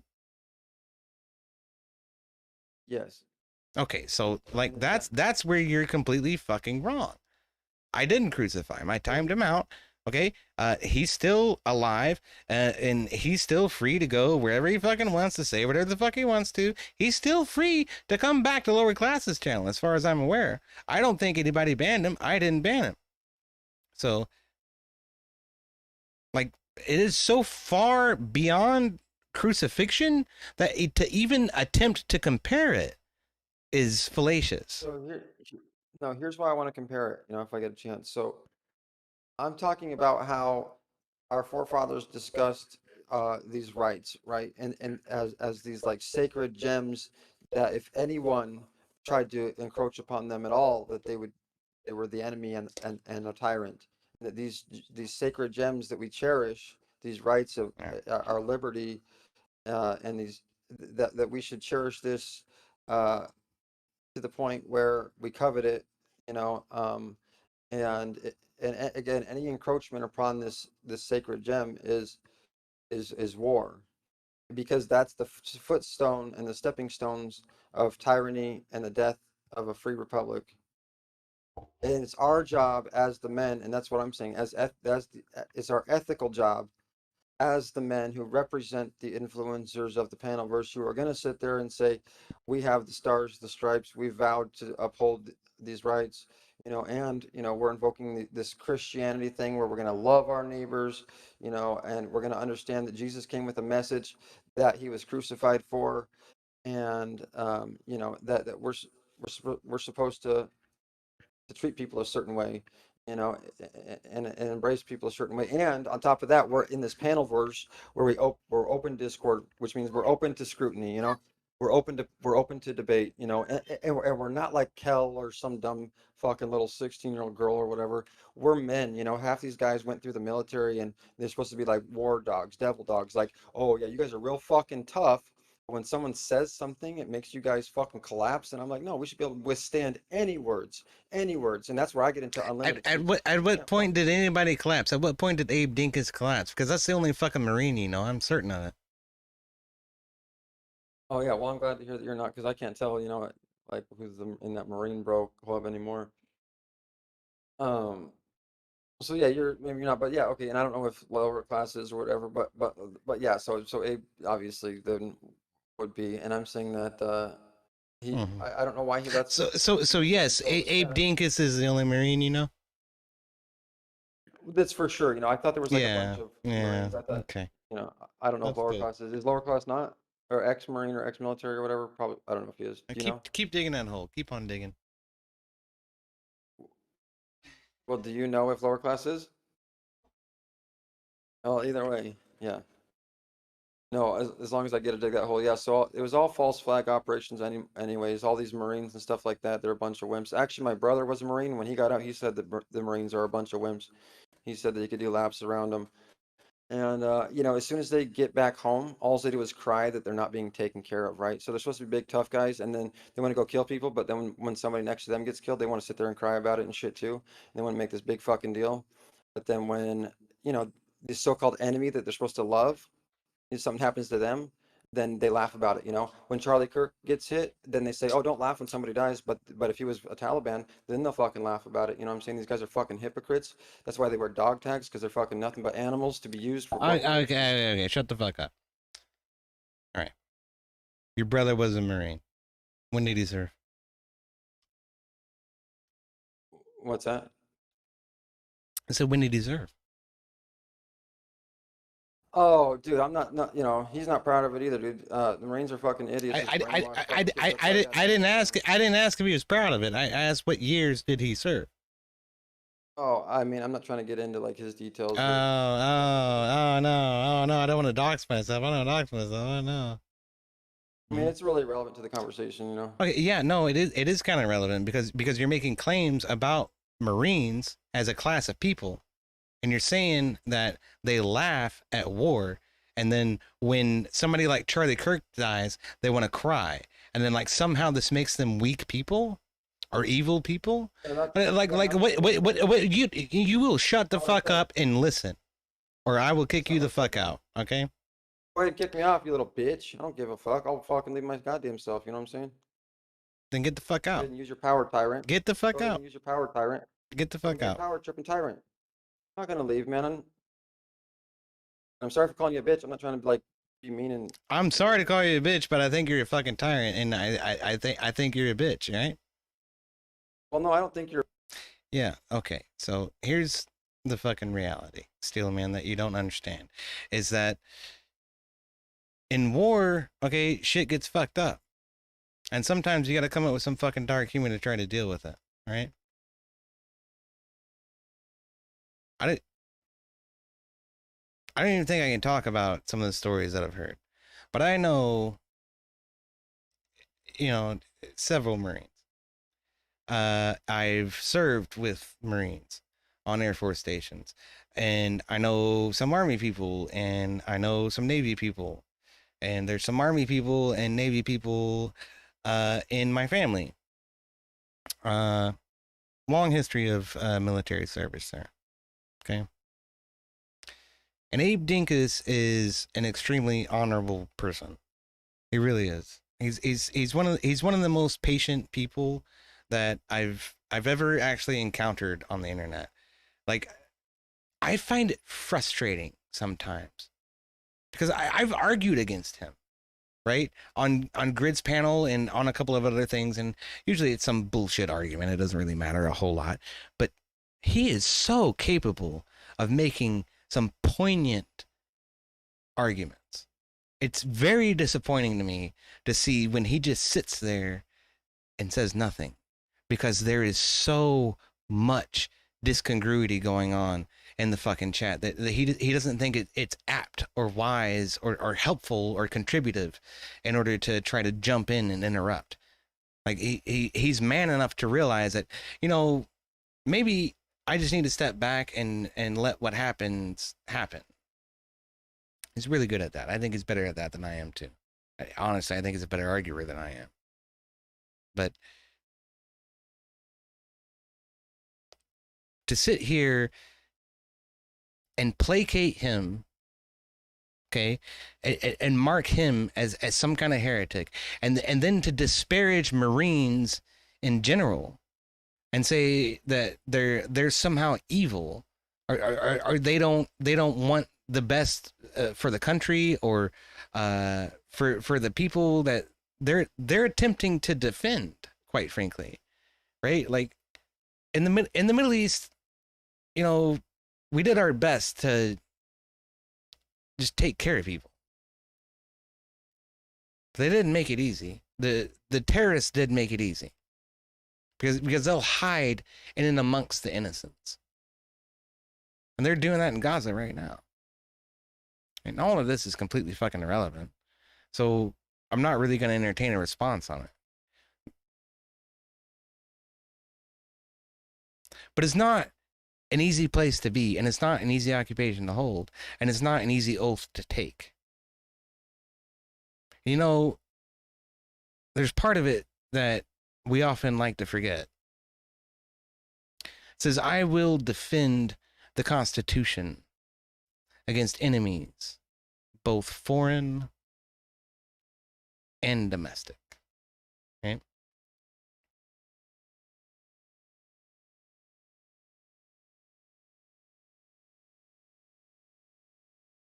I want to have a conversation. I really do. I'd much rather that.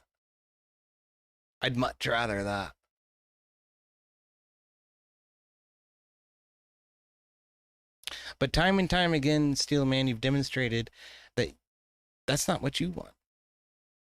It's really not. So, you know, I took notes over the Corey Barton debate, and I think I noted 25 times Corey Barton asked you an honest question, and you would not answer it to save your life. You wouldn't touch it with a 10-foot pole. Instead, you'd redirect, reframe, redefine the argument in order to try to assert the message that you want to get across. And the truth isn't what's important, right? It's the message. You want authority to be challenged. Doesn't matter if it's Christian authority. Doesn't matter if it's American authority.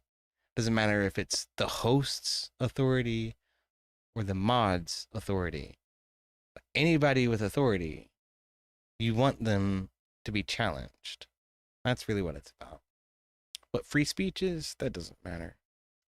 What Abraham Lincoln represents, the fact that he silenced journalists during the Civil War who were in favor of the Confederacy, that doesn't matter. The fact that the American founders and the American flag and the United States military actually represent the First Amendment in a way that prevents the government, the authority, from infringing on people. You can't even see how that plays into your whole premise because you're too caught up in trying to redefine it. It has 5 layers. It has 3 layers. It has 4 layers. It has 5 layers. Right?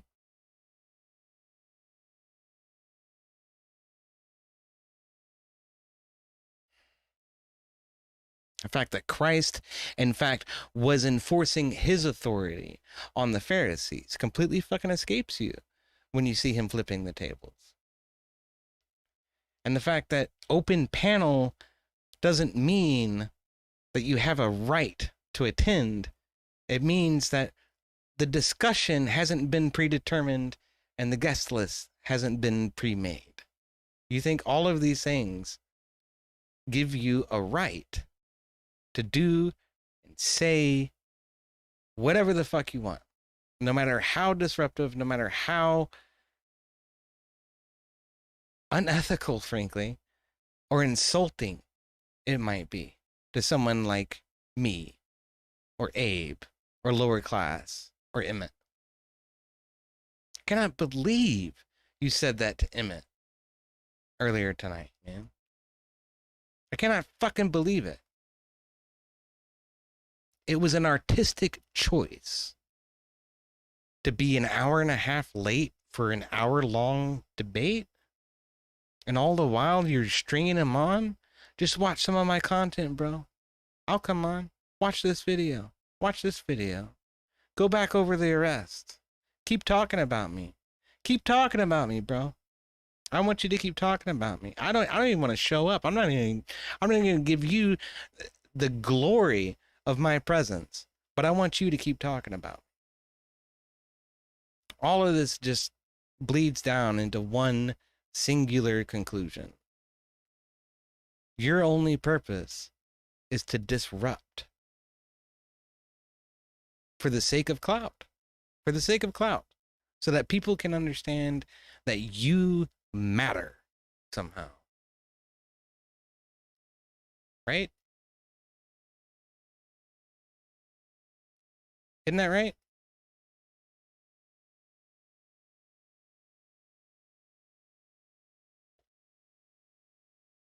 Sorry. No, so actually, it's just because I have a strong belief. Like, let me give you an example. In that video of that arrest, that was like, like we talked, like almost a decade ago.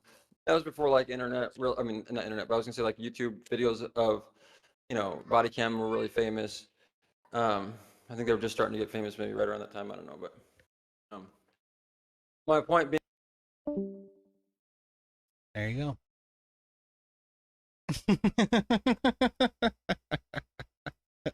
Okay. Oh my goodness, y'all. Oh my goodness. I think we need a celebratory song after that. So. Cat, I am also a fake ginger. I sympathize with you in that. And it is a terrible plight to be in because everybody keeps telling me I don't have a soul, but I'm pretty freaking sure I have one. I'm trying my best. But, okay. I'm gonna open the panel. You all are welcome to come in. We can talk about the shit show we just fucking witnessed. But you know what? You know what, Emmett? We had a debate. So it's an honor of you, at least a little bit. I hate that stupid song. That one sucks. But you know what? I already started it, so I'll let it play. In the valley where shadows fall, an icy breath consumes it all. Monsters rise. What's up, Nader Hunter? It's good to see you, man. What's up? Who was that retard ass motherfucker? Hold on a minute. Hold on. Okay. Say again. I said, who was that retarded ass motherfucker wanting to talk shit about my Marine Corps? You know, I was gonna point out that one of my Marines is hanging out in the chat. It's good to see it just sit here. You too, man. He was talking shit about Abe, is who he was fucking talking about. And he has obviously no fucking idea, honestly. What is this guy's name? Steelman. I call him Straw Man because it makes a lot more sense because that's all he does. He straw man's fucking everything. He just makes up these bullshit arguments. I think he starts with a conclusion and he's like, okay, how can I justify this using shit that they think is good? That's really what it's about. It has nothing to do with the truth. It's really about, like, how can I use their reasoning against them? And it's just such a frustrating fucking tactic. I can't stand it. Yeah. Pretty wild. It is, man. Like, people are just evil sometimes. And, like I said at the end of that is really, it's mainly about him getting attention and gathering clout. It has nothing to do with the truth. It really doesn't.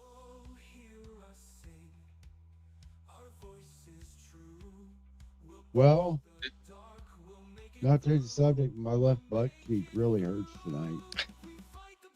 I'm sorry to hear that. Road rashes. I was gonna say, like, Twisted was involved in a motorcycle accident recently. He's been recovering from some serious road rash.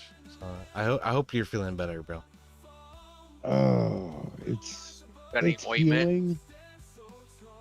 Yeah, I've got ointment. They gave me some pain medication and stuff. So I'm okay. It's just I can only sit like at my desk for so long before I need to go lay back down on my side to get pressure off of the rash. Because it's all up my like lower back and my butt and down my left thigh. Fun times. That sucks, man. EOD, I'm a little disappointed. You didn't ask if his sister was hot. I didn't even want to get into that, man. I really did. This isn't an OnlyFans channel, KT. Okay, if you want to go jerk off somewhere, you got to go get your penthouse stories from some other OnlyFans channel. Whoa. I was just asking if his sister was hot. Whoa. Way to make that go out in the left field. What you said he was? Yeah, he was talking about something about sister and brother would make like the perfect gene for like Dude, even like atheist geneticists will tell you that's a terrible fucking idea. I don't know what the fuck that's coming from. Mel made the point. The Fox made the point against him. That's the only time she actually. I'm sorry. He actually made sense. Right. Ah, man. So now just the meme is your sister hot?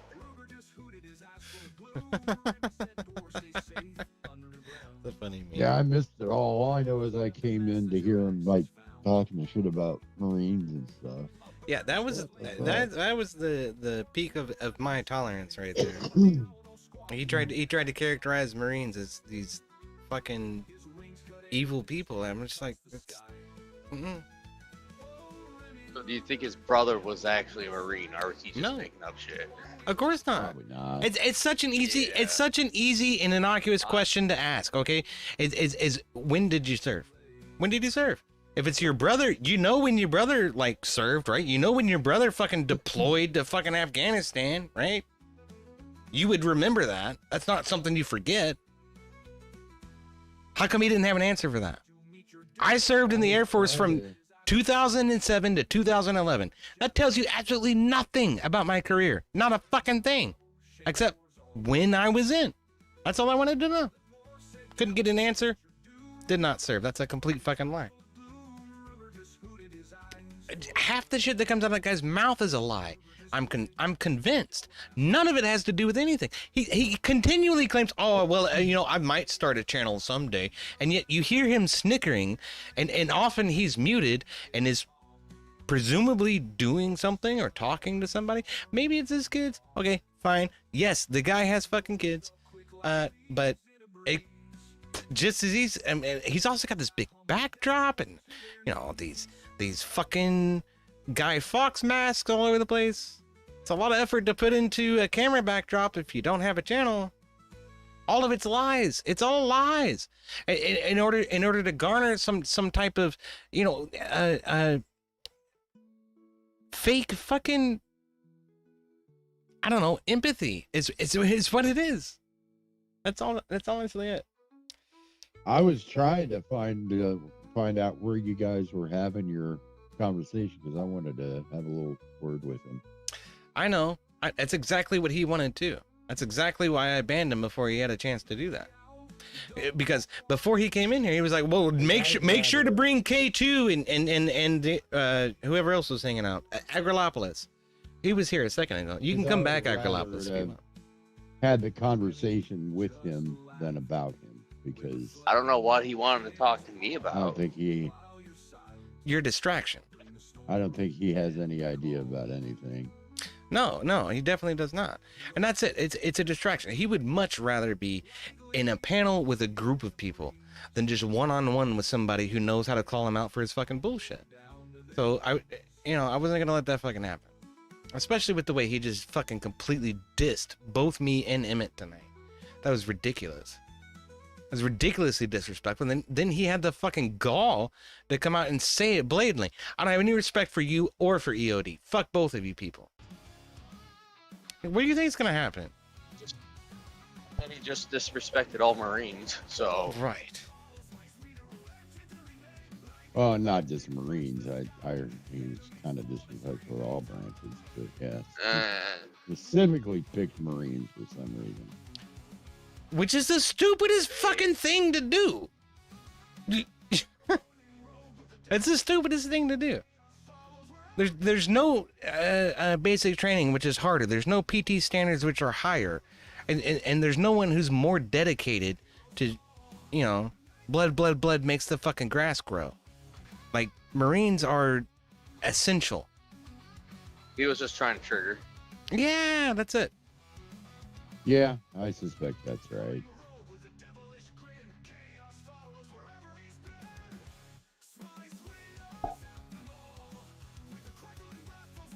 what pisses me off is like, I know Murray, I know you, I know Abe, I know Grumple. I've been hanging out with you guys for not Abe quite as long, but I've been hanging out with you guys for a couple of years, and you know, I've known Marines in my real life, and like I say, I've trained with Marines, I've bunked with Marines. They're good fucking people. They're your brothers. They're your brother. Touch our crayons. Yeah, well, yeah, and don't say that the Navy's better, and don't say that the Air Force is better, or anything like that. You'll get into a fucking fist fight, okay? But you know what's gonna happen at the end of that? You're gonna get up off the floor with a fucking bruise on your cheek, and they're gonna buy you a beer, and you're gonna survive. And when everybody goes out in the fucking field, all of that goes away. So.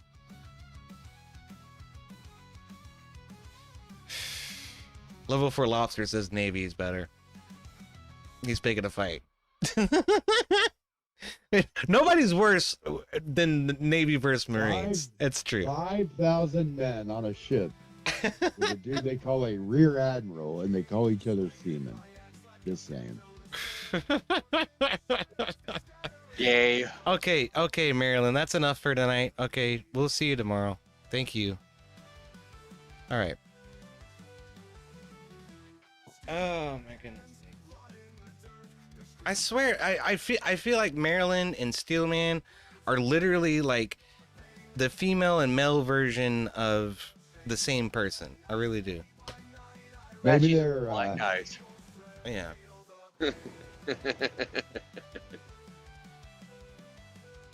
Oh, did you see? You didn't see that when he gave out his number to her on a live panel. I think I remember that happening, yeah. What?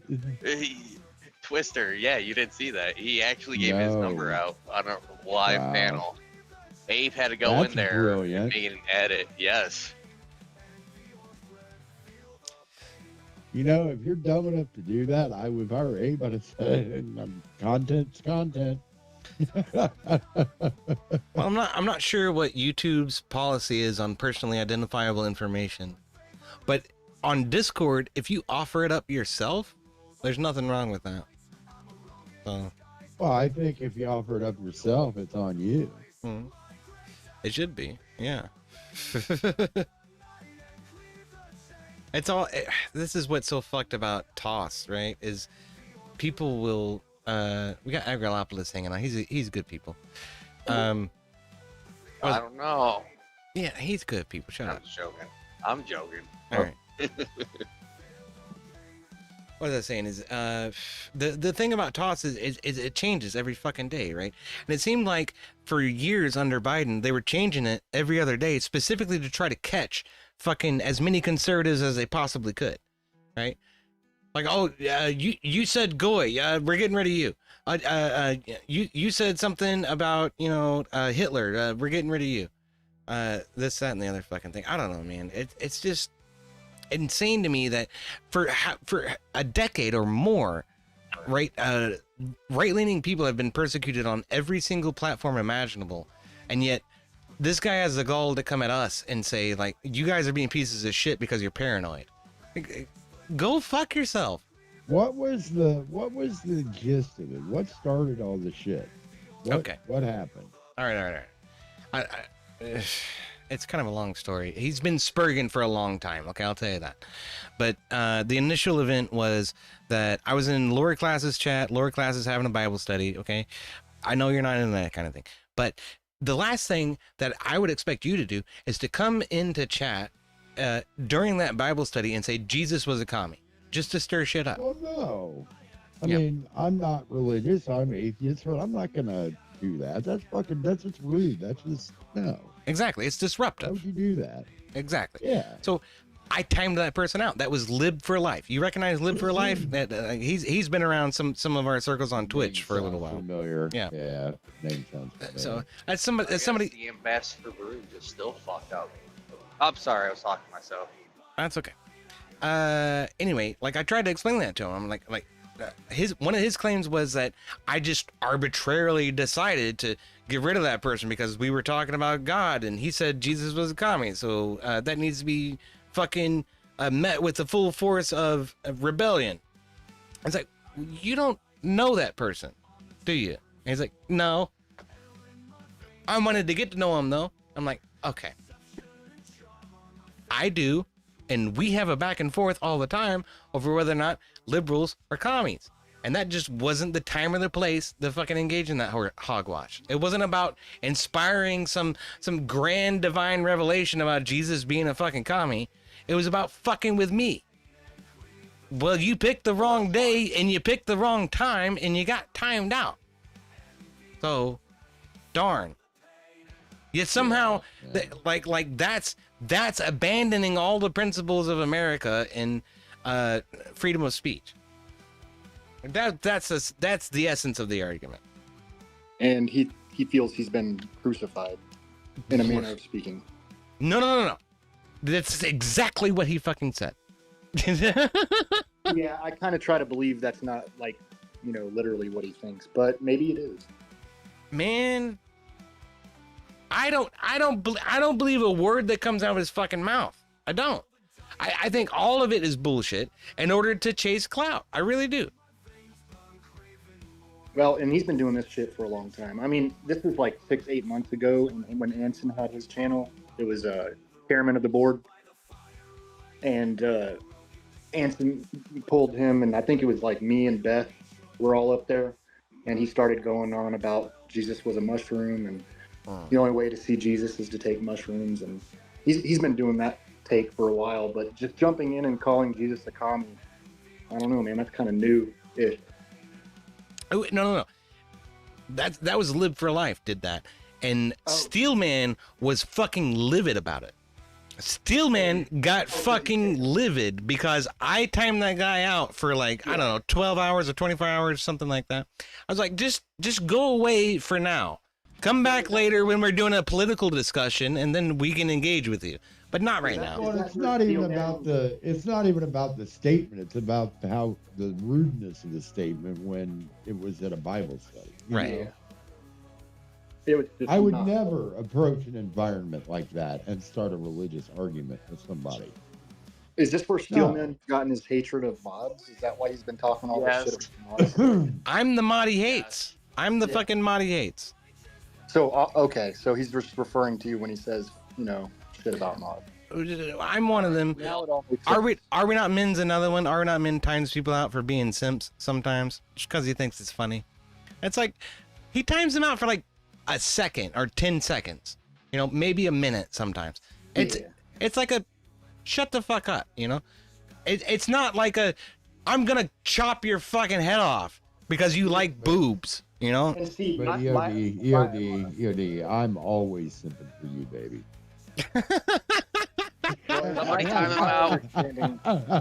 It was my understanding, though. This is why I don't really time people out a lot, unless it's like really absurd shit or just straight up violating TOS over and over again. But it was my understanding that it messes with the algorithm because it deletes all their live chat. So if they've been chatting a lot in your live chat, and then you boot them, even if it's for like 5 seconds, it erases all their chats. That's important for every mod to remember. That's true. Yeah, but I mean, I try to keep that in mind too. But it's like, Live for Life jumped in the chat. That was like the only thing he had to say, and I was like, yeah. Well, sometimes it's necessary, man. Sometimes, just like you said, like Are We Not Men does it just, for the hell of it. Yeah. That's cool, man. Everybody's got their own channel and their own mods and shit, so makes sense. Yep. Okay. Well, we're just gonna get rid of that one. Oh, I guess from earlier today, when I was talking to myself, I guess Canada really dropped the ball on people trying to get back into their country, at least in Detroit. Oh my. Canada tried to get back in their country, at least in Detroit. What are you talking about? The Ambassador Bridge. There's a backup to the Rouge River. Oh. Like their system's down, so it's hard to get in there. Yeah, well, you know, that's probably fucking China fucking with us. They've been fucking with ports and No. shit It's for getting years. into their. It's getting into their country. That's where the backup is. Canada Tech. I got an easy solution for that. Don't be Canadian. Don't go to Canada. Yes. I thought you were gonna say nuke 'em. I mean, we could do that too, but we get fallout from it, so I'm not really in favor of that. 51st state before we nuke them, I would say. Now, a few Moabs, yeah, I'm on board with that.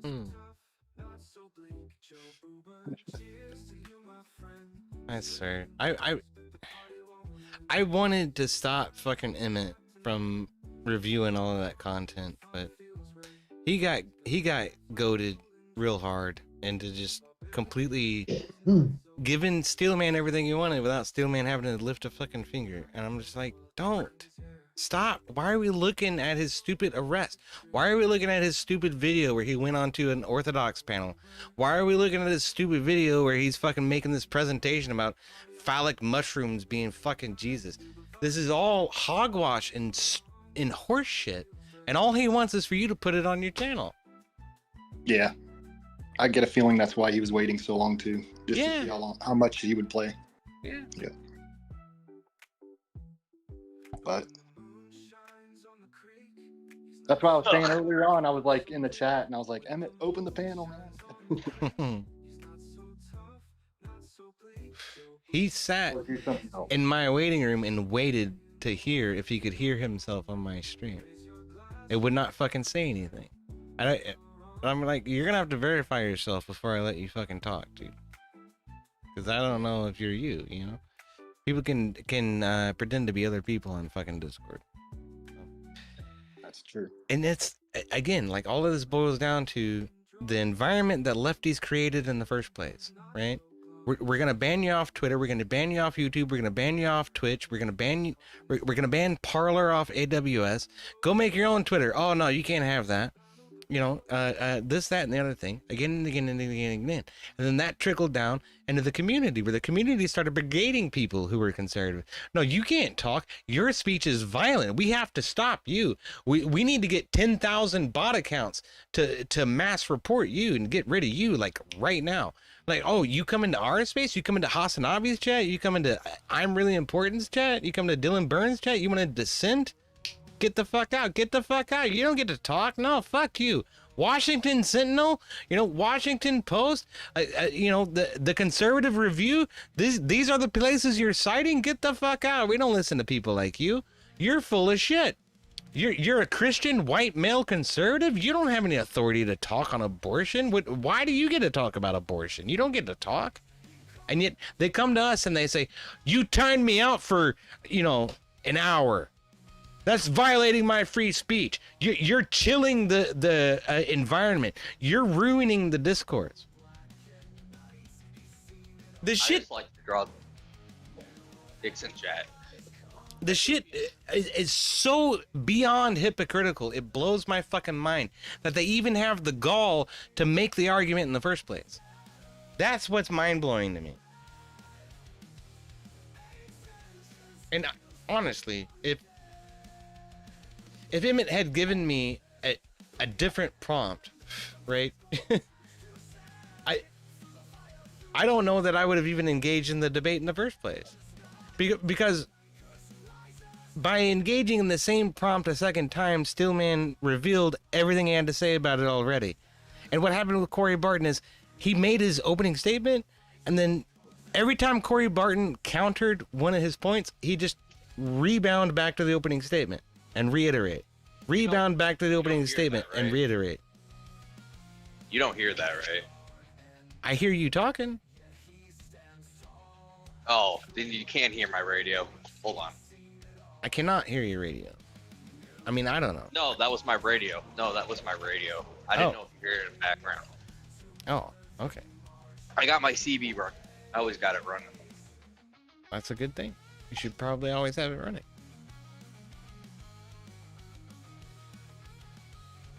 Oh, man. Scott. It's loud. I was just checking on it. Now you're roboting. Scott says the arrest video shows he's trying to run a get-rich-quick scheme. It's who he is. He's a scammer and a liar.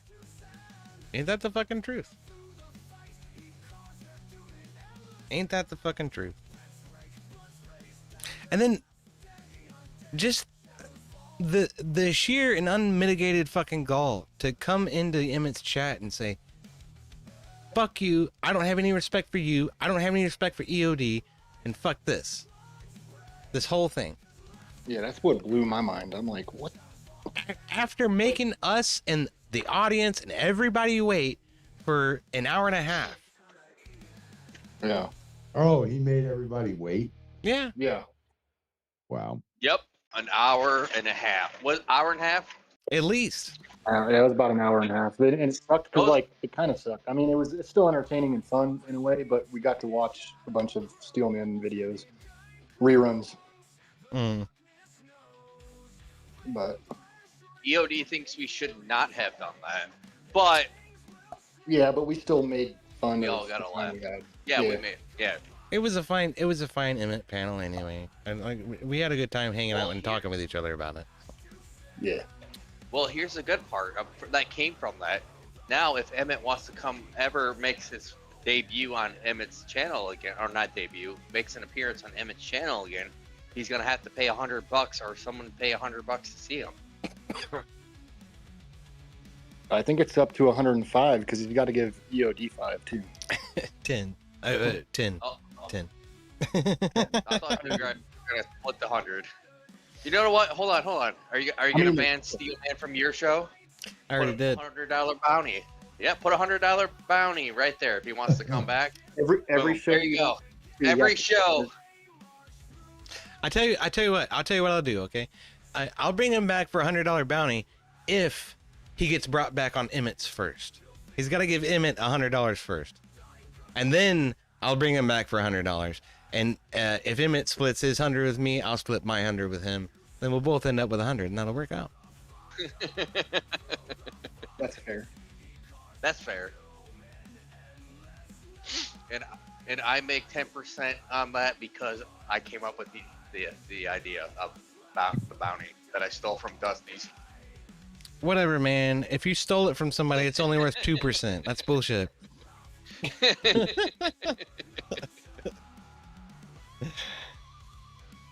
It's negotiation.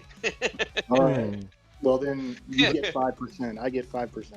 The art of the deal, right? I like help and stuff. Yeah, you help. Yeah. I totally did stuff. I did stuff. Give me 5% of your $2, definitely. Sorry, y'all are goofy. After taxes, it'll be like $1. Right.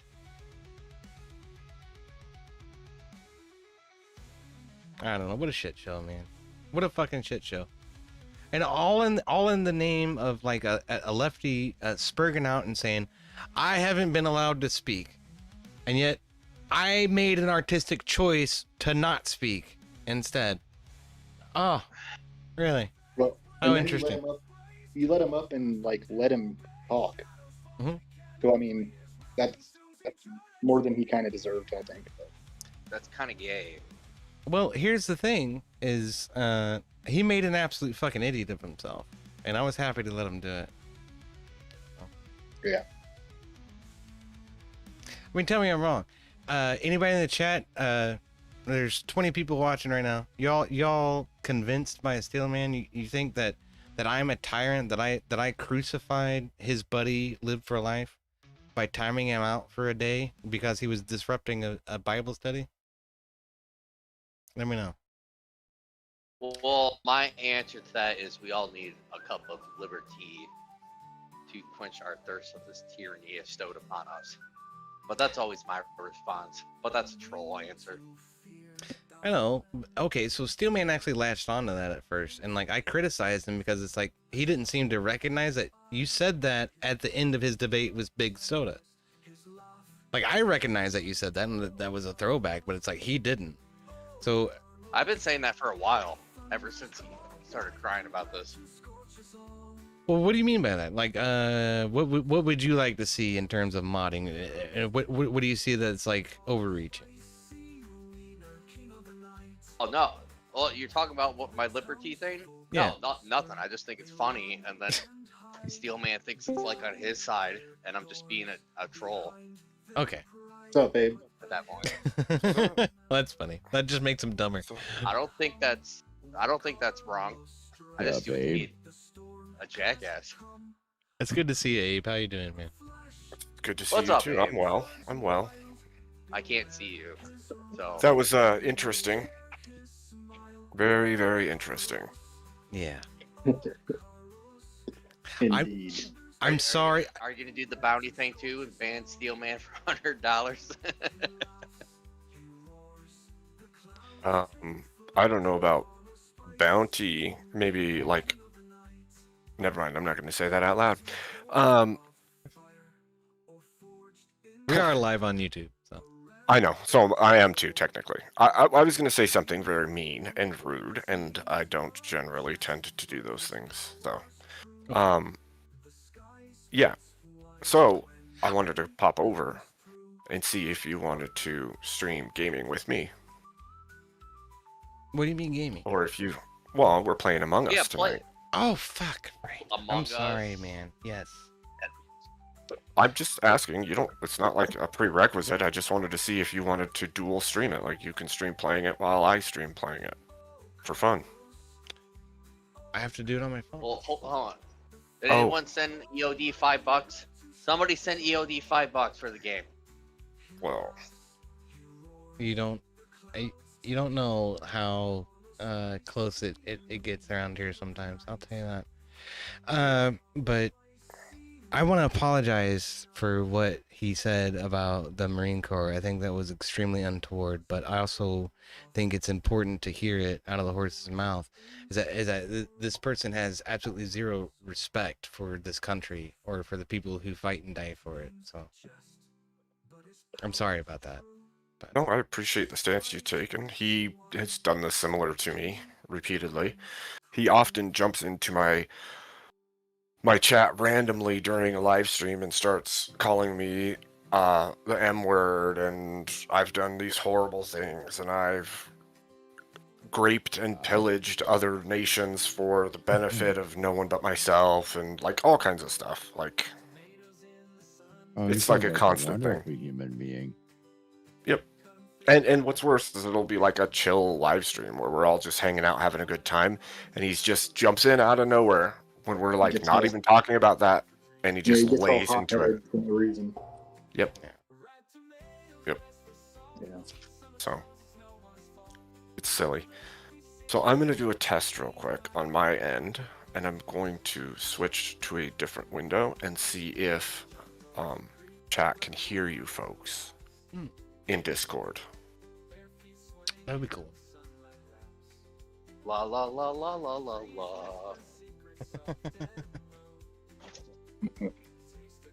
Can my chat hear the Discord call? I am here. I'm here. Are you there? not Yo. fearful. My New butt phone, cheeks who's hurt. this? I New phone, who's this? suddenly realized the rhyme I was saying should not be said. I'm sorry. You know. Oh, I got robot voice again. That's funny. It's because I have two audio inputs for my mic set right now, so I end up sounding like Vadery. You sound great on our end. I mean, as far as I know. But I fixed it. I turned off one of them. yeah. I end up sounding like a robot Abe. So it's my dark Abe voice. We'll execute Order 66. That's the Abe voice that suspended habeas corpus and started jailing journalists, right? Yeah. Yeah, I could do that for my chat. I hereby suspend habeas corpus. That was good. Yeah. Good stuff. Oh, goodness. You know what? Wild. I'm still stuck up on it, man. Like I wanted to do everybody right because I knew like I couldn't fucking example of it, but there's so many things about what he says and the premises and the conclusions that he comes to that are just vehemently wrong, and like just it's enveloped in the prompt itself. These symbols that he says should represent free speech, they don't represent what he describes to be free speech, like, at all. One of the things that I've brought up is, like, you want to say that the Marine Corps should stand for the speech that you're talking about. Well, I swore an oath to defend the Constitution against threats both foreign and domestic, but that's the First Amendment. The First Amendment does not say what you're saying it says. And then he wants to go to Scripture. Well, the Scripture also doesn't say what you're saying, that people should be able to go into every private space or individual place and do exactly what they want or say. And then the same is true for the American flag. The American flag stands for the Constitution. So, like, again, you're going to come back to that same circular reasoning of, well, basically what you're saying is you want a standard of speech specifically created by you, backed by nothing that you're saying it's backed by, and you want others to live by it and carry forth what you want. That's you being a dictator to everyone else. Free speech only applies to the government. There is no guarantee of free speech in private spaces. Yep. Correct. Right. So, just a silly equivocation that a person is making because they want things to work the way that they want them to work, and they simply don't. Right. That's why, like, as bad as we hate some of the dumb toss rules, they're well within their rights to have toss rules on what we can say on these platforms. Exactly, and you could think of it that way, actually. Right, know? you could think of it that way. You could think of YouTube has a set of TOS, and then each individual creator is going to have their own specific set of TOS. Exactly. I see.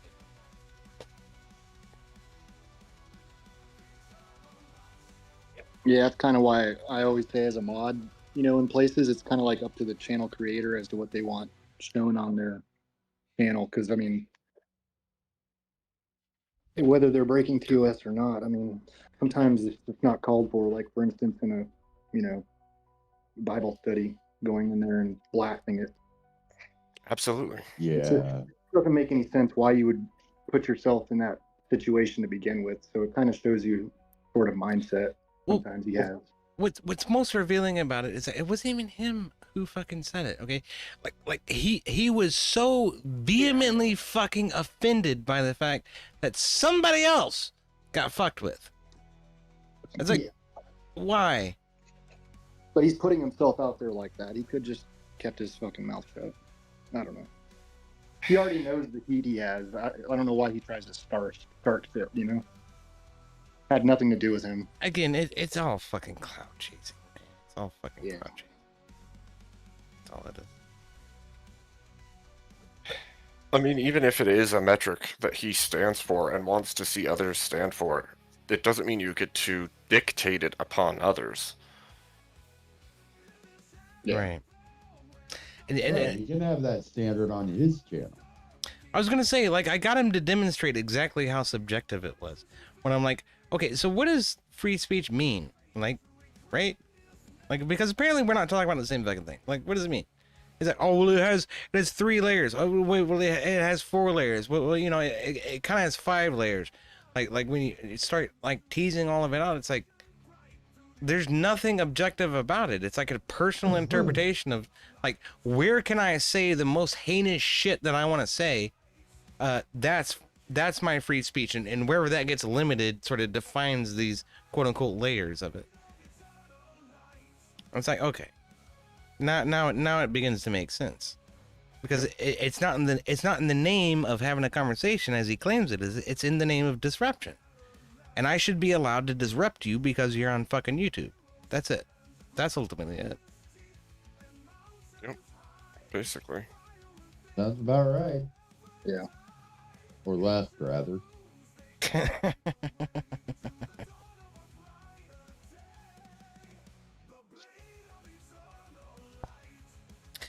I found it interesting, although not necessarily convictory, that Jared Speaks joined my Discord in exactly the same moment that Steelman did. The first time. That guy. Weird. That guy is. Jared's cool. Gotta look out for that guy, man. He's sketchy. I'm joking. I know. I'm pretty sure he's cool too. I'm just saying that was kind of ironic that both of them showed up in the same damn minute. It was funny. It was probably they probably got it out of my fucking chat and like I posted the link and then they both clicked it at the same time. I am his antithesis, says Jared. All right. Cheers to that.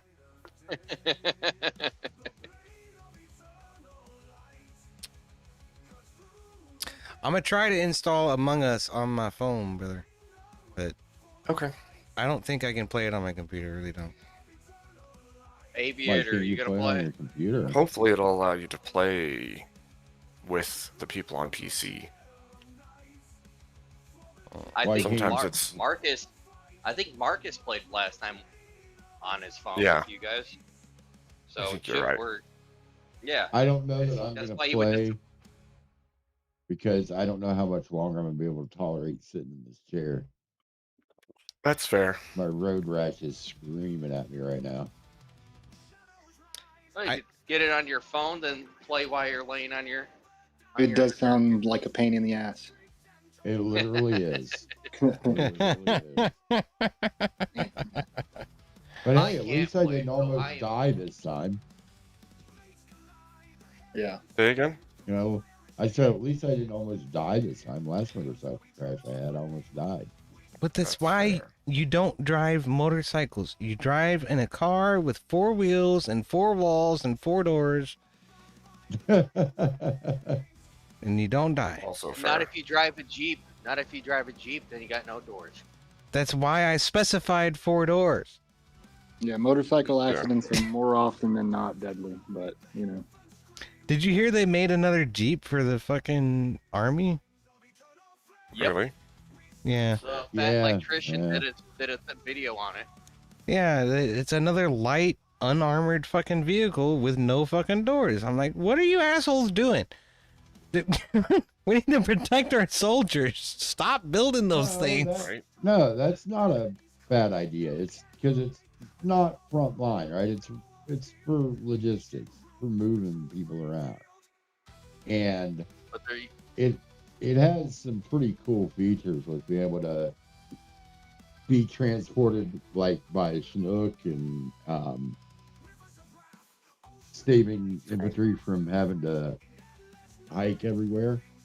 Lightweight, Cool, easy, actually, yeah. mobility, yeah. That's relatively inexpensive. It's actually pretty cool. Easy to fix, easy to take apart on the field. It's everything the Jeep was. I was gonna say it sounds like a Willys Jeep. Yeah, I mean it's just there's a reason we built the Humvee, and then there's a reason we got rid of the Humvee. You know what I'm saying? It was the Humvee's garbage. The Humvee was intended to be more protection, and it ended up being not very much more protection. They got blown the fuck up by IEDs, and then we were like, okay, well, so now we need like a Bradley, right? So sort of. I mean, can't any vehicle be blown up like that? Yes. Except for heavy armor.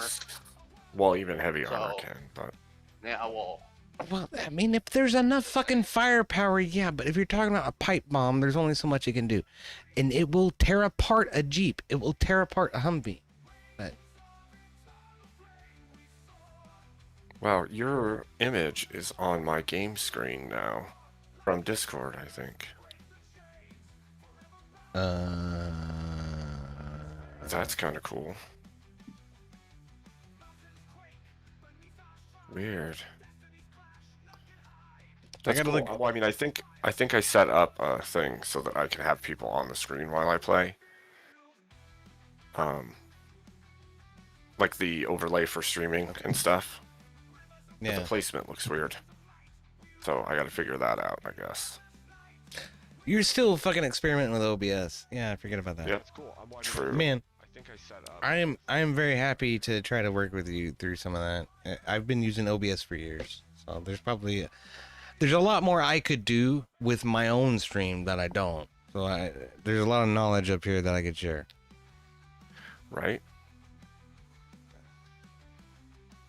I don't know. I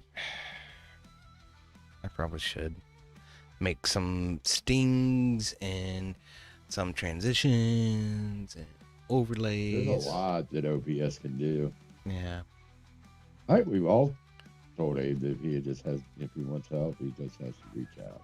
That's true. I live in a community of like military geeks, so I'm not super great at reaching out, so. Are you good at reaching around? Funny guy. I'll be right back. Sheesh. Got him. He got you. I mean, I can send you my number. Oh my gosh. Now you're just freaking me out a little bit.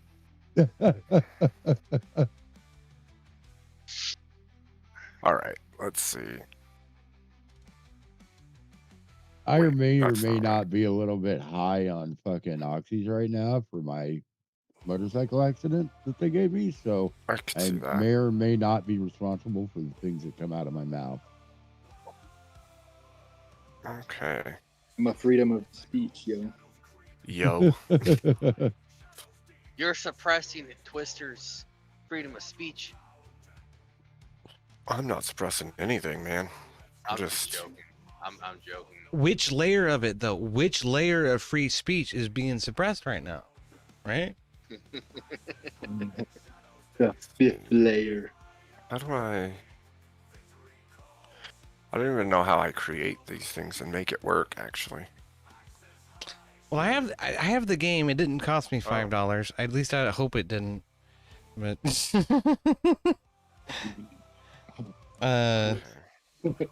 It's just because Steelman was here, so I'm doing that whole. I think I figured it out. So now I either gotta switch over. How do we do this? You're all set up to do it the way you're doing it. I mean, I think so. I can't share it with the stream, but that's like the home screen, right? Like that's the what you were just showing. Yep. So, yeah. Yep. And I can. So I'm in there. Okay. So then, let's see. I'm trying to decide how I'm going to do this logistically. Let's see.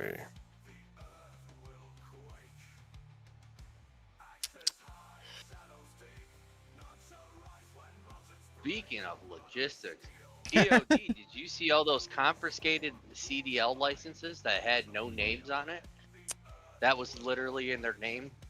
Okay, so first of all, there was one in the upper left corner that was a legitimate whole license. So I had to fucking remove that from Rob's Discord, and like everybody in Rob's Discord was giving me fucking shit about it because they're like, he showed it on fucking stream, bro. Like if Rob came in here and fucking showed a clip from his own fucking stream, you'd fucking delete it, wouldn't you? I'm like, yeah, I would remove the message because fucking revealing personal identifiable information on Discord is against TOS. So yes, I did see that. But yeah, all the rest of them were fucking bullshit. Okay, every other fucking license plate on or whatever driver's license on that whole display was just no name given. I don't know who you are, but yeah, you got a CDL. Congratulations. EOD, are you still capable of streaming from my Discord game channel? Probably yes. Okay, so Nader Hunter would need an invite to that, I think, Nader, and I can DM it to you if you want. Yeah, that's easy. Yeah, I'd like to. I can even invite put it in anyway. the chat that you're in right now. Okay. If you've got a Discord, Abe, I'd like an invite to it anyway. So. Yeah. Right on. Yeah, see? Yeah. Okay, let's do this. Acquaintance, see? Okay. There it is. there. That should send it to you, I think. There. Game nights. Boom.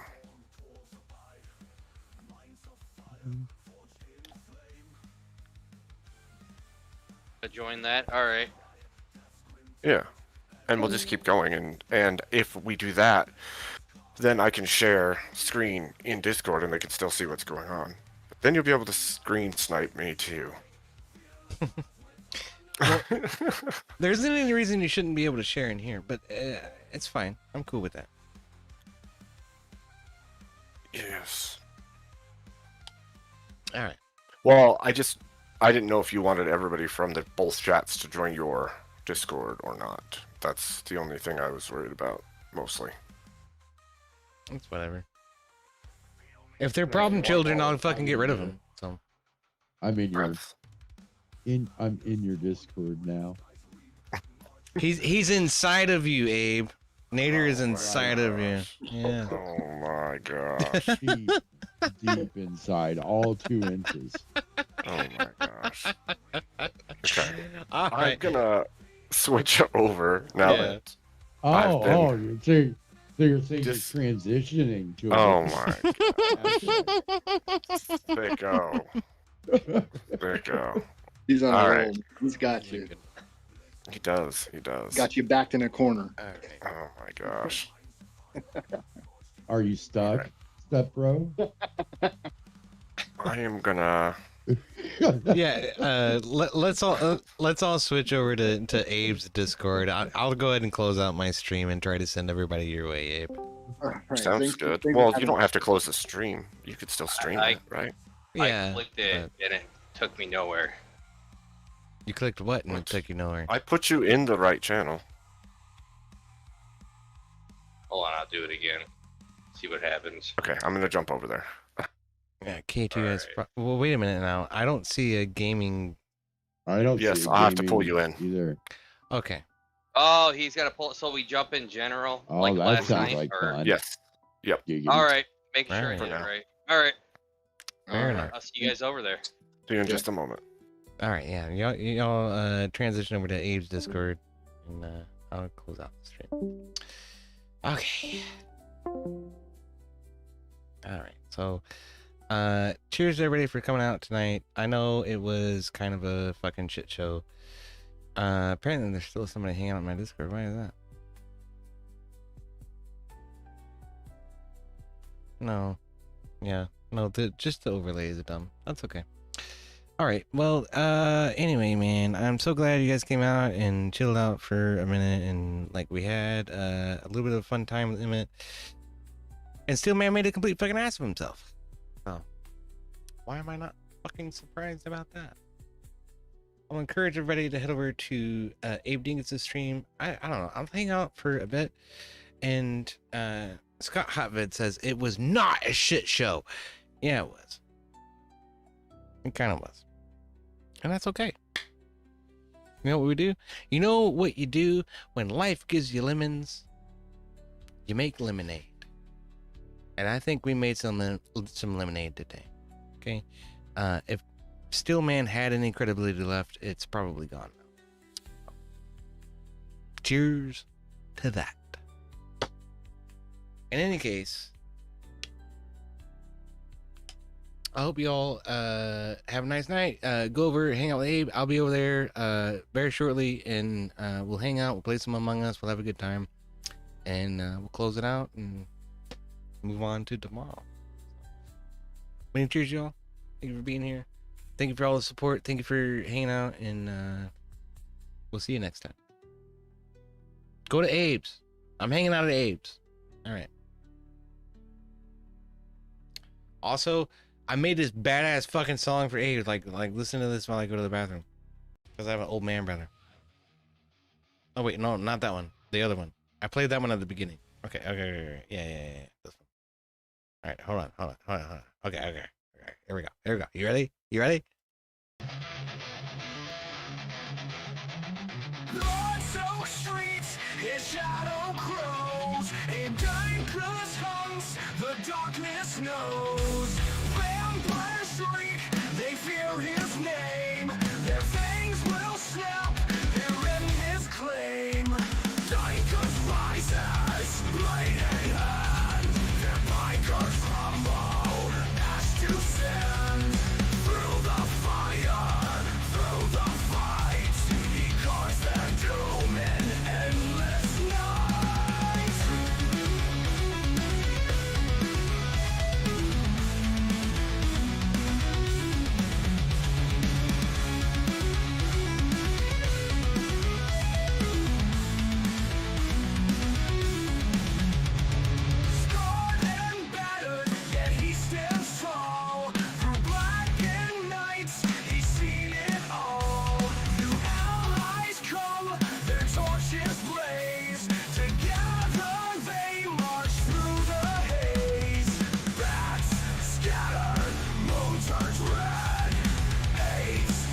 vengeance, filthy undead. Dankers rises, blade in hand. Their blankets crumble, ash to sand. Through the fire, through the fight, he carves their doom in endless nights. Axe break, blood trace. Dankers last, the dead obey. Shadows fall, they cannot flee. His wrath consumes eternity.